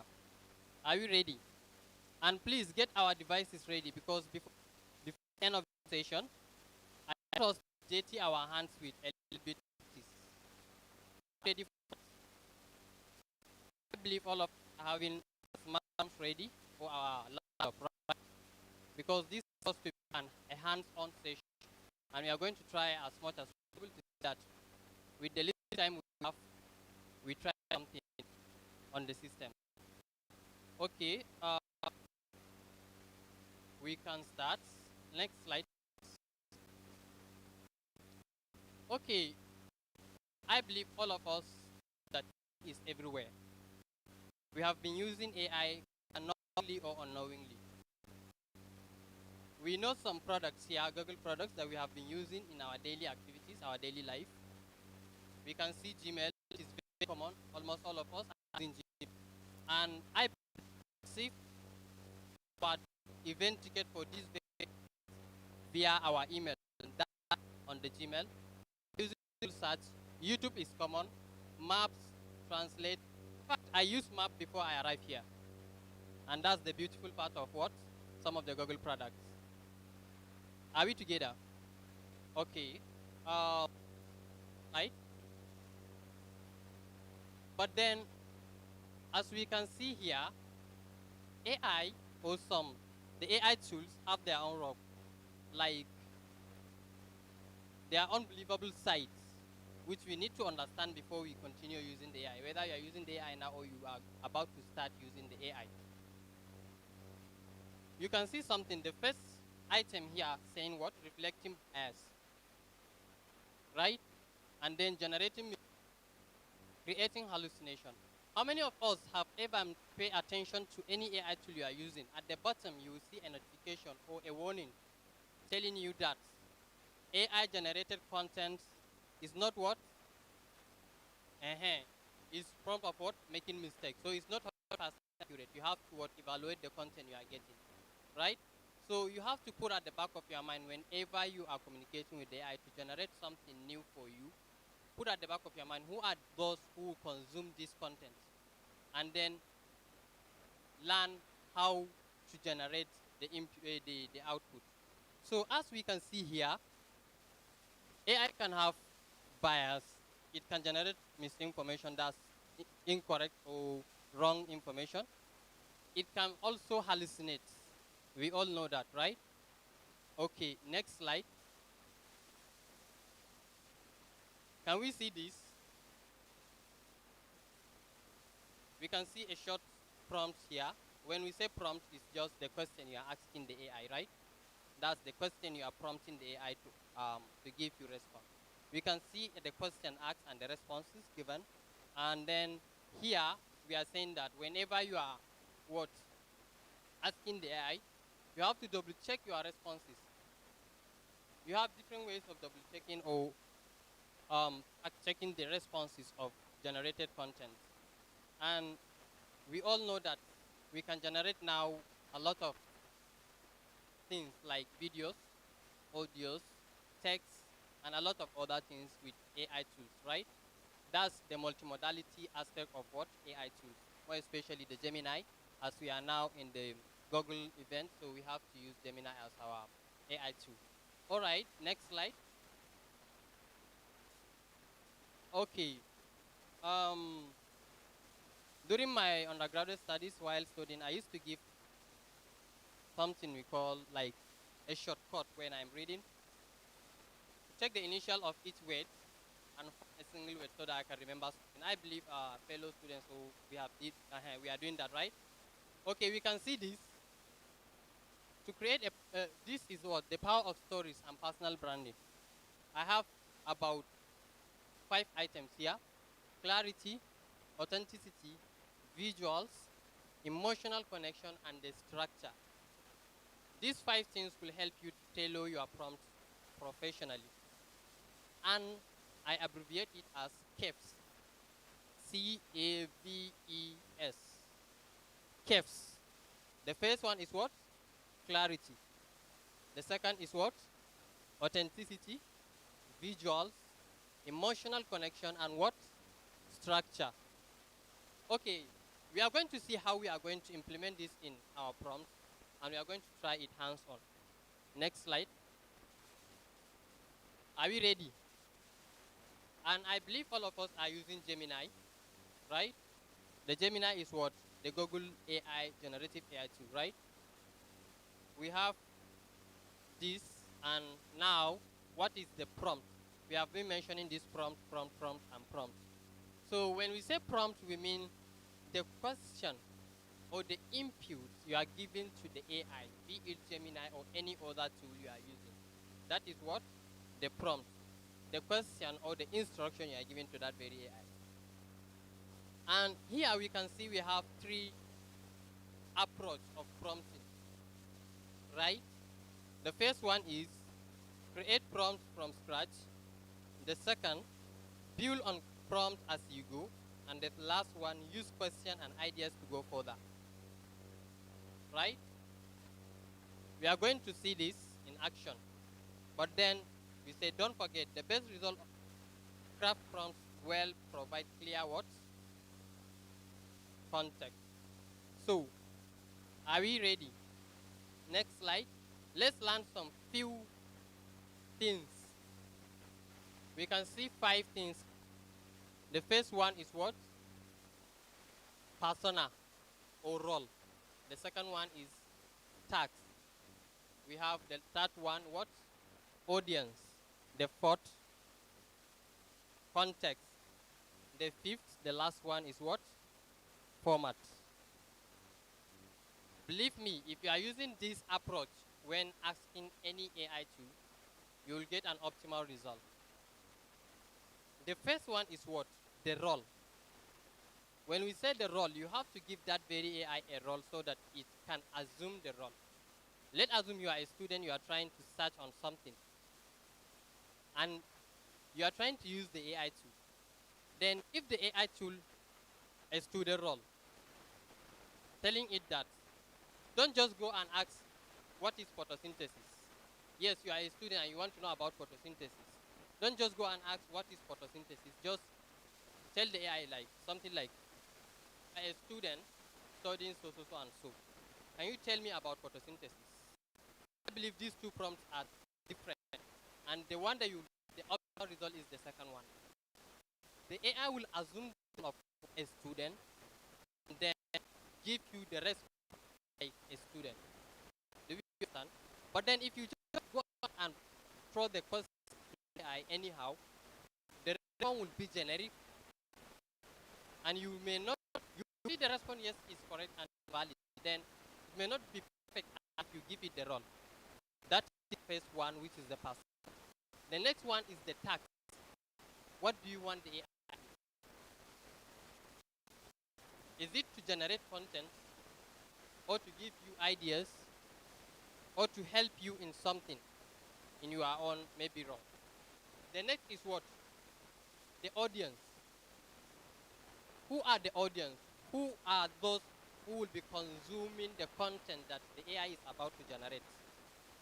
If maybe you are a student, the consumer, maybe you are a student and trying to get an answer for an assignment, or maybe a presentation, those who will be consuming the content may be one, the lecturer, and maybe your colleagues, right? So put at the back of your mind and tell the AI, these are the people who will be consuming this content. The fourth one is what? The context. This is where you set boundaries. When we say boundaries, you can see what? Provide relevant background information and any constraint, but never enter sensitive information. Only share details if it is safe to do so. So here, you know, we're having different types of students. We are given an instance of a student, right? A student may be in science background, maybe art or any other, and the student self can be in high school or maybe university, college, polytechnic or anywhere, right? So these are the contexts, like setting the boundaries to tell the AI, this is the student or these are the audience. Please, are we together? The next is what? The last one, the format. How do you want the content to be tailored? The output matters. The AI can generate something in a text format, in a video format, audio, slide, or code if you are coding, right? So this is where you specify what? The format of your response, the response that you want the AI to give. Please, are we together? Are we together? We are going to see this in an example in the next slide. We can see a prompt here. This prompt is good. It says what? Suggest some exercises I can do at home or in a nearby park. This prompt is okay, but this one is better. Adopting all the 5 components of a good prompt. The first one, giving a persona. You are now telling the AI to act as an expert on what? Healthy aging with a focus on what? Physical and mental well-being. Now, the whole of this is a role or a persona you are giving to the AI. Are we together? The next thing is what? The task. Now, you tell the AI to act as this, and what do you want the AI to do after acting as this expert? You want the AI to what? To list ideas for staying active. And the audience, you are now telling the AI, who are you? Right? Since you are the one that will be using the ideas generated. I'm a senior citizen with limited mobility. Now you give what? The audience. The next is what? Context. You are setting the boundaries. Telling the AI, I would prefer activities I can do at home or at a nearby park. Is this clear? And the next and the final one is the format. How do you want the AI to give you the output? You are telling the AI what? Include videos and easy to follow exercises, routines targeted at what? People at my age. I want to ask something. This, okay, please, can you go to previous slide? Can we see something here? This one is tax, is what? Level what? Essential. The last one? Essential, but what? Not necessary. Majority of us, when using the AI, we are just using this. You are just giving the AI the tax. You don't bother taking all this into consideration. This one is essential, but it's not necessary. But if you want your prompt to be professional and get the result as you want, take into consideration of all these 5 points. They are very, very important. Okay, next slide. Okay, no, previous. We can see this one is essential, right? That means if you try it without these other points or components, it still work. But then if you add them, you get the optimal result. Next slide. Next slide. Okay, we are here now. We have this draft the initial. This is what? Earlier we mentioned 3 approach of writing your prompt. This is the first one. Build on prompt as you go. You draft the initial prompt. When you get the response, you test it and then revise the prompt. This is a recycle process. We can see initial prompt here. What is the best way to monetize my YouTube channel? right? After you ask this question or prompt, the AI gave you the response. And maybe you feel like this response is not good enough for me. So now you want to what? Revise the prompt. You want to revise the prompt from what is the best way to monetize my YouTube to this second prompt. Asking what? What is the best way to monetize my YouTube through sponsorship and what? Merchandise. Specifically when targeting a Gen Z audience. By near looking, even before testing, you all know that this one is more tailored than this. Do you agree? Okay. Now you get the response. And you feel like this response too, maybe you need to get more. And this is the highly what? Prompt, highly quality one. You are a social media monitor. Okay, now, the last one, now we are giving the AI a role. This first and second, we are not giving the AI a persona. Do you notice that? And the last one, now we are what? Giving the AI a role. What role are we giving? A what? Social media monetizing expert. Now we give the AI what? A role. And the next thing is what? Create a detailed plan outlining the most effective way to monetize my YouTube through sponsorship and merchandise. Take it to engage and resonate with what? Gen Z audience. Include specific examples and case studies. Present it as to-do list. I believe this last prompt captured all the 5 key components of a good prompt. Right? Are we together? Okay, please. Next slide. Here is what we call chain prompting. Chain prompting. This chain multiple prompts together to get to your what? Desired output. We can see these are what? They are chain. If you read them carefully, you'll see that this one is chained to this. Nature is showing us the structure of what? This prompt. Are we together?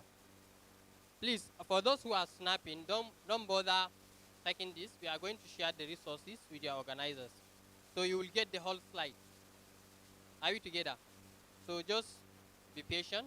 I want us to use our smartphone to practice, not just snap the material. We are going to share it with your organizers and you will get it maybe in your mails or in the WhatsApp group if you are in the group. Okay, next slide. We said go further with prompt using question and ideas. There is a time when you can trick the AI itself to work for you. But that, you can do it like in a logical way. We can see this one. Go further with what? Prompt using questions. You can ask what? The Gemini or any AI tool you are using to ask you questions to help improve relevance responses. Ask me for any extra info you need to give me a response. This means that you are giving an AI a prompt.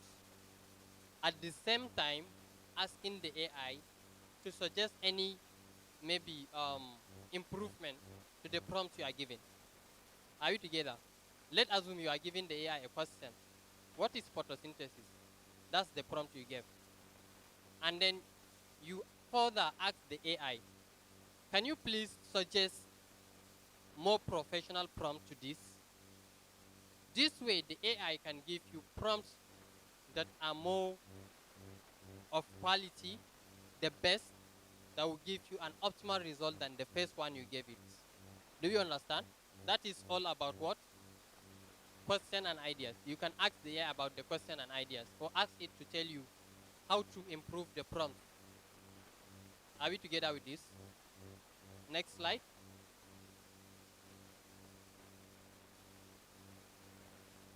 Next slide. Okay. We can see these are helpful phrases to adapt to what? To prompt. We have some points here to note. These are very, very important. Explain. You put the topic or whatever you want to ask the AI to explain to you. Are we together? So from here, you can see the question here. I have been given an instance of using photosynthesis. Let me still continue using it. Am I allowed?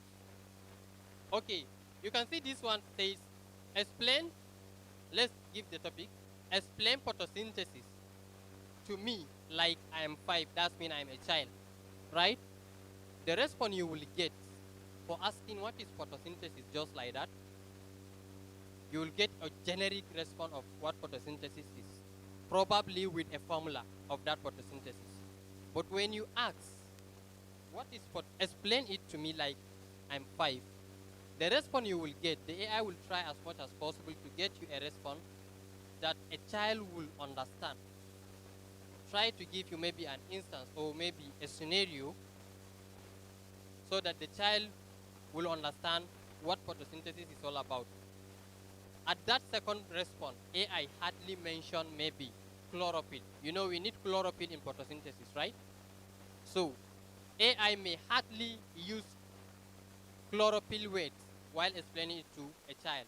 But if it is an adult or a generic one, AI must mention this chlorophyll or a formula to make it good response, right? So that is that. You can see this, the second point. Give me an analogy for, you put the topic. You keep on getting the response as expected. What are the key topics to understand about? You put the subjects, the topics will be mentioned.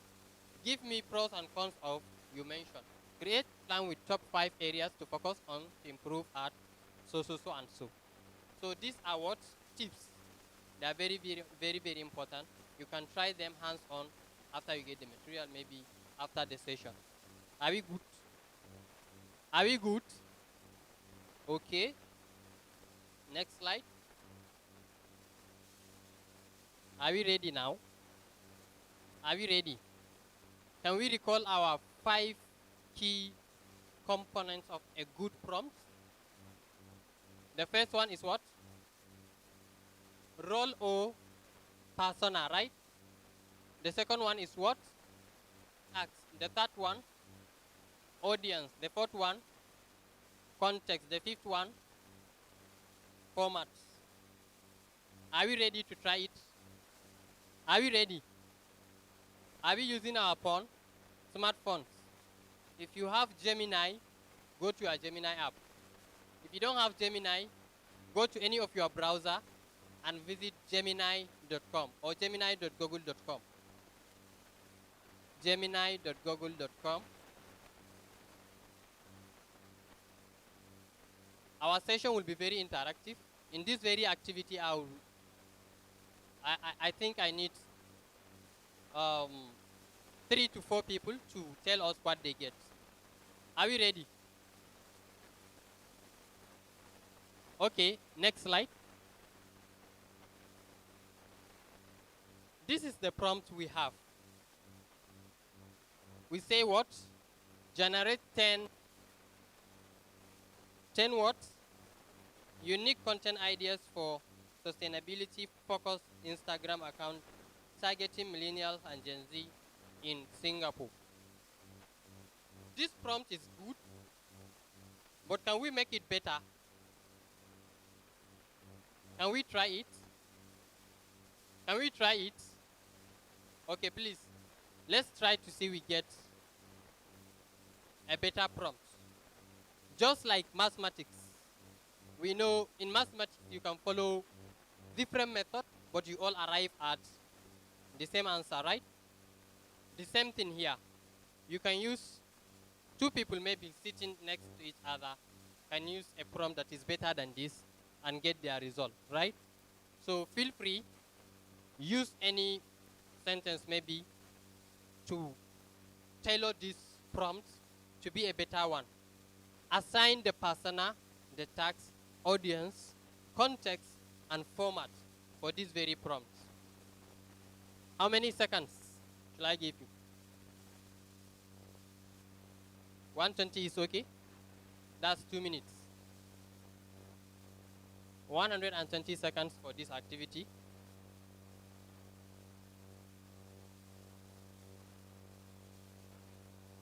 Are we on it? If you got a response, you can let signify, please. You got a response?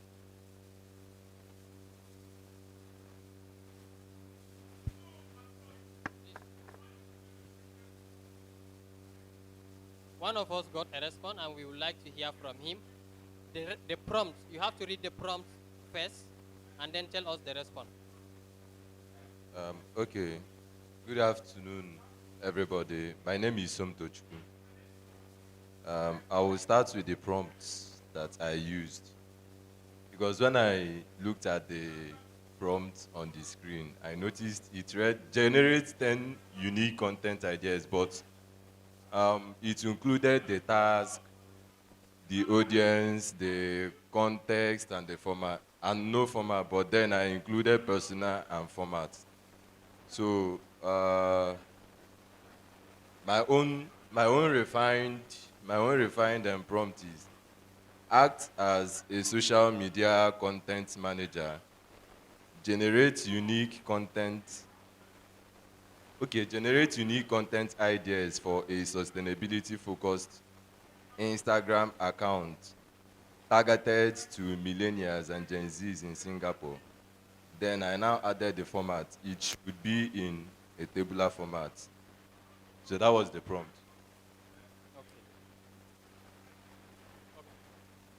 Any other contribution? Yes? Any contribution? Can anyone tell us more? You got the response, right? Talk to him. No. You got a response? Okay, anyone can contribute? Okay, next slide. Let's see what we have. It may be the same or something of that nature. We can see now. We said you are a creative director. Now we gave the AI what? A role. Generate fresh content ideas for a specific niche. This specific niche, you can mention what niche, right? And then you move to the next. You move what? The audience. Who are the audience? Our audience are what? Gen Z followers in Spain, we said, right? Is it Spain? Oh, Singapore. And then my brand focus on what? Sustainability, ethical consumption, avoid overuse topics. So you see, this is just an activity I gave you to try to turn the prompt a better one. You may have a better prompt which is not this one, but this one too can work. Do we all agree? We all agree? Next slide.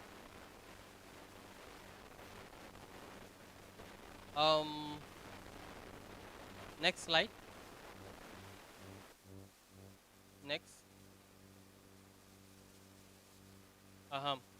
So we don't have much time to try all this, but just like we try this activity, we have more activities that are similar. So when you get time, just try it on your own. Just ensure that you include all these 5 key components of a good prompt. Next slide.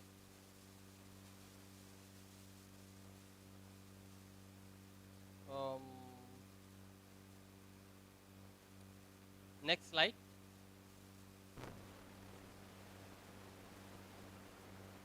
Keep going.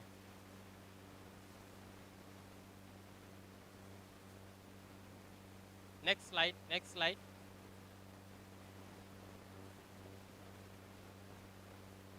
Keep going. Keep going, keep going. We don't have much time. I want us to try something. Keep going, please.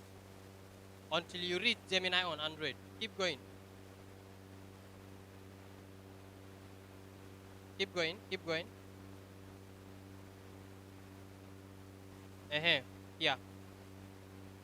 I believe majority of us here are using Android phones, right? Okay. How many of us have used Google Assist before? Google Assist. If you have a phone of maybe you are using Google Assist, you all know that now Google Assist is in Gemini, right? Are we using Gemini as an assistant? If yes, you know how it works. Else, let's see how it works. We have Gemini on our Android. If you are using Gemini on your Android phone, you can do a lot of things. You can allow the Gemini to read notification or messages for you when you are wearing headphones without you taking the phone. You can take phone calls. You can respond to messages. You can ask the Google or the Gemini to do something for you. We can see an example here. With your phone being away, if you are using headphone, you can just say, "Hey Google." That "Hey Google" will activate the Gemini assistant on your mobile phone. If to say, you can see my phone here, right? If I say this, "Hey Google," and it detects my voice and understand what I mean, it will pick up immediately and wait for a command that I will give. If you are using Gemini on your Android phone, try it. If you are not using Gemini, install the Gemini on your phone and go to settings. You will activate this feature. You will see it there, just explode. By saying, "Hey Google," that Gemini will stay active and wait for your command. What do you want it to do? Do you want it to play a video for you from YouTube? Or you want it to play a certain music, maybe from YouTube Music? This Gemini is connected to almost all Google apps, like YouTube, Maps, Docs, and a lot of other products, right? If you are using, how many of us use Keepnote? Do we know Keepnote? Okay. Keep as in Keep. Keep for keeping. Keepnote is an application. You have used it before? Well done. Keepnote is just like an application that you can save your notes, like jottings, for example, right? It is a Google product connected to your Google account. If you are having Gmail, you have Keepnote. If you are having Gmail, you have a lot of applications, right? So just like having Gmail gave you access to YouTube and other products, the same thing with Keepnote. I'm giving you an example as the Keepnote. Hello. Anthony. Hello. Okay. If we are using this Keepnote, you can say, "Hey Google," I'm giving you an instance of how you can use the Google, the Gemini feature in your phone without using the phone, without touching your phone. You can just say, "Hey Google, can you please get me a list of to-dos while doing this and that," and save it to my Keepnote. By saying this, the Gemini will have access to what? Your Keepnote application. This way, the Gemini will draft the response and go directly save it in your Keepnote without you touching the phone. Do you understand? Do you understand? If you activated this feature, just go ahead and say, "Hey Google, I am attending Deaf Fest Onitsha. Can you tell me what I should do? Please save this list in a Keepnote." Pim, you are done. That Gemini will search and get the response, at the same time save the note for you in your Keepnote. Do you understand? Please try to explore this even after this session. We don't have time. We should have maybe try it practically now. You can see now, use the context of your screen, add more info to your prompt by using the "ask about the screen" or "ask about this video." You see, I can activate Gemini here and share my mobile phone screen. Then go to my camera and start videoing the audience here and ask the Gemini, "Can you tell me please about what are you seeing here?" The Gemini will respond by saying, "I'm seeing an audience maybe attending a Deaf Fest," because definitely I can capture the banners telling Deaf Fest Onitsha. And the Gemini will tell me that this is Deaf Fest Onitsha happening in so and so. It will even tell us the date and the venue of what? The dev phase, where it is happening, because it has access to the event page, which is on the baby, where you visited and register for the events. Do you understand? It will tell us more about the events. So that is interesting part of what? Gemini on Android phones. You can explore it, install the application, activate the feature, and whenever you want to use the Gemini using your voice, just say, "Hey Google." By just saying, "Hey Google," that feature will be activated. Are we together? Okay, you can try it at your own convenience time. Next slide. Next slide. I explained a lot of the next slide. As you can see here, listening. We can have access to Gemini on our YouTube if you activated that one too. Next slide. Next slide. Just keep on moving. Next slide. Go. Again. Again. Here. Wait here. This is where I just finished explaining about this. You can go live to talk things out with Gemini, just like a real person. We keep on chatting with him, with the Gemini, just like one-on-one. You can see what? After you are done chatting with that Gemini, you can visit your responses in the history of your account. You can see the user here say, "Can you teach me how to play this song?" The Gemini will respond. You keep on asking again. The Gemini will respond until you are done with the conversation, just like real person. Do you understand? Next slide. I explained this one too. Gemini in Gmail, Docs, Slide, or maybe Google Sheet. If you are using these products, you can use Gemini when you have an advanced Gemini. An advanced one is the one that have subscription. You can pay for it. But the beautiful part of Google or this Gemini Pro AI, it has free access for all students. If you are a student, let me see your hand. Okay. If you are a student, that means I have a package for you. This package is what? Gemini Pro. You can have what? Gemini Pro if you are a student. I will share the guides on how to activate your Gemini prompt as a student. You will have access to so much advanced features in Gemini. Let me not waste much time because my time is up already, but then, believe me, if you have this Gemini Pro as a student, this is a golden opportunity. And the access is not global now, it's just some few countries have access to it. Locally enough, Nigeria is part of the countries that students are having access to Gemini Pro. I will send a step-by-step guide on how we can have access to this.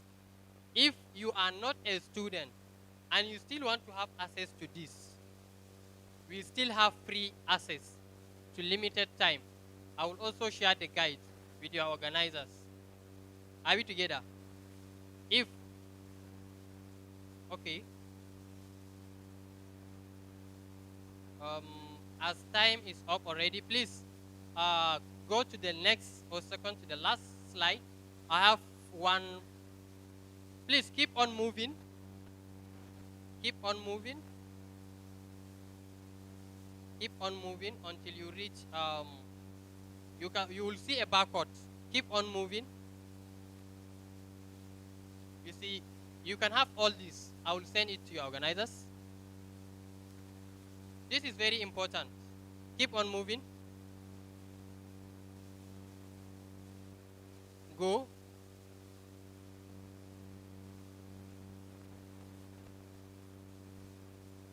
Keep on moving.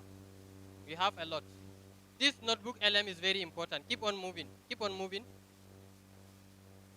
I just want to give you a last takeaway and we move on. Keep on, keep on. Wait. This is very important. There is something we call digital footprints. in tech or anywhere. What we mean by digital footprint is your presence in online. If you just go to Google and search your full name, what will appear? That is the digital footprint. So all attendees, you can scan this barcode. You will get what we call badge. This badge is like a certificate telling people that yes, you attended DevFest Onitsha. And you can share it to your audience, your profile, you can share it to your social handles, telling people, yes, I have attended this event. It's not just about sharing. This badge will stay in your Google developer profile forever. That yes, you are an attendee for so and so events. If you are able to scan the barcode, it's okay. If not, we are going to share it together with your organizers and you can scan it there. Do you understand? Digital footprint is very, very important. It's very, very important. It can connect you to a world that you can never imagine. It can take you to a lot of places. Okay, I think we are done. Just next slide. Yes. Okay, go to the back slide, the previous slide. Previous. The barcode.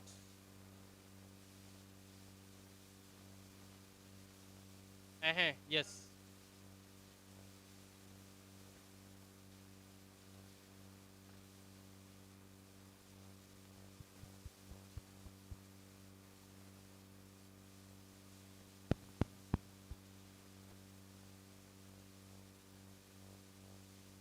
Thank you, sir.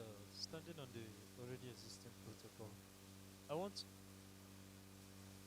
standing on the already existing protocol.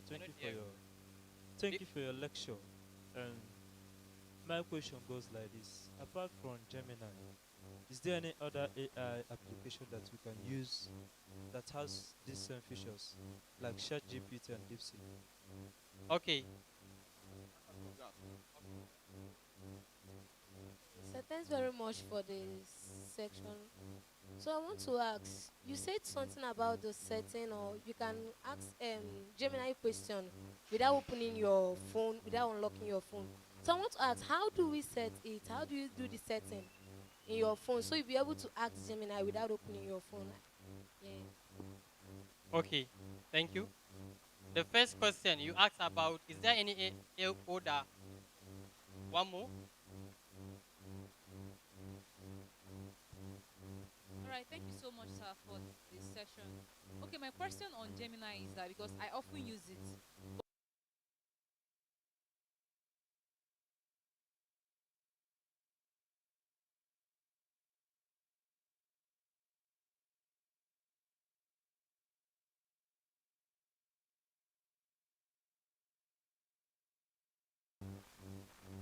Thank you for the question. The first question you asked if there is any other AI tool, right? That have these kind of features apart of the Gemini, right? The direct answer is no. Do you know why? Only Gemini have access to these Google products like your Gmail, your Google Docs, your Slide, your Sheet, your YouTube Music, which are the key common application that almost all Android phones have, and we are using them in our day-to-day activities, right? So the Gemini have access and connected to all these products. Because, you know, if you are creating an account for Gemini, you are using your Google account. That Google account have access to your Gmail, to your Google Doc, to your Google Sheet, to your presentation, to your Keep Note, to all Google products apps. Do you understand? So for you to have an AI, which is not Gemini, that can do all these activities, all these tasks, meanwhile connected to all these apps, is hardly. Currently, we don't have one. I don't know if maybe we have one, but Gemini is connected to all your apps. Did I answer your question? The next one, you asked about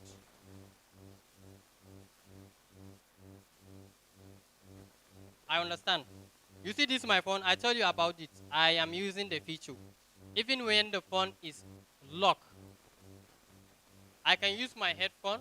For example, if it is connected, when I know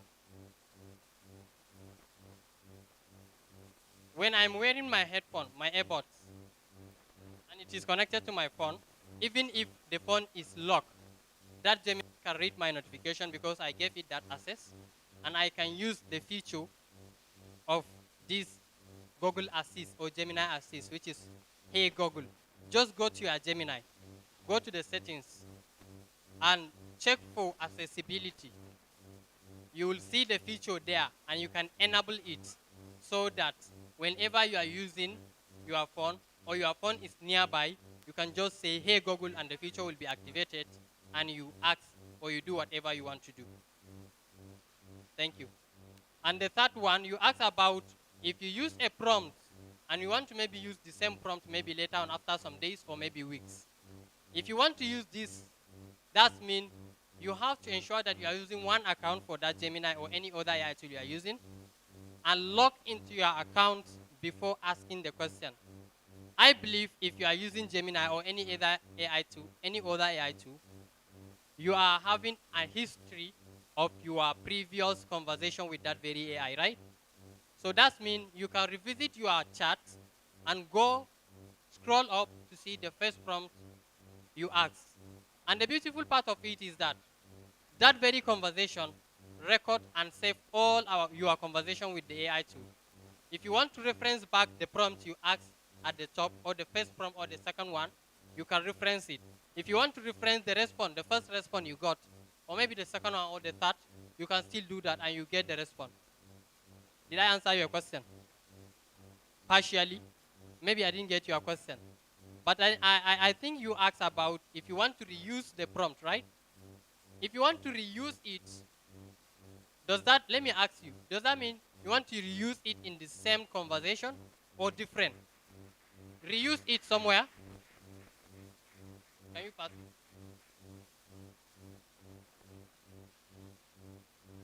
Yes.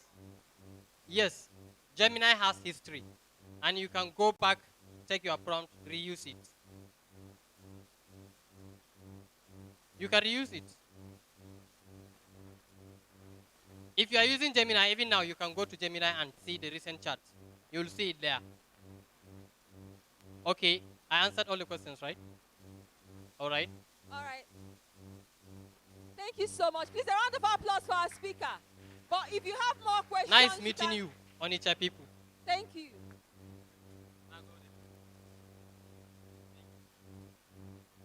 You can meet the speaker if you have more questions. You can actually meet him for more clarifications. All right? And I got Mr. Amechi, so that there is an activity that will be happening right now. Fastest fingers first.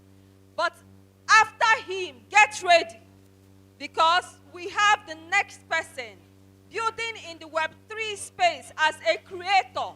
If you want to build in the Web3 space as a creator, a builder or founder from Anambra State, get ready.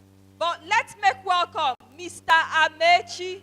Please sit where you are. You don't need to go back to your seat. Sit where you are. Maintain your position, Biko. Nolebino, so that we don't scatter everything. Nolebino. Biko nolebino. Just sit where you are so we can continue. Mr. Amechi, thank you. Please, a round of applause for him.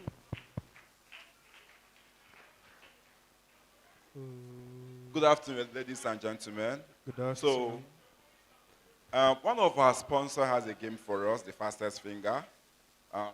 They want us to enjoy. Please, if you have your phone, please just open up your phone, connect your internet. The fastest finger is going to go home with a gift. So we have a gift for the first 13 persons that will complete this task. The first 13 persons here that will complete this task is going to go home with a gift. So if you have your smartphone, just bring it out. Yes. So just go to this website and complete this. Join the waiting list. I don't know whether I can see it. If you are up, please listen. Join the waiting list. The first 13 persons is going home with a gift. If you just complete it, just go to the website, join the waiting list, screenshot it, and then you have your prize. The first 13 persons is going home with a gift. Can you see it? Please, they're not seeing it, please. This is the website. Just click on it, .com. Just add .com to it. Just add .com to it. Just join the waiting list and then screenshot. You have done that. Let me see.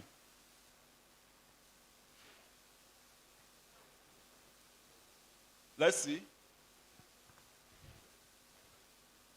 Congratulations.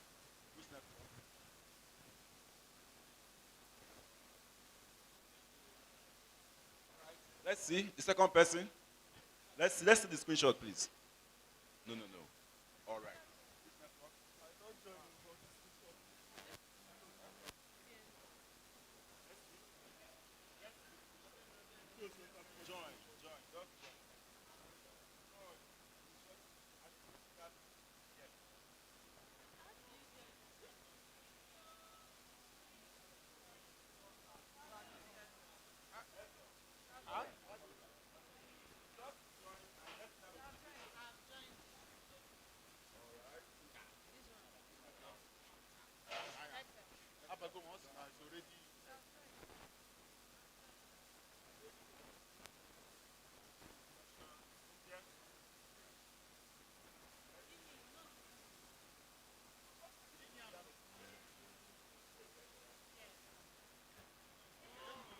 Let's see. I can't see that you're supposed to have a notification saying you have successfully joined the waiting list. That is what we need. All right.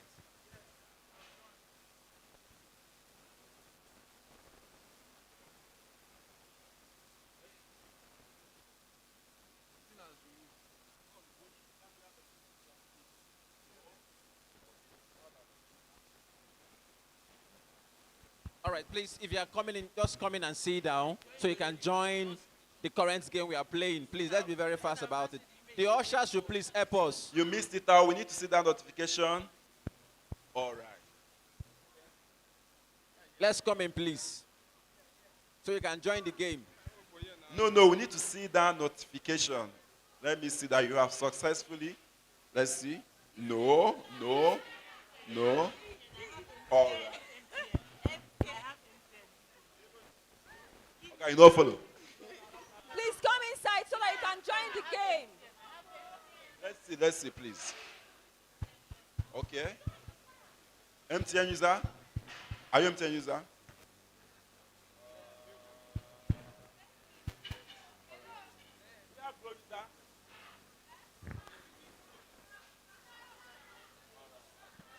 Are you a Grow user? Okay. All right. Thank you so much. I think we have come to the end of today's game. Please. Thank you so much for your time. Thank you so much, Mr. Mechi. Please, a round of applause for Mr. Mechi. Thank you. And congratulations to everyone that got the recharge card. Congratulations. So let's make welcome. Bikon Kaibatan Nolana. We are not yet done. Kaibatan Nolana. As we are doing that, let's make welcome Kenneth Chukwumweke as he comes to the podium to talk to us on building in the Web3 space.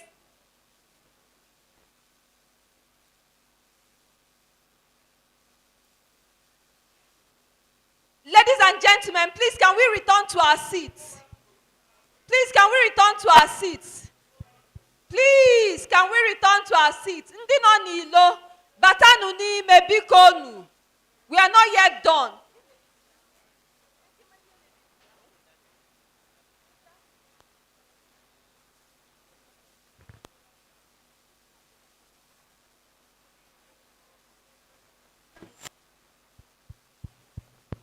Let's go back to our seats. Ndị nọ n'ilo, batanụ n'ime.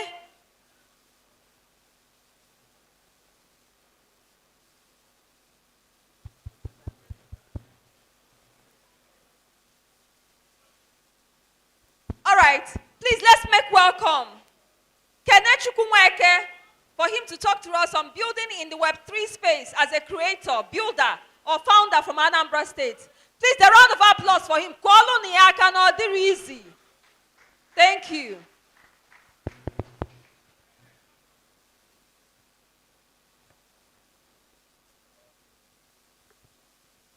Hi guys. GM guys. Always say your GM. GM guys. Yeah, so if you made 1 million naira this morning, can I see your hand? If you made 1 million naira this morning, can I see your hand? If you made 1 million naira this morning, can I see your hand? All right. So no one. All right. So that's why you have to listen to me now. So for the next 10 minutes, right, I'll be talking about building the Web3 space, right? A lot of developers have talked about tech and everything, right? But me, I'll talk about how to make money in Web3. How to make money in Web3, basically. Next slide. Yeah. So next slide. I don't want to waste time. Yeah, somebody make a post on Twitter and asked whether Web3 reached Anambra, right? So we need to find this guy and beat him. Next slide. Next slide. Yeah, so why should I care about Web3? Next slide. So Web3 is the future of internet, right? Web3 is everything we need in internet, right? So, from next year, right, we'll start paying tax. From next year, we'll start paying tax, right? But then, people who use crypto, people who use Web3, people who are into Web3 can't pay tax because the government can't track their how much they earn, right? Next slide. So Web3 brings global opportunities to us in general, right? Web3 brings, I think it's only Web3 space that they don't care about who you are, what you do, whether you are black, whether you are white, right? So Web3 makes you go global from here in Onitsha, right? Next slide. Next slide. Yeah, so building in Web3 space from Anambra, $5,000 in Web3 space. Projects from airfields got over $5,000 in Web3 space. Projects from airfields got over $15,000 in Web3. CoinSave got about $15,000 in Web3. CoinSave got about 20,000 naira, $20,000 in 20,000 naira, $20,000 in Web3. Okay, now I know a lot of us have been asking. About Web3. How will I start? What will I learn? And what have you, right? So I'll just be talking about what to do. I'm rushing because I don't have time. I need to start living now, right? So the Web3 space is a market of about $4 trillion. Web3 space, the total market cap of Web3 space is about $4 trillion, right? How much have you made from this money now? None. Me, I've made money from it too, actually. I've only made money from this $4 trillion, right? Next slide. Yeah, so for builders, if you're developers here, right, if you're a builder here, one of the best ways to make money in Web3 is to build products, right? Most of the time, you don't even need to build new products, right? Most of the time, you don't even need to do totally different thing, right? Most of the time, what you just need just to integrate Web3 to whatever you are doing. You just need to integrate Web3 to whatever you are doing, right? Next slide. All right. Do you have content creators here? Any content creator here? Any content creator here? Any content creator here? All right. Do you know that you can make your first $1,000 in Web3 just in 3 months of creating content? You don't need followers. You don't need millions of followers. You don't need millions of followers on YouTube or subscribers. You don't need it. It's all possible on Web3. Trust me, it's very possible on Web3. So if you're a content creator here, if you're a designer here, Web3 is the best place for you to be. I'm not even joking, right? You don't even need too much likes to make money in Web3 as a content creator because Web3 rewards people who are very, very active. If you are very active in Web3, Web3 will reward you. You will make so much money in Web3 that you will see people who talk about Web3 change their life, Web3 change their life, Web3 change their life, right? Web3 changed life, it just changed my life. The kind of money that I make every month, I don't think I made that kind of money ever in my life. That's because of Web3, right? So if you're a creator, one of the best ways to make money in Web3 is to create content, basically. Talk about Web3, talk about Web3 products, Web3, talk about blockchains, talk about Web3 stuff, right? You are going to make money very easily talking about these things. Yeah, so for you to make money as a creator, you can easily join ecosystems, Solana, Stacknet, Base. These are guys that pay people just to create content about them, right? Next slide. All right. So November 1st, right, we'll be having Anambra Web3 conference. This conference is like the biggest Web3 conference in Southeast, right? Last year we had over 1,700 attendees, right? So this year we're having over 2,000 attendees, right? So one thing about this conference is that this is where a lot of people, their life got changed in Anambra State last year. The guy that got over 75,000 grants got to know about the grant from the event last year, right? It's very important as somebody who is Anambra, somebody who is in Anambra, somebody who lives in Anambra. You don't need to like miss this conference. Trust me, you don't need to miss this conference. Next slide. So if you want to, next slide, yeah. If you want to attend the conference, please make sure you scan this QR code and register for the conference. Can quickly scan the QR code and register for the conference, right? In this conference, we'll be having the first ever Web3 hackathon in Anambra in this conference, right? We'll be bringing out 3 million naira to like give the builders who are going to build on this conference day, right? Hackathon is like having builders come build ideas, build products, right? And one of the funny things about this hackathon is that if you build an amazing idea or if you build something that makes sense, right? The organization backing this hackathon is ready to give you a $20,000 grant. If they like your idea, if you build something that makes sense, something that they want to explore, right? You get a chance of getting a $20,000 grant instantly on that conference day. That's if your idea makes sense, right? Next slide. Yeah. So before I leave, right, I just want to quickly talk about building in public, right? It's very important that you build in public, even as a tech person in Anambra State, right? For someone who has been building in Anambra for the past 3 years, it's very important to like advise that every one of us build in public. Whatever you are doing, whether you are a creator, whether you are a designer, whether you are a developer, make sure you build in public. What does build in public mean? Build in public means telling people what you do on social media. Come on Twitter, talk about what you do. If you're a designer, talk about what you design, talk about what you do. If you're a developer, talk about what you do. That's like the only way you're going to get seen. And that's one of the best way people get paid in, that's one of the best way people get paid in Web3, when you talk about what they do, right? You might be one of the best designer, one of the best content creator in Anambra. Nobody knows about you.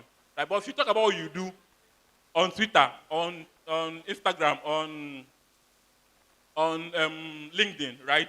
You get seen. Whether you have likes or you don't have any likes, right? It's very important that as somebody, you're able to like build in public. Next slide. Next slide. Yeah, I think I'm done.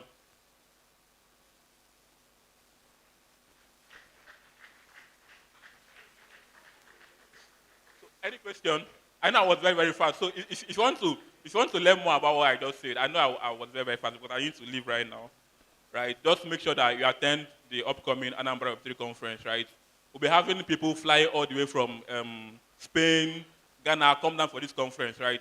This conference just meant like educate and help you grow in Web3 space. Trust me, Web3 can change your life in 3 months. 3 months is too much for Web3 to change your life, right? I'm a testimony of that. And you might be if you come for the conference. So make sure that you try as much as possible to make sure that you come for this conference. Thank you so much, guys.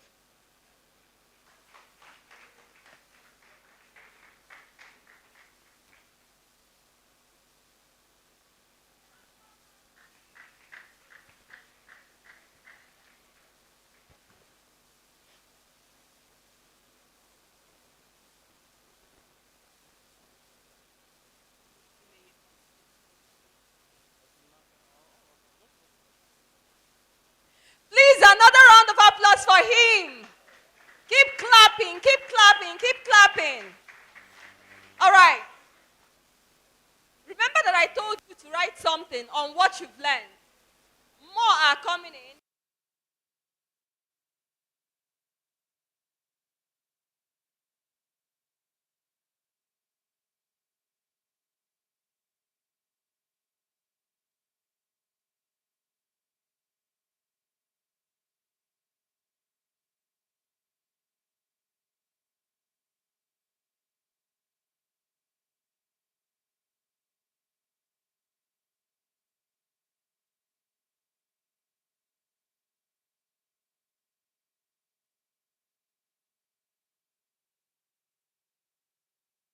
Communications and new media for Dr. George Mohalo, a Labour Party gubernatorial candidate. Please, is the person here?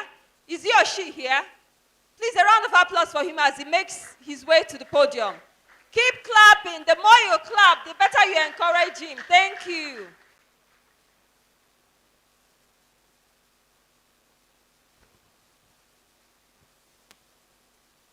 Good evening, everyone.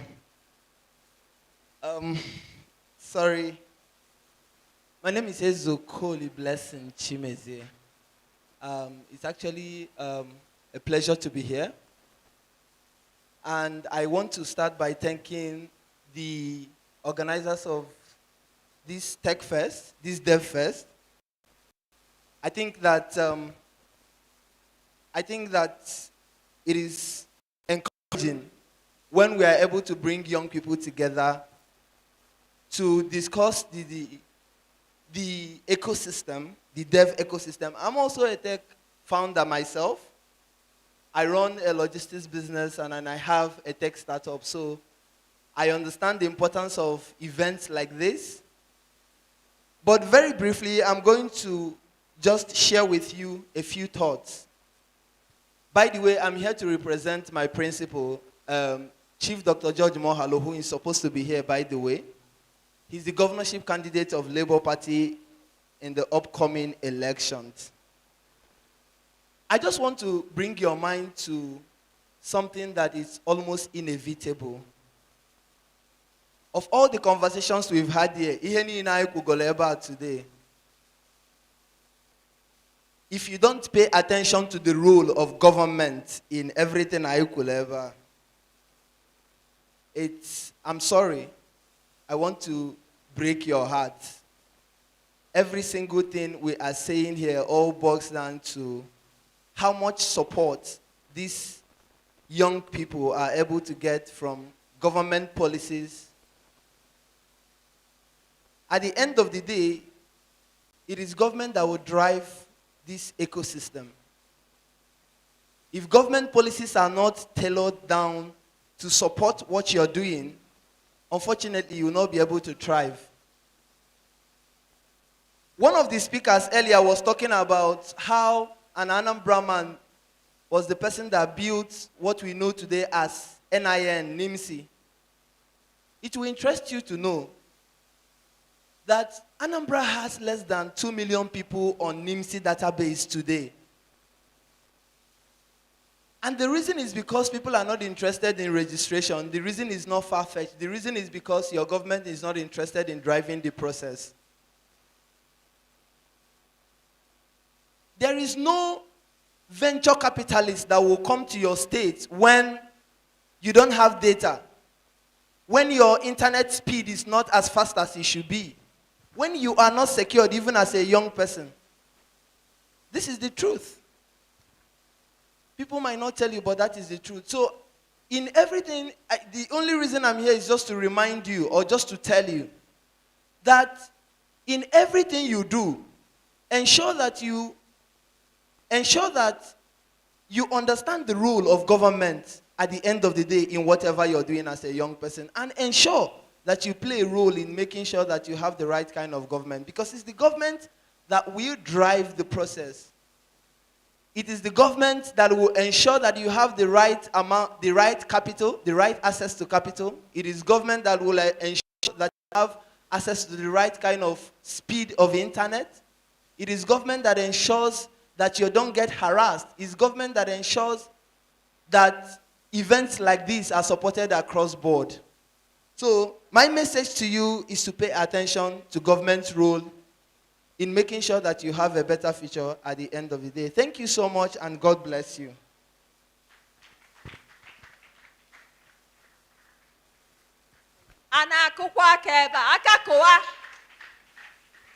And thank you so much for keeping to time. So finally, I'm told that this will be the last. Let me be honest with you. When it comes to tech, if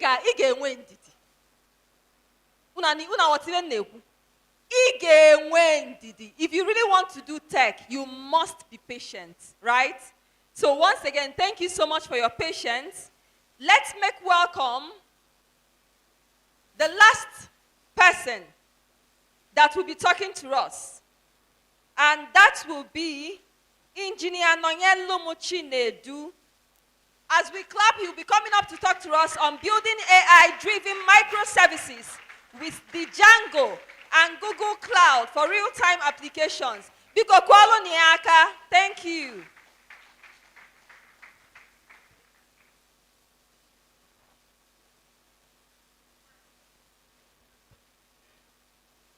Hello, ladies and gentlemen.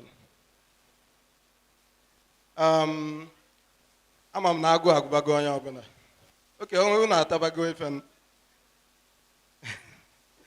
So, I'm here to talk about something very important, which is architectural design pattern. Look at the topic. It says building AI-driven microservices with Django and Google Cloud for real-time application. First of all, it is not about developing a software. It is about scaling it. Now, most of the developers make this mistake of, okay, the customer wants this, let's build this. Now, you build it because that is the pattern that you were taught with. Or maybe that is the pattern you learned. Okay? But you have not thought of, okay, what if 1 million users starts using this application? What will happen? Okay? Somebody spoke about, I think Prince spoke about scaling with Google Cloud, right? So now you build a software, but you don't actually know how many people are supposed to use this software. So while you are building, you are the only person testing it, or within your cycle, that is the only people testing that thing that you are building. But when it becomes a real software, is when people start what? Using it, right? And that is where it gets interesting, because you would notice that you will build a very wonderful software and it was working, right? And then people start using it and you will notice that this software automatically stops running or maybe breaks down. And that is what I come here to teach you, how to, scale this software and make it even more efficient. The next two slides. Next slide. Next. What are microservices? Okay, now microservices is, I'm going to use an illustration to explain what microservice is. Now you want to build a banking website like OPay, or a banking app like OPay. Now, you would consider, how do I partition these apps into different independent apps? Okay, so let me break it down even more. So you start by making the user management app, where you take the records of the users, authenticate these users, that is your login, your registration, your forget password, and then the user's database. Now, this is a separate app. And then you build another separate app where you do deposit withdrawal system. That is another separate app. And then you make another separate app, maybe for the admin to be able to manage the withdrawal, the deposit, complaints, and so many other things. That is another separate app. But then you connect these three apps and make them function as one system. That is where microservices comes in. So microservices is, instead of building this app as one single monolith system, you break them down so that you would understand which app has maybe the highest task. Let me just call it task. Okay, so because when people are using it, your server is doing some job. Your server is doing a lot of job just to maintain the requests coming in into the server. I don't know if you are getting what I mean by the request coming from going to the server. So when you go to your browser and you type a website and you press send, that time when the browser is loading, the browser is actually making a request to the server. And this server is a computer somewhere. And now imagine when millions of persons are making that same request the same time that you are making your own request. What do you think will happen to that computer, which is the server that is serving that website? That computer is going to break down. But when you break your system, your software down into maybe 3, 4 different services, different apps, and host them on different servers, you can actually make sure that the one that has more requests gets more server or more virtual machine. That is just the essence of microservice. Okay, so if you look at here, I'm going to drop this slide with everybody. I'm going to drop it in the community WhatsApp group so that you can access it. As well as I have a YouTube channel where I also teach something like this, which you can also check out. I will post it in the community WhatsApp group because of time. Okay, so let's look at microservices. So you can see small independent parts of an application called service. Each service does a specific task and do it well. So when you are developing it, there are several teams developing it. You are not the only person developing it because you might concentrate on the user side, another person concentrates on the deposit, the withdrawal side. Okay, so it's usually a teamwork. And it fosters fast development because of the teamwork, and then easy to scale. Easy to scale.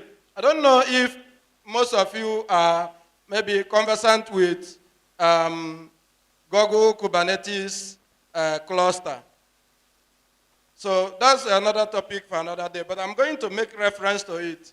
So what Kubernetes does is that Kubernetes takes all these apps and then manages your server, each of your server, through a load balancer, just like Prince said.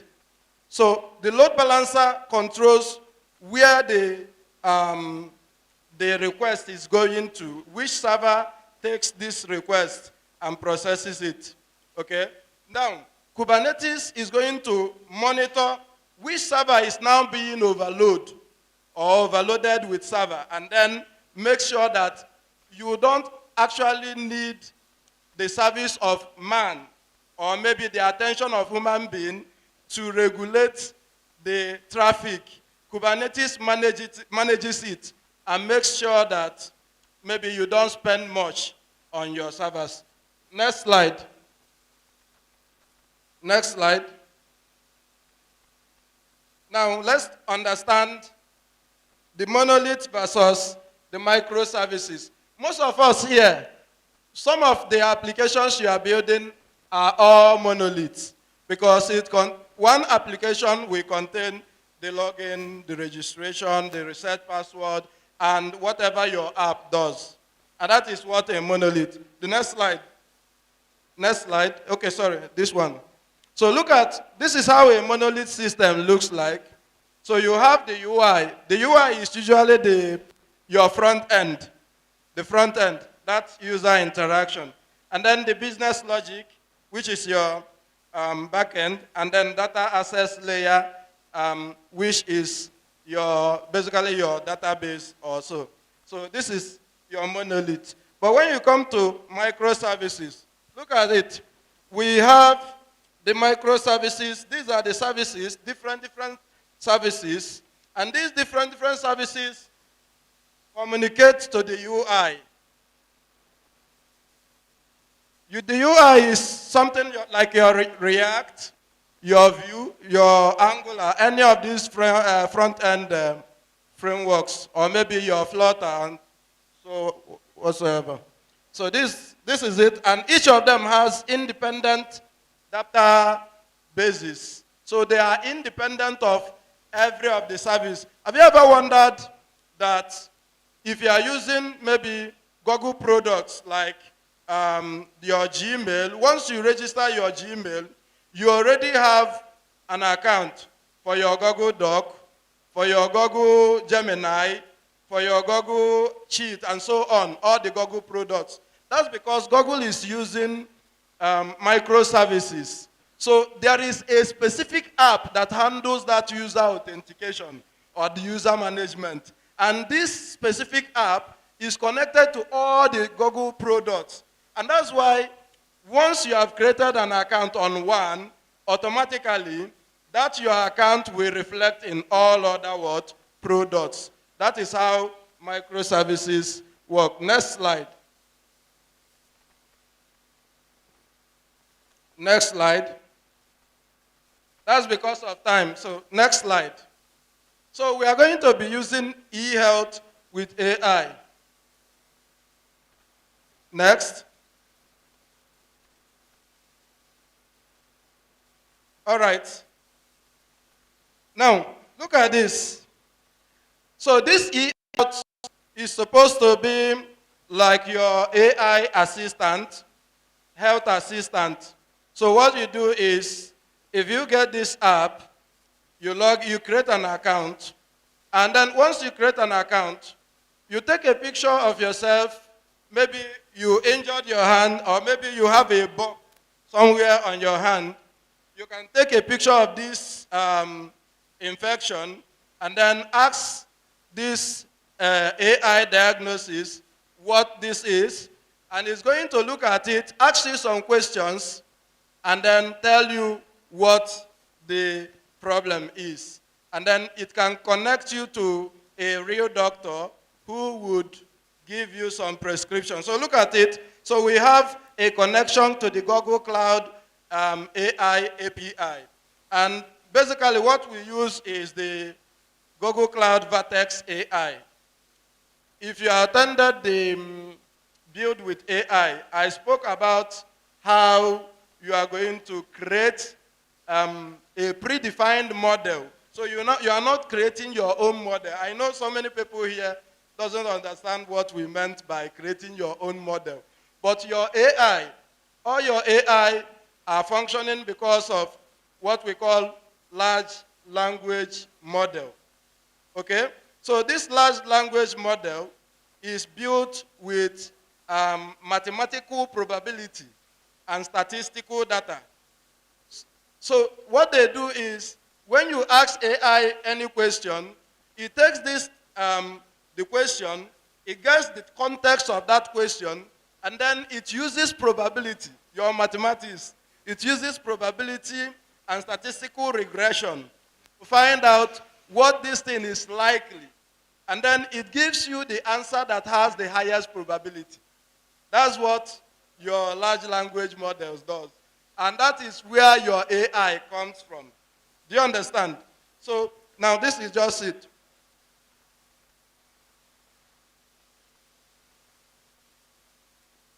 All right, so the AI, this AI service, diagnosis, prediction, and chatbot is connected to the Google AI, Cloud AI API. And then these are your services. These are your services, the different services, the different microservices. So this one handles the user registration and all that. Now this one handles the lab, where you do diagnosis and so on, testing and so on. While this one is in charge of doctor appointment, lab appointment, and so many other appointments. So each of them are independently built, but they are connected. So this user supplies the AI with the user's information and details, while the lab connects to the AI to be able to get the symptoms and predict what it is. And then this one gets the symptom from this, and then books an appointment for you. And then this is the front end where you see. So this is where you now see everything. You can see the appointment is connected to the front end, as well as the diagnosis, prediction, and chatbot connected to the front end. And this is how microservices work. Next slide, please. Next.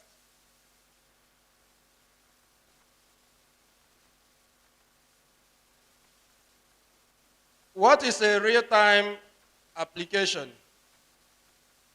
What is a real-time application? I know you use WhatsApp and you use Facebook, right?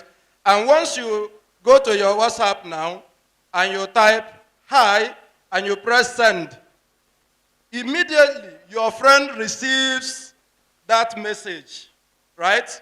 Or maybe you do video call and immediately you are speaking, your friend is seeing it automatically.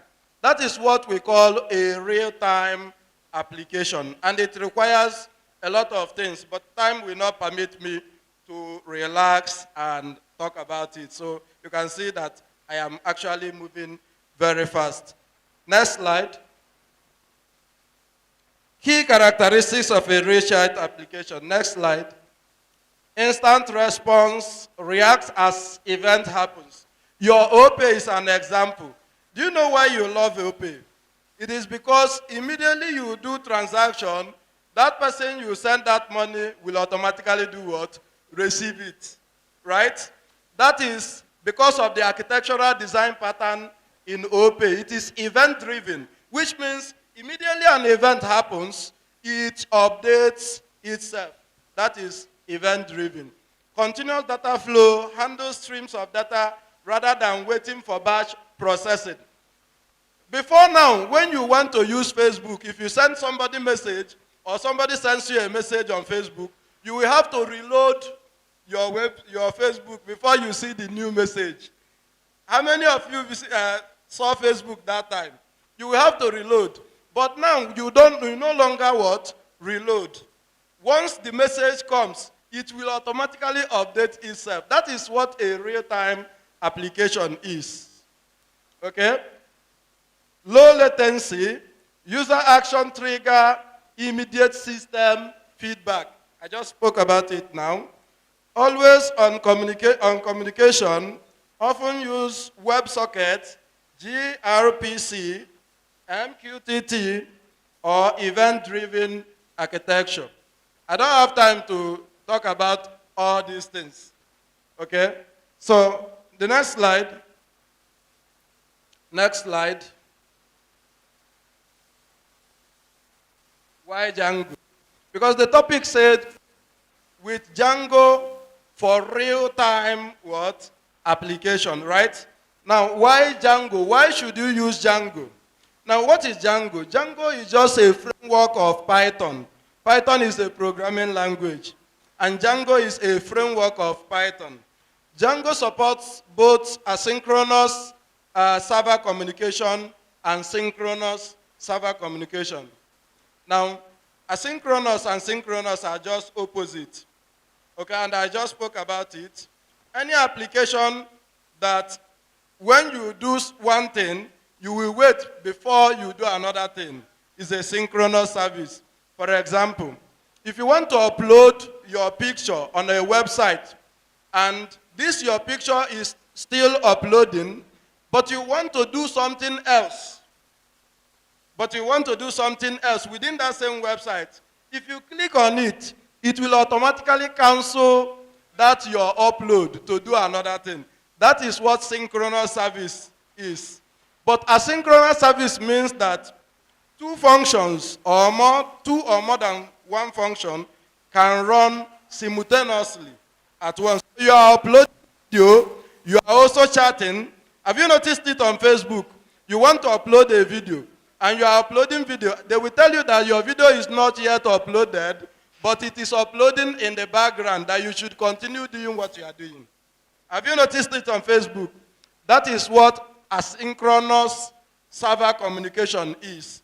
And Django supports that asynchronous server communication. Okay? And that's one of the reasons. Django is a matured and reliable framework. Now, somebody spoke about user authentication, building user authentication. Building user authentication is building your login, logout, registration, and so on. It involves a lot of things. But with Django, it's just a one function call. You have solved all these problems. That is one reason you should use Django, because if you want to do user authentication, you don't write any code. Just one function, everything is solved. That is how powerful Django is. So it saves your time. Battery included philosophy comes with ORM. ORM means object relational mapping. So if you are writing Django, it automatically means that you are not actually going to write any database query. What do I mean? If you are writing any program that is going to connect to the database and communicate to the database, you will actually write database languages like SQL, that is SQL. But if you are using Django, Django comes with Django ORM, which means with Python code, you will automatically communicate to the database. So there is no need for you to go and learn database again. And it can connect with both SQL and NoSQL. Now, SQL is structured query language, something like MySQL, Postgres. It can also connect with NoSQL, like MongoDB, something like that. And you know that all these JavaScript developers, they so love that MongoDB very well. So maybe you want a microservice that will use both JavaScript and Python. You can actually do that using this pattern. The next slide. Next. Okay, I've spoken about this. Ecosystem for AI, please. Okay. Ecosystem for AI and APIs. Now, have you seen a login system where you just come to the login or register, and you will see login with Google or login with Facebook? Now, how many of you has written that in your application before? None. Now, if you are using Django, it doesn't take time. Just get your app ID from Google Cloud, and then import that module in Django, place in your app ID, automatically you will have login with Google. And it will be working both on local server and on live server. That is how powerful Django is. The next slide. Next slide. Next slide. Good. You know, I don't have enough time. I would have broken it down into something that an ordinary person would understand. But if you want to know more about what I just spoke about, which is microservices and Google Cloud, kindly go to your YouTube and search for Learn Pro Nigeria, and you will see my videos.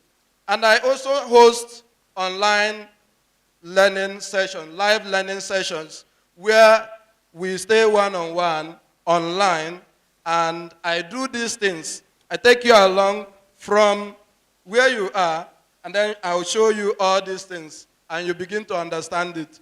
I am going to release the practical video explaining this particular topic tonight. So if you want to know more of the practical or the practicals involved in this kind of architectural design, you can actually go to my YouTube and subscribe. Thank you very much. Any question I can?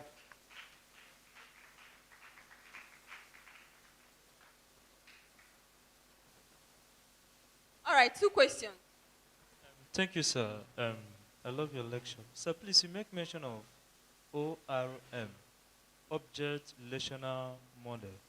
Please, how many languages, how many programming languages can you use to do this object relational model?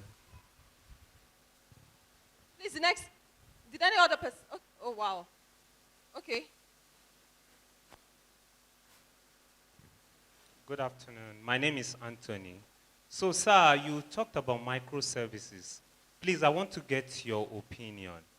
Isn't it expensive for somebody who is building just an app to fix something, and then we are splitting it into different microservices? Why do we need that? Please convince me. Any other person? Okay, I think we are taking just the 2 questions. Okay.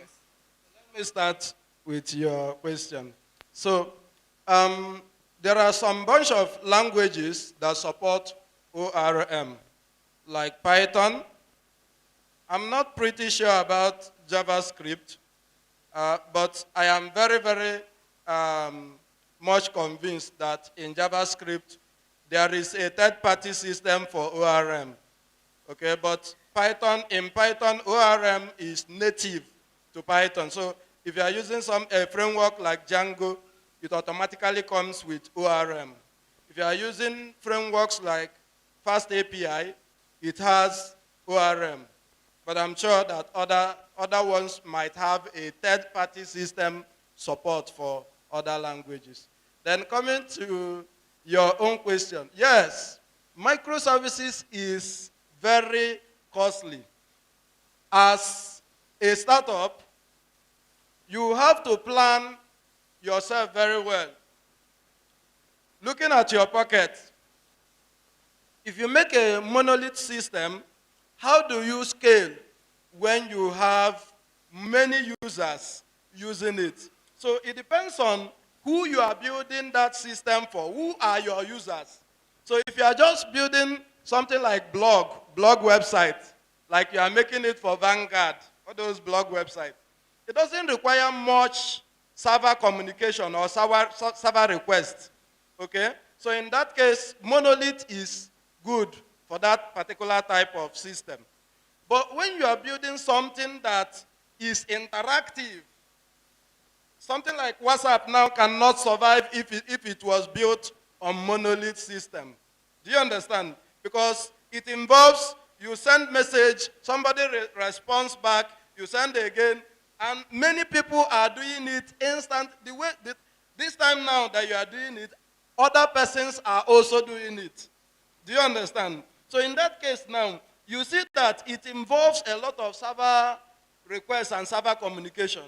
So monolith system cannot survive that. Not that it cannot survive it, but it's going to be even much more costlier than maintaining a microservices. Do you understand? Because we have to pay for cloud hosting, and because of the kind of requests coming in, your server will request that you are going to upgrade to a higher bandwidth. Higher bandwidth is that you are supposed to be paying more just to host your website than you would have in microservices, because one app, you already know that this particular app is the one that has much requests. Maybe you have something like, you have like 32 gig of RAM, and you just partition maybe 2 gig for your login, registration, and this, because those ones does not involve much server communication, right? Once you log in, that's all, okay? So you just partition very small amount of RAM for that. And then that one that is going to continue to receive a lot of requests, you give it more resources. So in that way, you are paying less than you would have paid if you are using monolith. Do you understand? So that is... Please, A round of applause for our speaker, please. Thank you, thank you, thank you. All right, the next set of events we'll be having will be the award. But before we do that, we'll be calling on Mr. Anthony from Google and Mr. Farouk from Google Dr. Obum. to come up to the podium and join us on the stage. Yes, both of you, please, come up to this podium, please. A round of applause for them. Please, engineer. Thank you. Ika Guganyi. Ika Guganyi. We are almost to the end. Don't go yet. There is an announcement that will be happening, something that will benefit you and benefit your friend. Please don't go yet. Stay with us. All right? Okay. Thank you. Thank you so much. Thank you. We want to appreciate some persons. We want to appreciate all our volunteers. There's a special certificate from Google for them, a certificate of appreciation. And there's some special... Okay, yeah, Google Developers Group now, Onitsha chapter.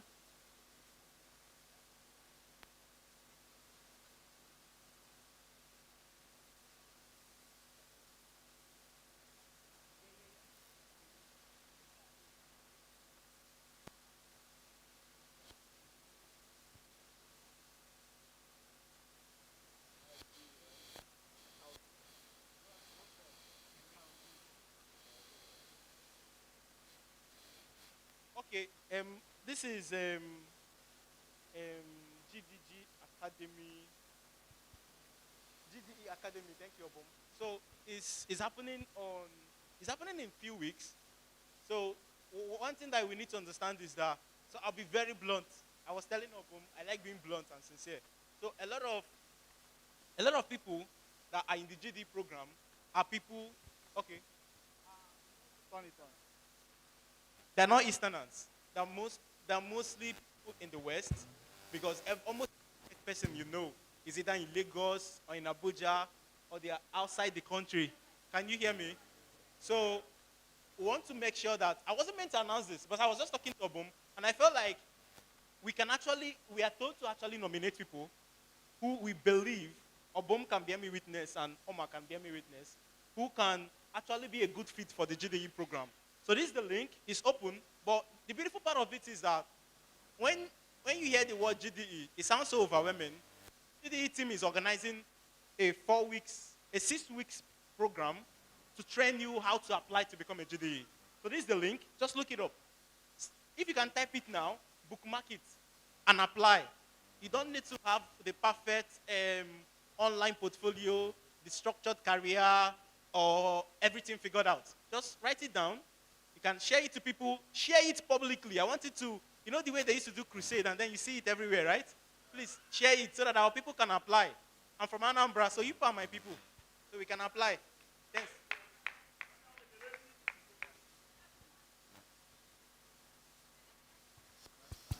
All right. As we're doing that,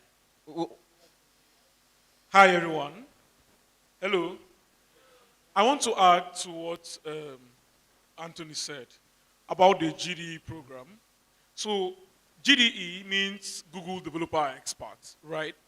A GDE is someone that falls in two criteria in a layman understanding. One, for a given Google technology, you have stood out as per you are a professional in it, you know it very well. So Google can say you're a GDE in AI or a GDE in Flutter, something like that. And two, you have continuous community contributions on that technology. So whether it's we speak at events like this or it's open source contributions, you're writing articles, you publish videos, you mentor people online, different ways. But so there are many people that know about these things, but not many people volunteer like we do to help people out there. So it's the volunteering that powers the community programs, because even the organizers, everybody here, it's all a volunteer program. I'm not in the place to ask for an applause, but this kind of event is not easy to pull out. I really have to call out on the organizers that thank you so much for this. But believe me, it's all volunteer. Google doesn't pay for this. We are the ones bringing it to our local community for the best. We are calling out on each and every one of us. If you are here, you're so good in the Google technology, you can apply, as Anthony said. You can meet me, right? I live around. I'll make myself available to mentor you, follow you up, to become a GDE if you're eligible. Thank you.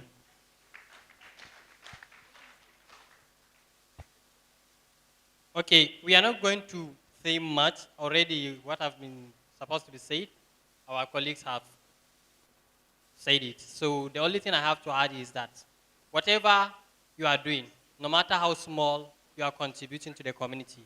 Make sure you are making it loud. Make it global. Share it to your community. Share it to your social handle and let the world know, yes, this is what you are doing.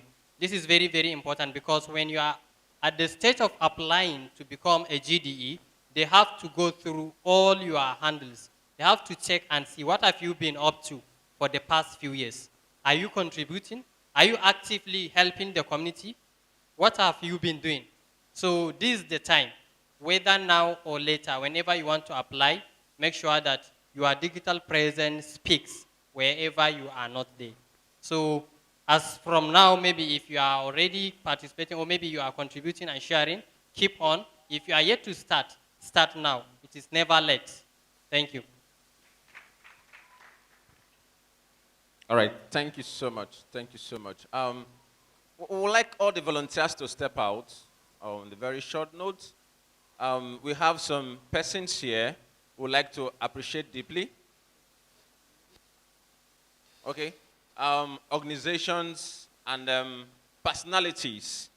GDG Onitsha, as a growing tech community, I've been able to strive through all these years with your contribution and your effort. And on this note, we have some special, we don't know how to thank you all, but we just have to say thank you. And you can see that we have our GDE expert here.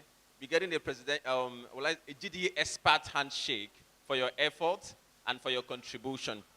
But before we go into the appreciation certificate, to appreciate some organizations, we're starting with a hub that has been of a very great impact to us, a community. When we sponsor some persons to learn tech skills or use their space, it has been awesome since 2025. So on behalf of my community, our lead and the co-organizers, Vision Growth as our IT or ecosystem partner of the year. Who is in for IG Hub? Is the manager here? Yeah, Mr. Chime is here. Please step forward to receive this award on behalf of IG Hub Onitsha. You see, IG Hub has been very instrumental to what GDG is doing in Onitsha. Every time we have had an event since 2019, it has been with the backbone of IG Hub. Okay, there has been sponsoring our events, partnering with us to also make our events successful, and we just have to give them this award. We just have to recognize them. Please move this one. Okay. Thank you, IG Hub, our ecosystem partner of the year. We believe we'll partner more this year. You are surprised. Hello. Good evening, everyone. Sorry, my name is Mr. Chinoeze. Sorry. I'm the one that cleans this place when you guys are done. Thank you. All right. Thank you. All right. This year's DevFest, persons went extra mile, but something that shocked me was that somebody that was not in this city went to an extreme mile. In fact, from another city, she came here when we opened up the group for, okay, want to be a lead or a volunteer department, would like to share it to. So this lady, well, she brought herself out. In fact, we call her Excuse. She's a member of GDG Aba. And she went out all the way to make sure that things are done very well, not only about the event, but when it comes to the ushering team. Can we please appreciate Amarachuku Akudo Christiania for your excellent leadership in the ushering group lead. I know she's surprised. Please, let's do more, please. Yeah, she doesn't accept any excuse from any volunteer that doesn't play well with the group. So she deserves this award.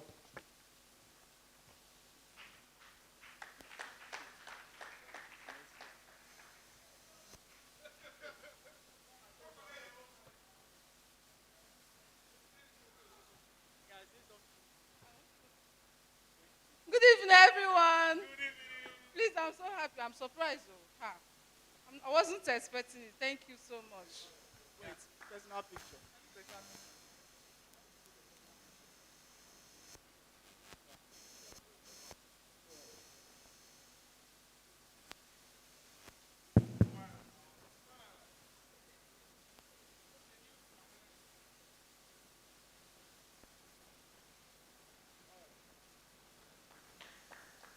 Okay, thank you so much. Um, then also, we have one teacher, um, someone very unique in our midst. And then when we met him um, sometimes ago, that within some couple of days, just 2 weeks ago, and he really pricked interest in what we are doing, and then he was able to stand still. I would say this that he's one of the most outstanding person that we really had this year. Can we please appreciate Mr. Martins Chinemelum as a youth-oriented personality of the year? Please, let's do more, please. Let's do more than this.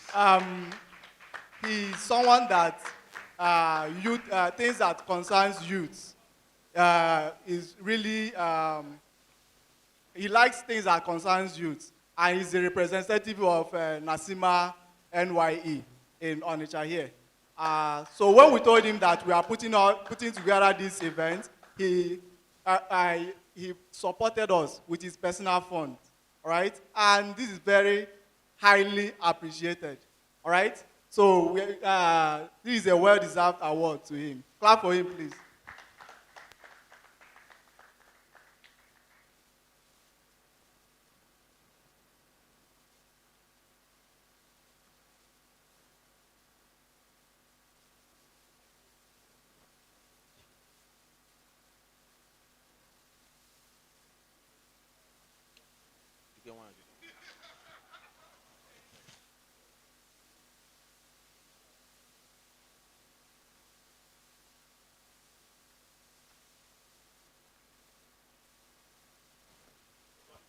Say something, okay? It's my pleasure to be amongst you. And as a coordinator for NYE, we hope to partner more with the Google Developers Group. And we believe that next year, we're going to be very active and we're going to make it a better experience. Thank you, sir. Thank you, sir. Thank you so much. Thank you so much.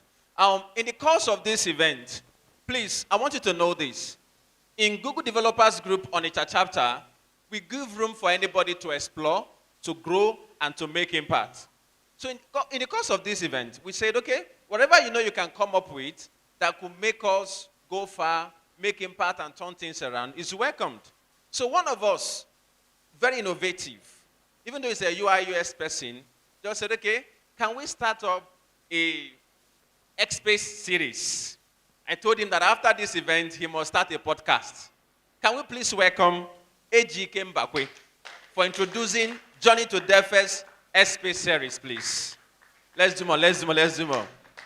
He never asked for data for one day. He was always there, making impact, making noise. In fact, we became more notable on Twitter by the virtue of that program. Please, let's do more, let's do more. You're welcome, sir. And we really appreciate anybody that comes up with any innovative thing that will push the group forward. Okay, we always appreciate that. And this guy really came up with something that helped us a lot this year. So clap for him again, please.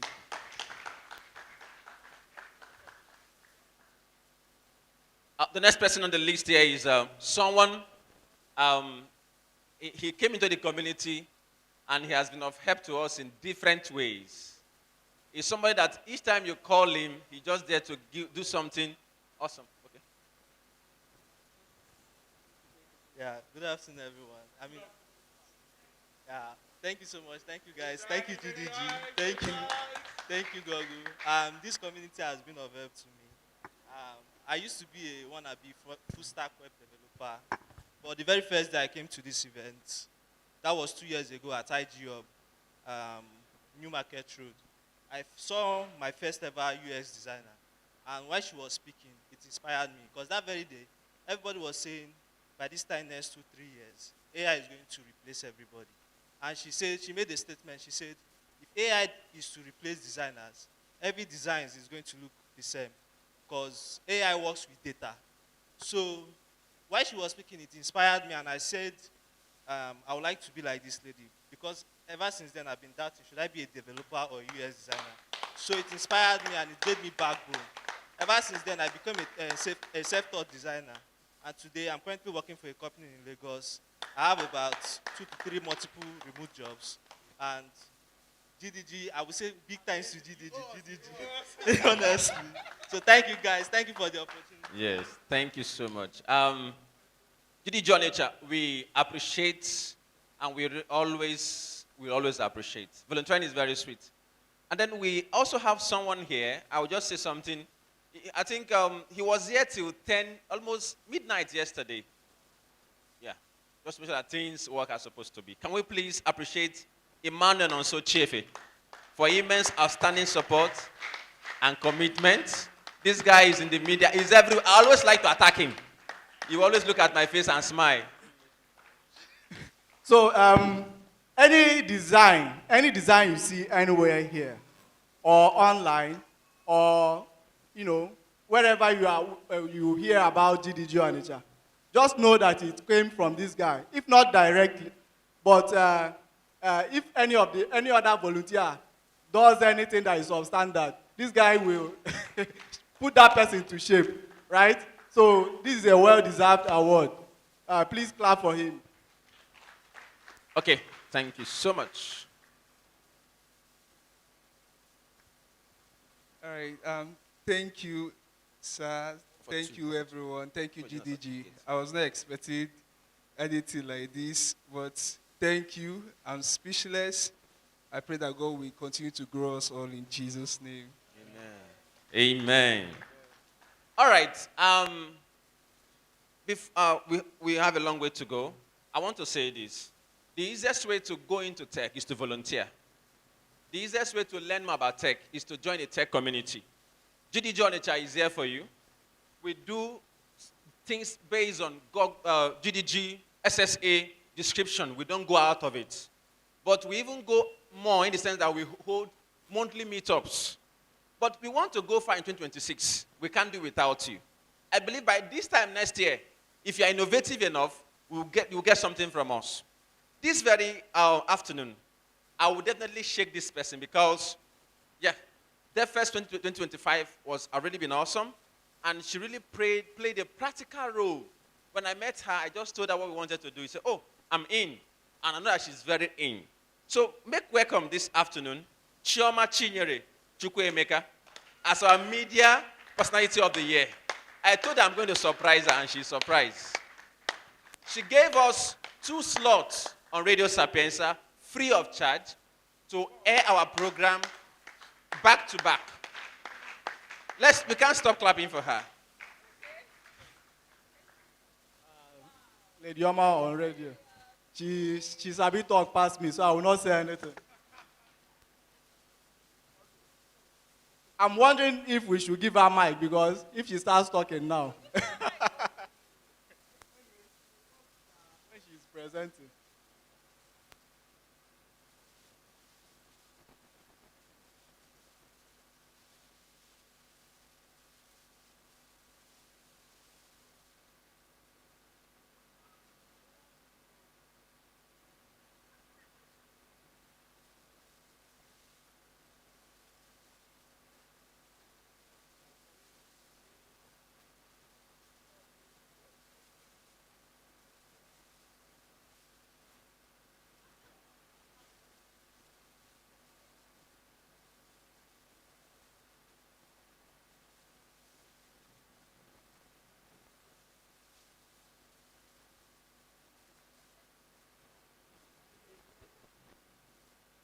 All right, thank you so much. I'm pleasantly surprised. But one thing, when Pastor Jerry came, I wasn't the one that gave the slot. It was my MD. I work with Radio and TV Sapiencia, so I dedicate this award to my MD and the entire management and staff of Radio and TV Sapiencia Onitsha, because they were actually the one that pushed me and made me who I am today. That aside, please, GDG Onitsha, I've been here. It's been guys here. Mba, it's unacceptable to me. No, no, no, no, no, no, no, no. Next year, Biko will have a lady up here teaching, number one. Number two, we have more ladies taking up roles here. Obruna non as well. No, it's unacceptable to me. Ask Pastor Jerry. I've been telling him this.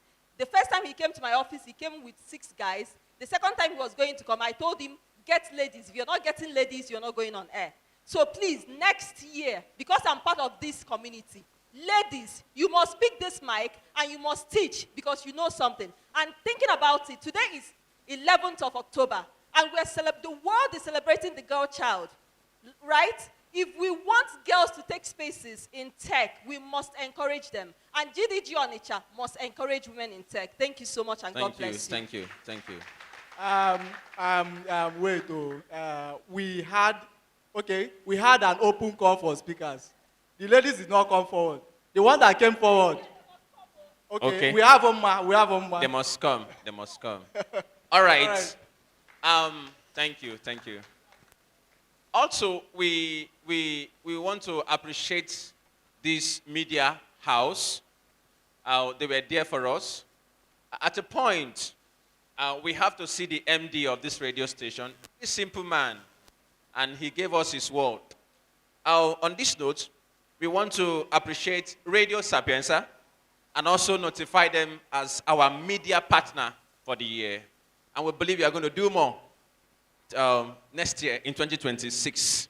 And I know with this, now will give us access to, more access. More radio slots.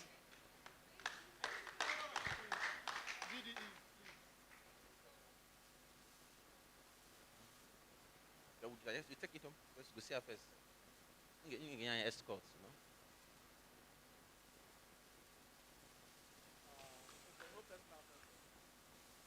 Now, sorry, but I will call him. We also have, for the media team recognition, I have Ademola Emmanuel for his awesome contribution to the social space. Be coming up, please. Conquest. We call him Conquest. Yeah, Conquest. Since the guy came on board on our media platform, everything changed awesomely. Please, let's not stop clapping until he comes up. Facebook, in fact, we had an Instagram page because of him.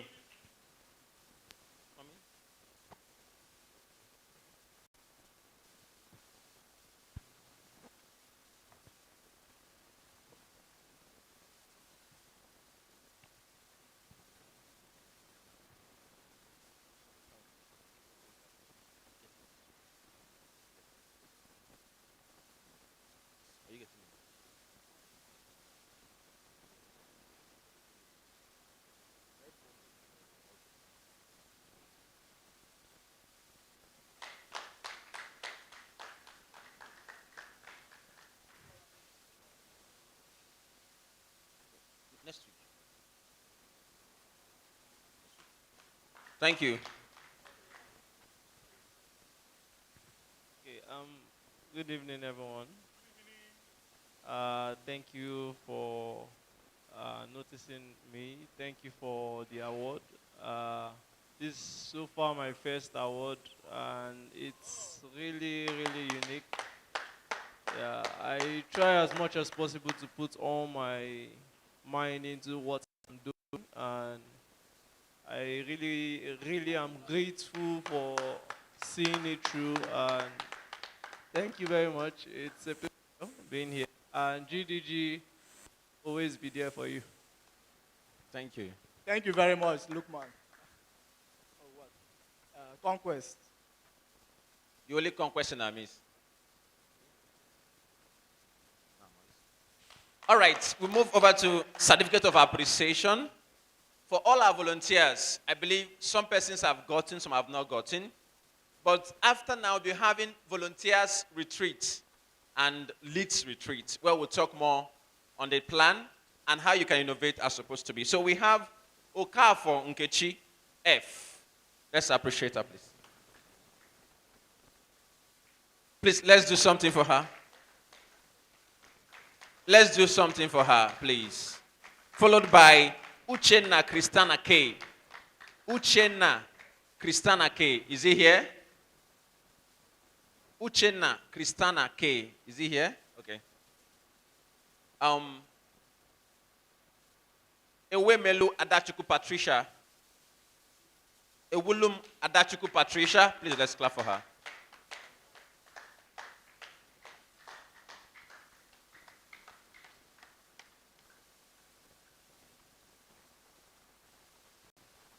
All right.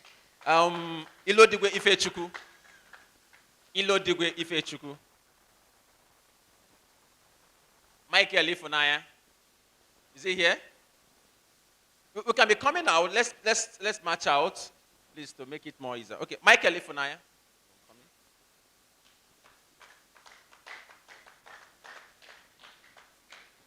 Amarachuku Kristana.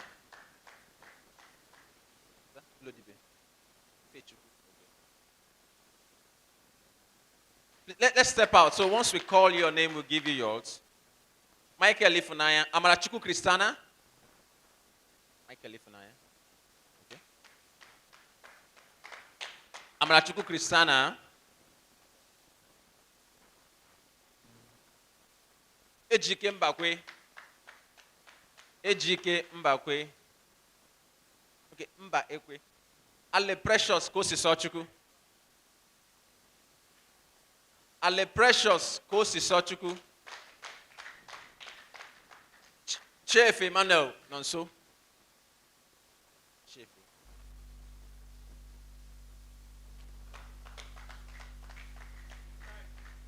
Uchenna Kristana K. Uchenna Kristana K. Divine C. Okafor Uda.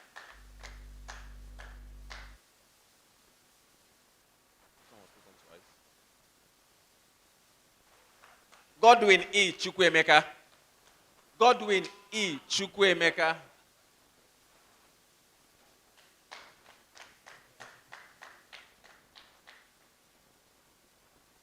Godwin.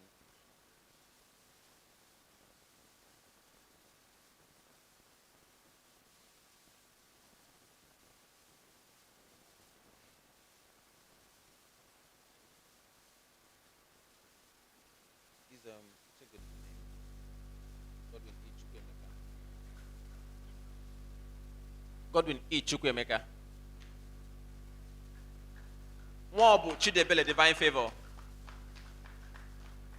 Mwabu Chidebele Divine Favor. Okoye Joseph Chidol.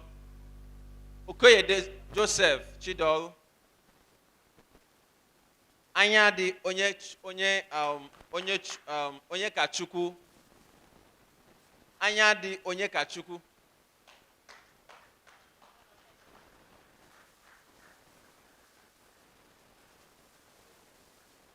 Sorry, what's the name?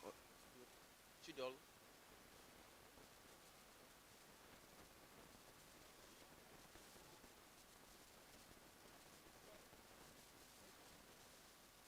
He has been of very good help, actually.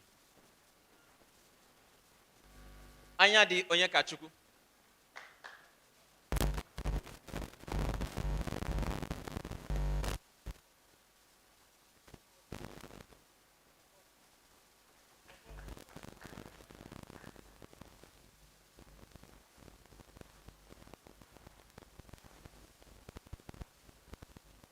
Godwin Chukwuemeka.